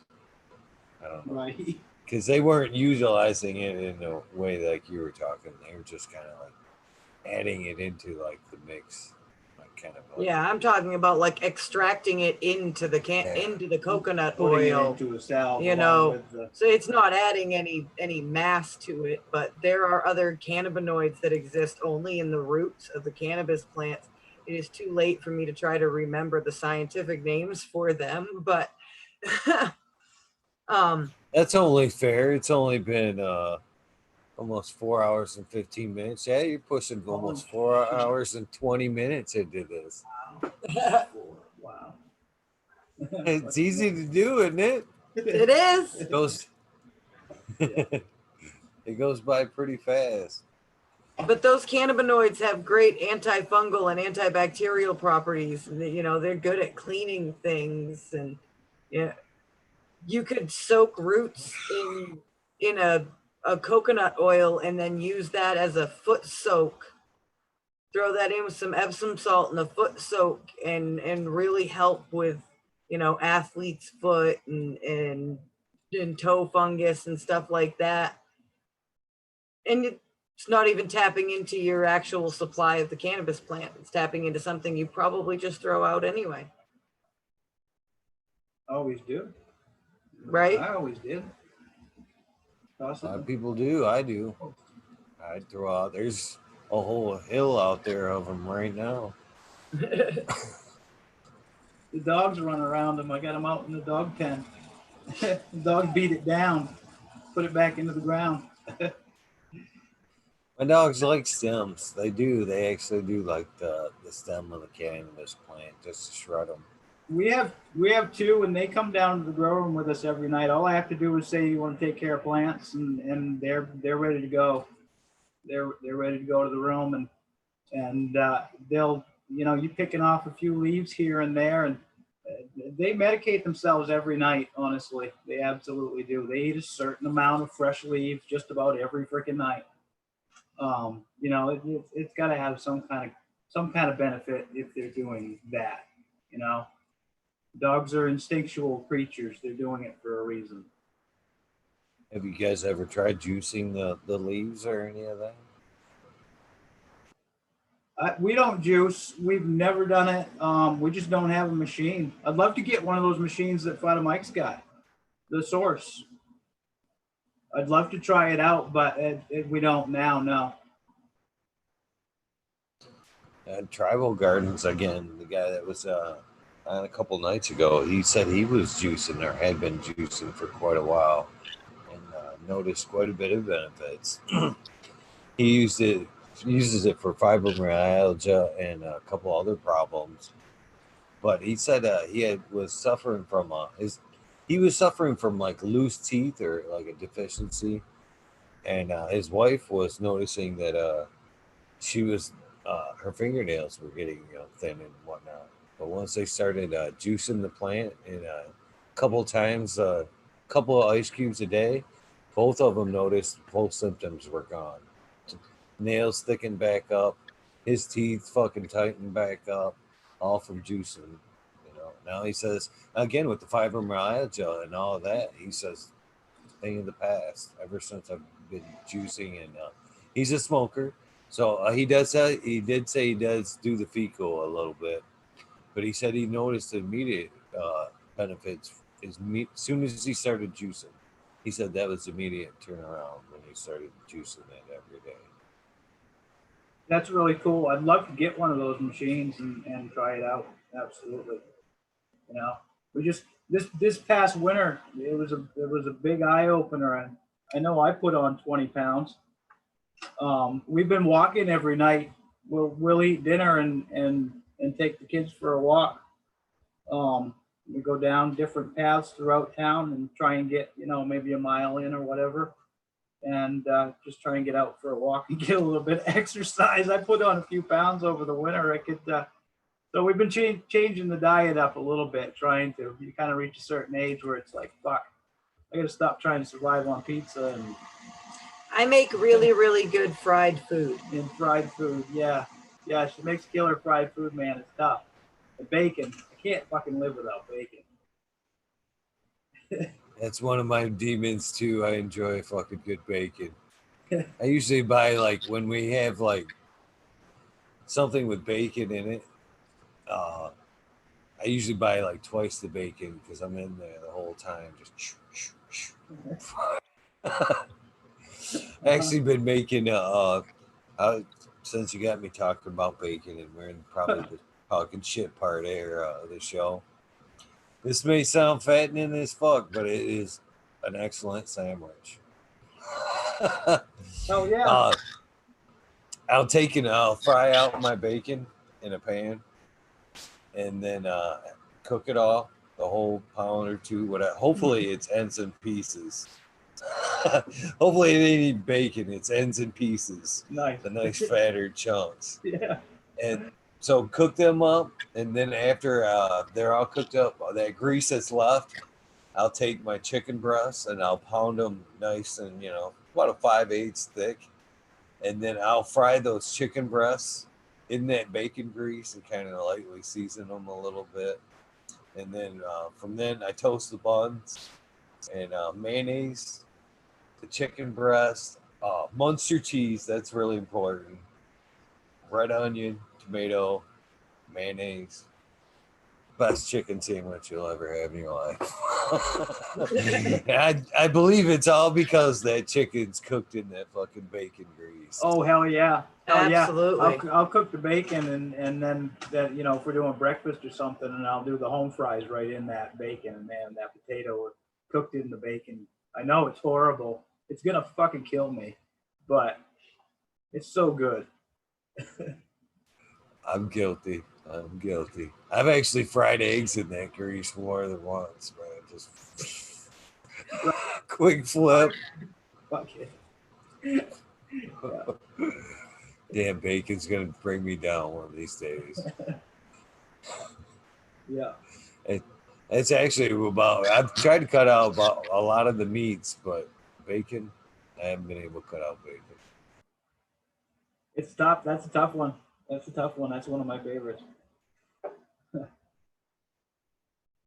Yeah. So yeah, I'd love to try it. I'd love to get a source machine and try juicing and whatever.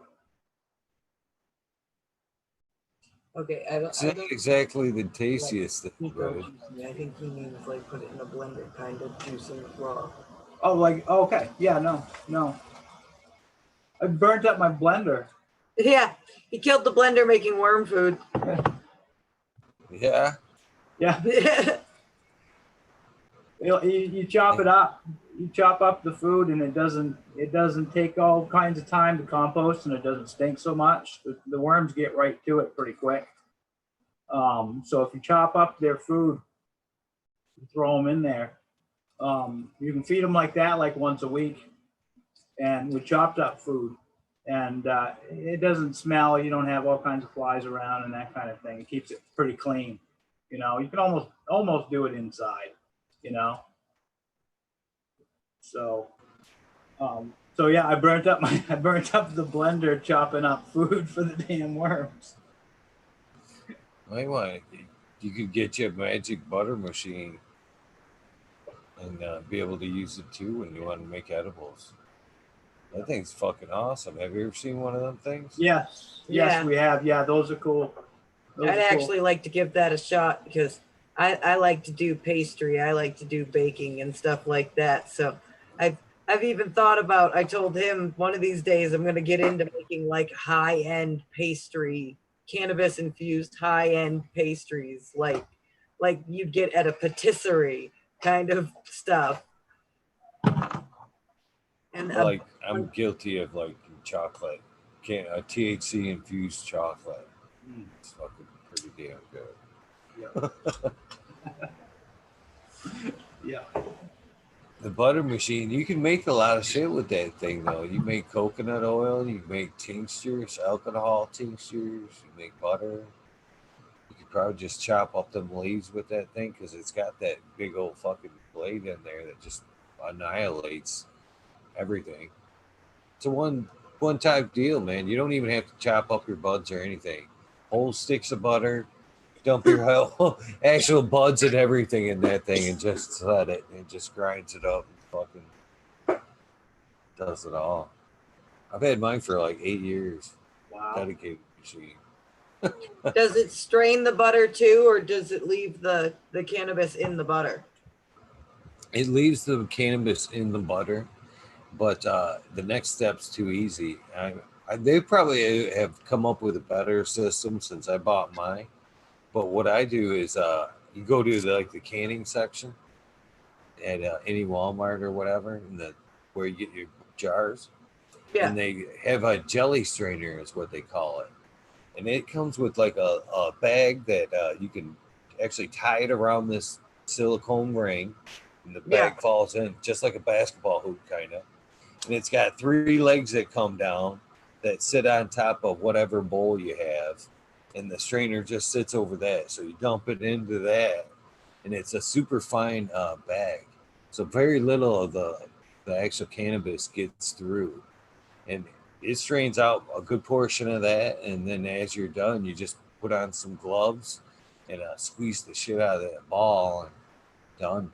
Yeah. You can actually cinch that bag up if you wanted to be greedy about it and boil that bag one more time. Put it in some water and boil it.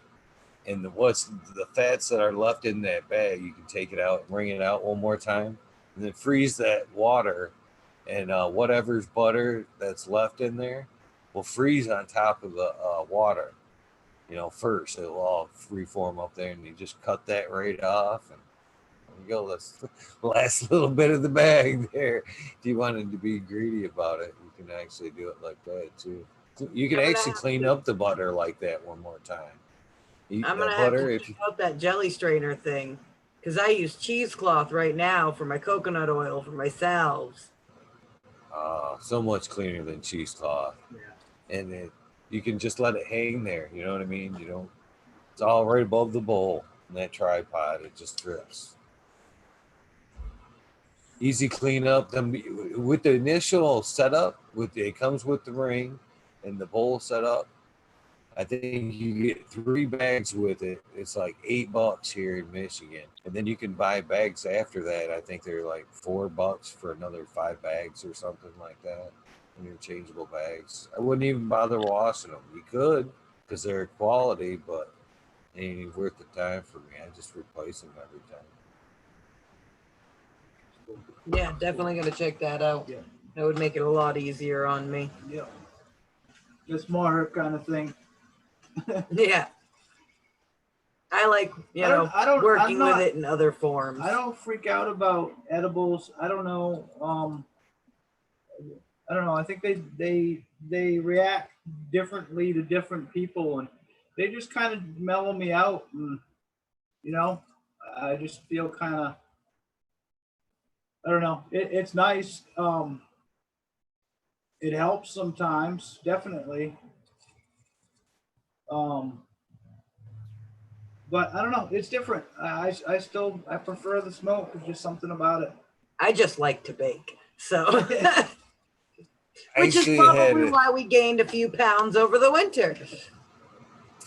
I like the ride of the edibles. If I can take them, The only bummer about them is you have to get them from a friend that's made it some good ones, or you have to make the good ones yourself because you can't afford to go out and buy them because the legal limit in most states aren't even worth shelling out the cash for.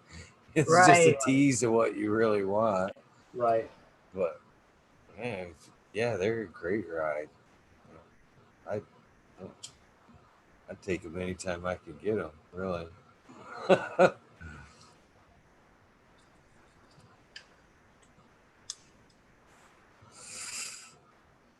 I was going somewhere with all that, but I fucking lost it midway.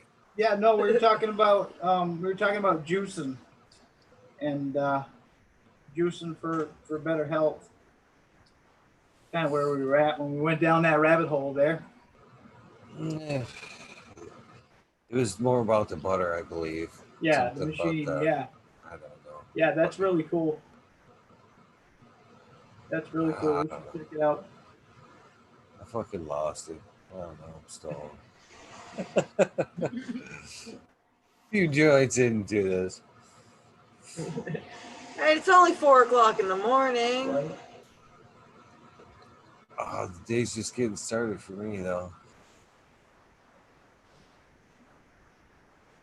I still get this is when my gardening starts, actually. This is when I do all my gardening. Is it after the show? Yeah. You do it after the show? Yeah. Yep, all my water and then all that good shit. Yeah. Yeah, we run the lights at night. We usually get it done. I have them kick on around 7:30 or so. So we usually go down around 8:30, 9 o'clock, 10 o'clock sometimes. Try and get it out of the way. Yeah. So we get the garden center to open, at 10. So I'll be up at 9:30 tomorrow, today, whatever you want to say, however you want to say it. Oh, shit, that's just hours away. Yep. Holy cow. But we're only open till 4 tomorrow, and we've got no Yeah. kids, so I'll sneak in a nap.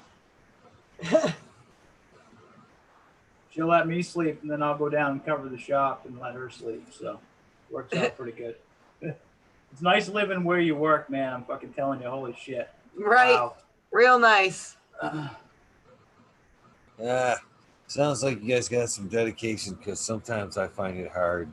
It can be easy to nap out once or twice a day after a fucking fatty. Especially during trimming, man. I can trim myself into a nap some nights. Oh, Been there, done that. Yeah, Definitely. Yeah. Yeah, 3 o'clock in the morning, still trimming. I find like that's when I usually binge watch a lot of shit. Lately, it's I'm fixing to bone up on my fucking The Curse of Oak Island. It's been like 4 or 5 weeks since I've He been able loves to that watch. show. Yeah, that's Yeah. some cool shit. That's some cool shit. I watch that too. Yeah. It's just I don't know, man. There's something fascinating about it. And it just they hook you. Some weeks they might not find shit, but they still find that way. You know, there's a difference. I just found this out like the last month or so, and it seems like they're ahead of us. But there is an American version and there is a UK version of Oh, Curse of Oak Island. okay. And the announcers are different, and it's the same people, same characters and everything. Yeah. But I've noticed some of it seemed like the one time they had a whole different metal guy on there that it wasn't Gary Drayden, but somebody else. With a UK accent and stuff. So I almost assumed that it was part of the deal that they had to include somebody. You know what I'm saying? Yeah. But yeah, I've actually caught a few episodes of that have put me ahead of like the American version. You know what I mean? They drop a few hints here and there. No shit. Wow. Oh, that's great. Yeah. Yeah, I like that. You know, the excitement of the possibility that there could be something that they can find. I don't know. The evidence is, it stacks up a little bit. It kind of makes sense a little bit. You have to wonder.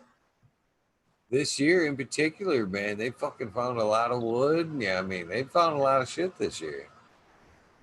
I mean, they're close to finding something, I think. Yeah, that's definitely one I check out.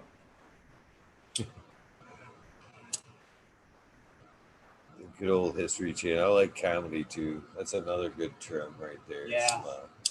Comedy. Absolutely. Chevy Chase was one of my favorites. Yeah. I like Joe Rogan. You guys talked about him. You ever listen to some of his comedy? Yeah. Oh yeah. Yeah. That guy's funny. Yeah. Anything that comes out on Netflix, I've seen. Yeah, it's super funny. There's one bit I don't even want to get into, but there's one bit I never even seen coming from Joe Rogan. It's from one of his like earliest careers. And, he talks about fuck it. I hope I don't offend you. He talks about. It would be really hard to offend us. We're not like overly religious. We're not overly.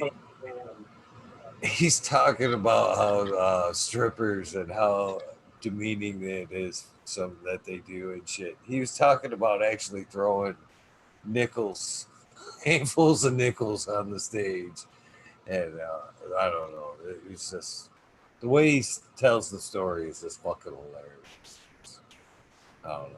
He's got a couple of good ones that like that. But he's a funny dude. Yeah. So,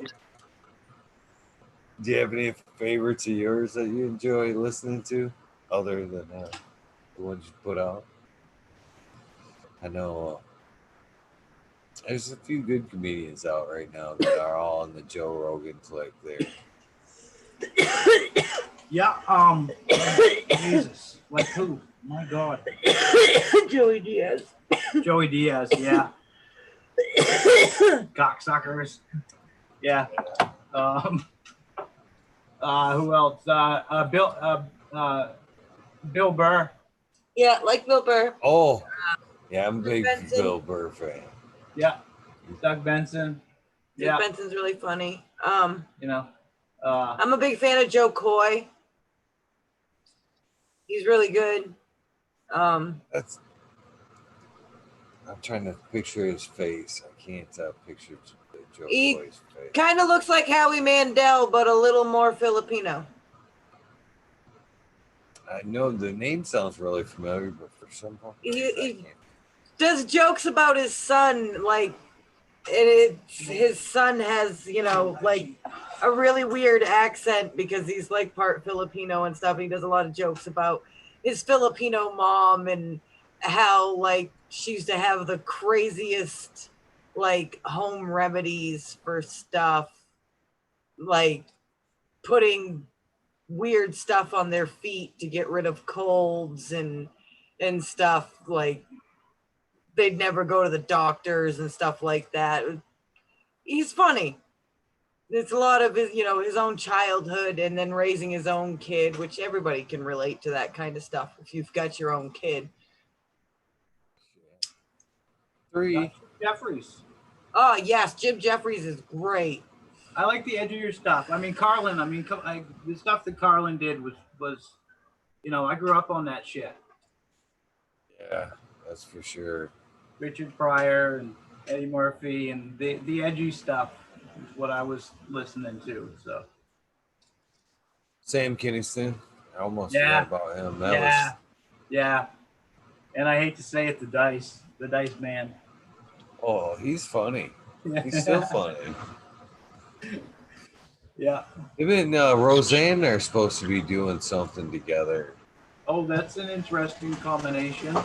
Two interesting personalities. Yeah, they're supposed to like a tour, or maybe it was just a special or something.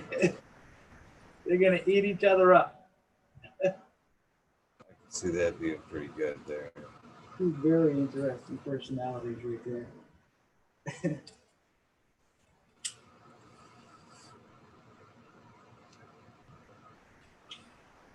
Yeah, well, I don't know. So you guys think you could milk this for like 15 more minutes? Yeah, I might be able to put in 15 more. We can actually we can smoke that 420 light up, and you guys can sign off on 420. Oh, wow. Yeah, we can do that. Yeah, fuck yeah, that's perfect. That works, man.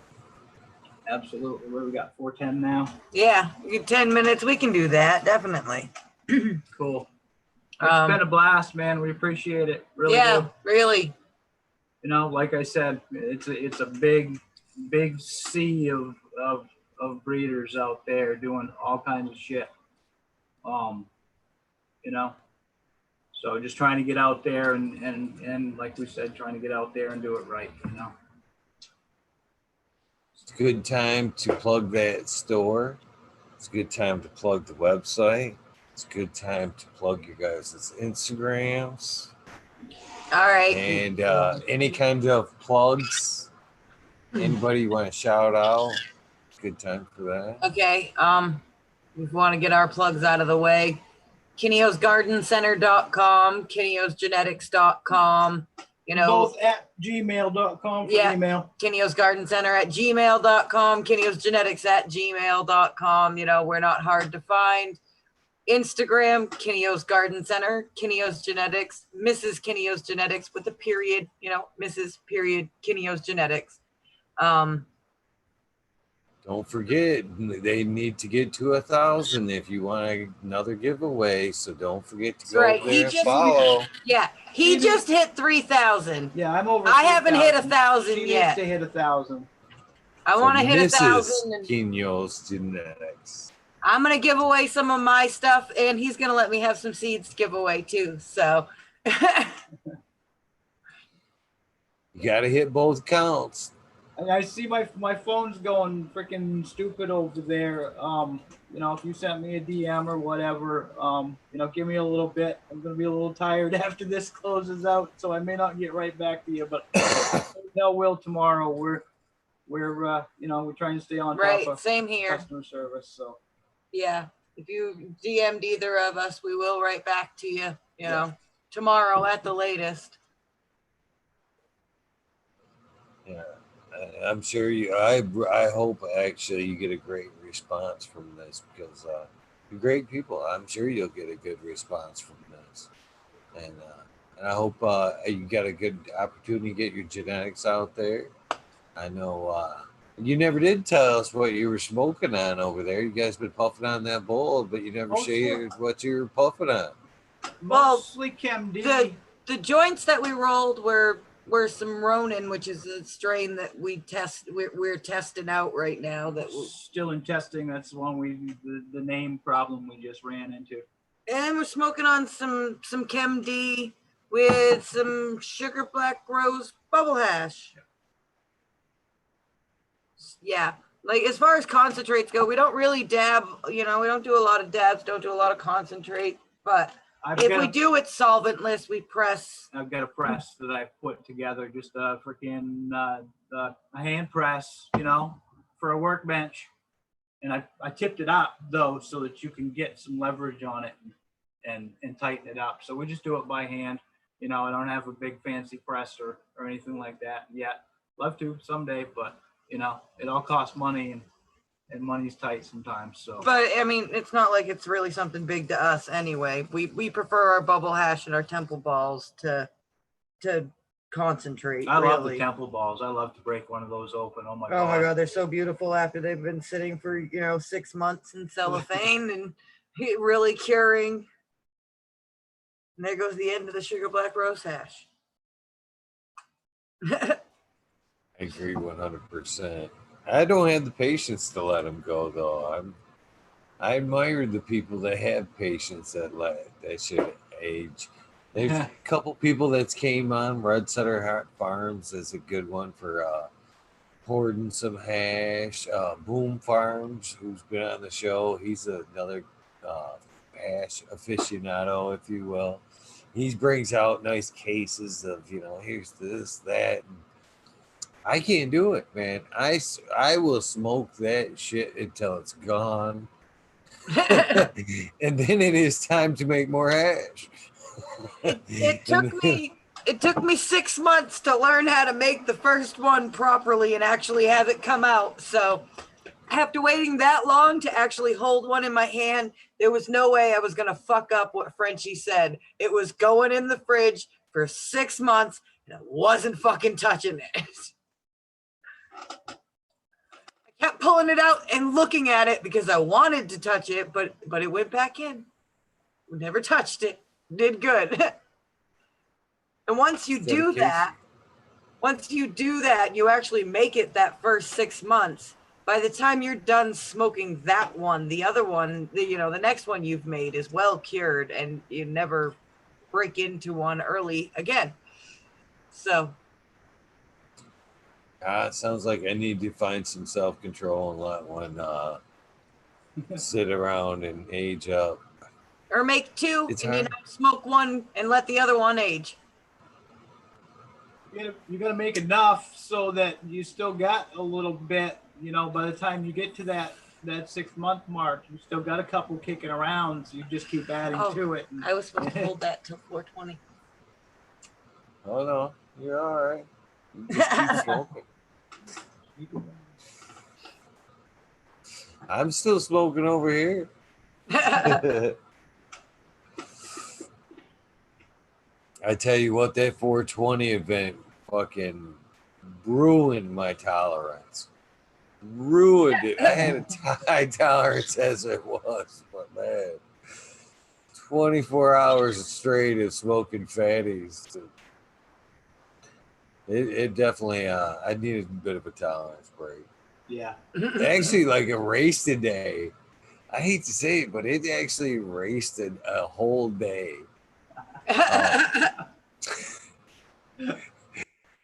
I looked in the mirror. I went to sleep that night, and I got up the next 4 or 5 hours later because that's my usually sleep period. And I get up, I looked in the mirror, and I'm like, holy shit, that's a lot of growth for a day. And then it took, it was like, you ain't shaved in 2 days, man. You were all getting high on the air for 24. It's like, oh yeah, everything that whole day, 2 days just blended together there. Respect for that, that's for sure. At one point at the 420, it's like right around noon. I was good and blazed. I had like 15 hours of being on the air and fucking constantly smoking. I was like, I've got this roller right here that fucking rolls cannons. And I was smoking one of those filled full of hash, 1 an hour there for the first 12. Jeez. And fucking, so right around noon came, and I had Med Grower 1, Bergroli, Pedro, and Tanazi on all at once. And I'm sitting here thinking, am I fucked up, man? Or is this really happening right now? Am I really fucking live streaming with these guys and puffing down and shit? And you know, it sucks because with the video never surfaced it, I've actually said, did it even happen? Because I actually said that when I looked at the camera. I'm like, I'm not even sure if I'm fucking dreaming right now. Am I really smoking with you guys? Because I'm fucking stoned right now. And unless that video surfaces, I'll never really know for sure. I'll just have to take everybody's word for it. That's great. Yeah, I know that feeling. Absolutely. I don't even know if I want to see the last fucking. Oh, would you look at the time? Hit that thing. Is it 420? Yes, sir, it sure is. It is 4:20. Happy 420. Use.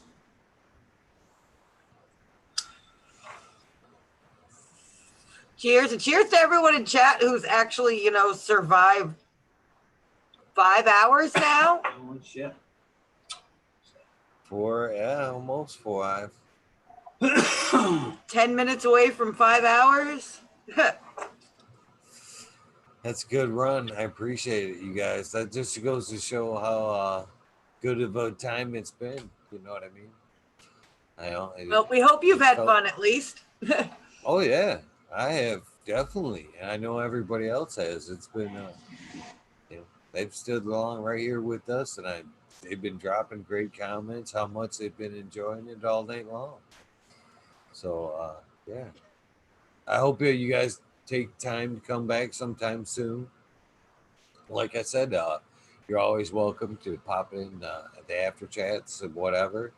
If you ever have a strain or something that you want to just get out there and, just let everybody know about, you're more than welcome to come back on and just, drop it if you want. Oh, that's awesome, you guys, dude. Appreciate that. That's awesome. Yeah. Yeah, absolutely. Yeah. Keep your eyes open for that citrus explosion. That'll probably be the next thing we release. That one we showed earlier. She can be frosty, and if you like that orange and lemon, that's gonna be the one you want. Did we finish the shout outs? Did we do? I mean, the Garden Center, emails, Kineos Garden Center at gmail.com, Kineos Genetics at gmail.com. And please, website, kineosgenetics.com. We're on a couple of seed banks here in the U.S. now. So one of them might as well shout them out. Yeah. Johnny Appleseed, Johnny Appleseed 707 on Instagram. Johnny Appleseeds with a Z. And the other one is Prometheus Vault on Instagram. They're really solid people. They've actually got some of our stock that we don't have in stock at the moment. Good one strain. Yeah. One or two of them, we have a couple Black Cherry Surprise limited editions left out there at those seed banks. We don't have any left personally, so if anybody ever looks for that, they might have one left. That was an accidental. The bedroom, we a timer screwed up. Yeah. For like 3 or 4 days, and we ended up pollinating a Black Dahlia. Which I'm sure you know Black Dahlia, Black Cherry Soda by Quirkle. Yeah, we had a beautiful super purple pheno that we were running, and it got pollinated by a 9-pound hammer male that we had reserved for something else. So it was a very big surprise that our black cherry soda by Quirkle got pollinated by a 9-pound. So we called it Black Cherry Surprise and released it as a limited edition because it came out absolutely beautiful. But It sounds like a nice cross. Maybe 2 like packs left. I think Prometheus Vault has 1 pack left, maybe. And I'm not even sure if Johnny has one. Sure. Johnny might have 1 or 2.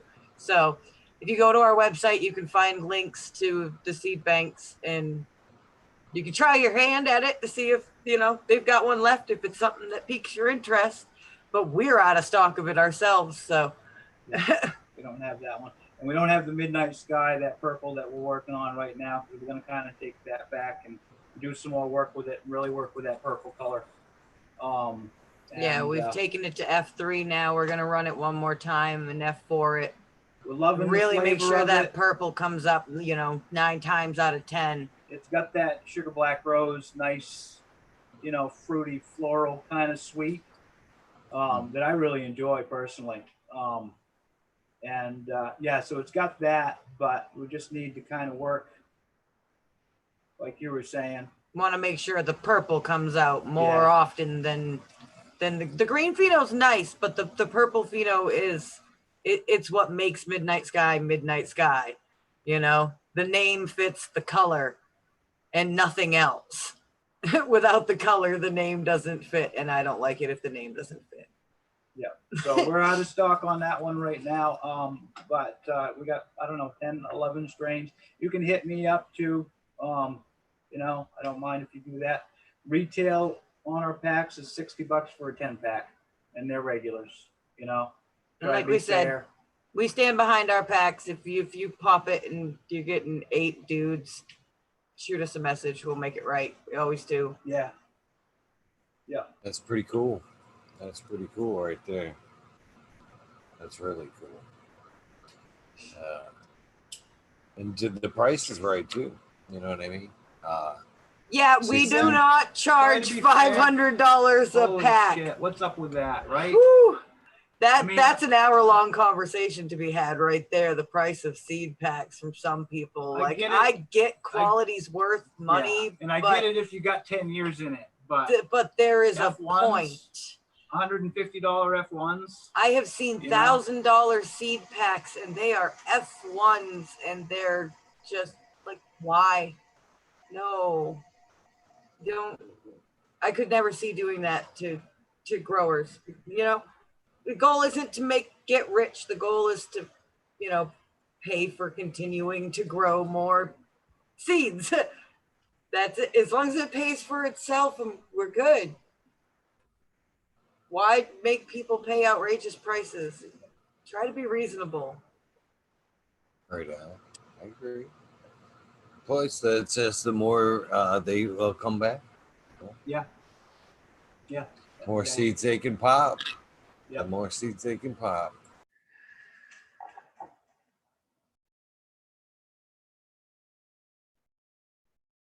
Well, I hope to hear from you guys soon. I hope you guys see you guys at least in chat sometime soon.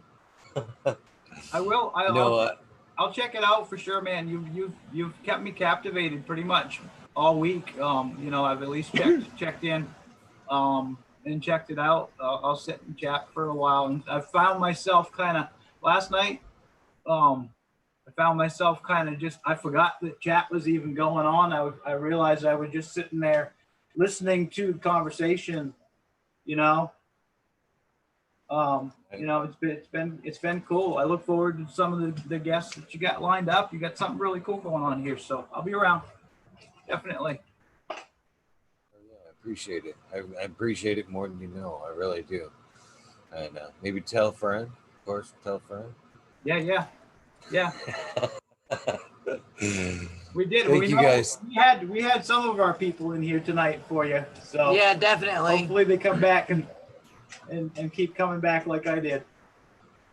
I hope so. Well, it's only possible because of great people like you. That's for sure. That's what makes the show what it is. It's you folks. No, We hope. you've had some people that I really look up to. You know, Mr. Soul, Fada. Prada, Jinx. You know, talking about Pedro, and you know, I look up to these people and what they're doing, You should and hit their up the Soil mindset, King. where they are. You know, they're good. They're good, down to earth people, and I dig that. You know. Hell yeah. Well, and just think about this. Just think about this, guys. You guys sit right in between them both. You know what I mean? What you just said, this episode sits right in between Soul and James. I mean, you guys are fucking amazing people as well, right? So, Awesome. Awesome. It's been fun. We had a great time. all right, man. You guys get a good night's rest. That 9:30 is coming super fast, guys. Real quick. Oh yeah. Well, as much as we smoked this evening, I'm definitely gonna sleep well. Yeah. Well, you guys have awesome tomorrow, and I look forward to hearing from you guys. All right. Thanks, man. We'll Yeah, talk soon. have a great we'll one. get some of that Northern Lights to you, man. Give me Definitely. your address. DM me your address or something. I will. Or Don't email. worry, it'll be there. It'll be there by morning. Trust me, I'm interested. I want I'm you to try it. I want you to tell me what you think. I want you to test it for me. You know? I will. I'm serious, if you send me some, I promise Check its you, authenticity. as soon as they get here, I'll drop them things. You have my word on that. Sweet. Serious. Sweet. So, Awesome. I'll get you that. And, Thank you to chat for sticking around. Yeah, thank you so much. And thank you for the giveaway for the lucky Mr. Green Nugs, was it? Or Green? Mr. Green Nugs? Pots, yeah. Green Pot. Green Pots. We have a few. He hit you up in DM on Instagram. Mr. Green Pot's one of the first people to say hi to me in your chat, I think. That first night that Fada was on. The first night that I watched. I think Mr. Green Pots was the first person to go, hey, Kineos, and you know, I remember that shit. Actually, I think I just followed him on Instagram, come to think of it. So yeah, that's really cool. Yeah, maybe it was fate. Maybe it was fate that he got that pack just because of that shit. Right? Yeah. Cool. All right, guys. I'm gonna fucking sign off and thank everybody for tuning in. And again, you guys have a great day. Feel free to pop back in whenever you feel like it. Awesome. Thank you. Appreciate it. Have a great one. Have a good one. Bye.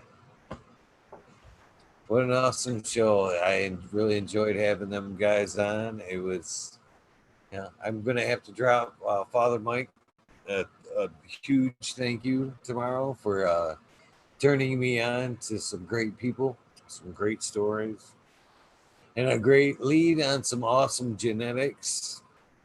Please go ahead and check them out. You know, if you watch the whole interview, it doesn't take much to know that you're probably going to get some well-bred fire genetics from them. So make sure and check them out on their Instagram and on their webpage. And if you're in Maine, check out that store. Support the communities. So yeah, I hope they do well. It's great people, and I hope they do well in the cannabis community. Smoke and Grow Frazier, thank you so much for popping in. Mr. No One, thank you. That's a new name. I appreciate you for tuning in tonight. Chris Mertz, what an awesome interview yesterday. Appreciate you very much. I hope you pop back in as well. Majestic Marks, excuse me. That's a new one. Thank you for popping in. Mr. Green Pots. Congratulations on that win tonight. I grew some. I was bragging about that artwork today to my tattoo guy. That's pretty awesome. I'm still digging that. Who else are we missing here? Trey Ling, thank you. Canna Trooper for popping in. I appreciate you too. Sergeant Pepper, I haven't seen you, but shout out to you. Tara Wilson, Thank you very much. You're a huge supporter. They were asking about you early on in chat. So I hope you're doing well. You have a great day as well. Milo, thank you very much for tuning in. Johnny Boy, thanks for John Boy. Thank you for tuning in.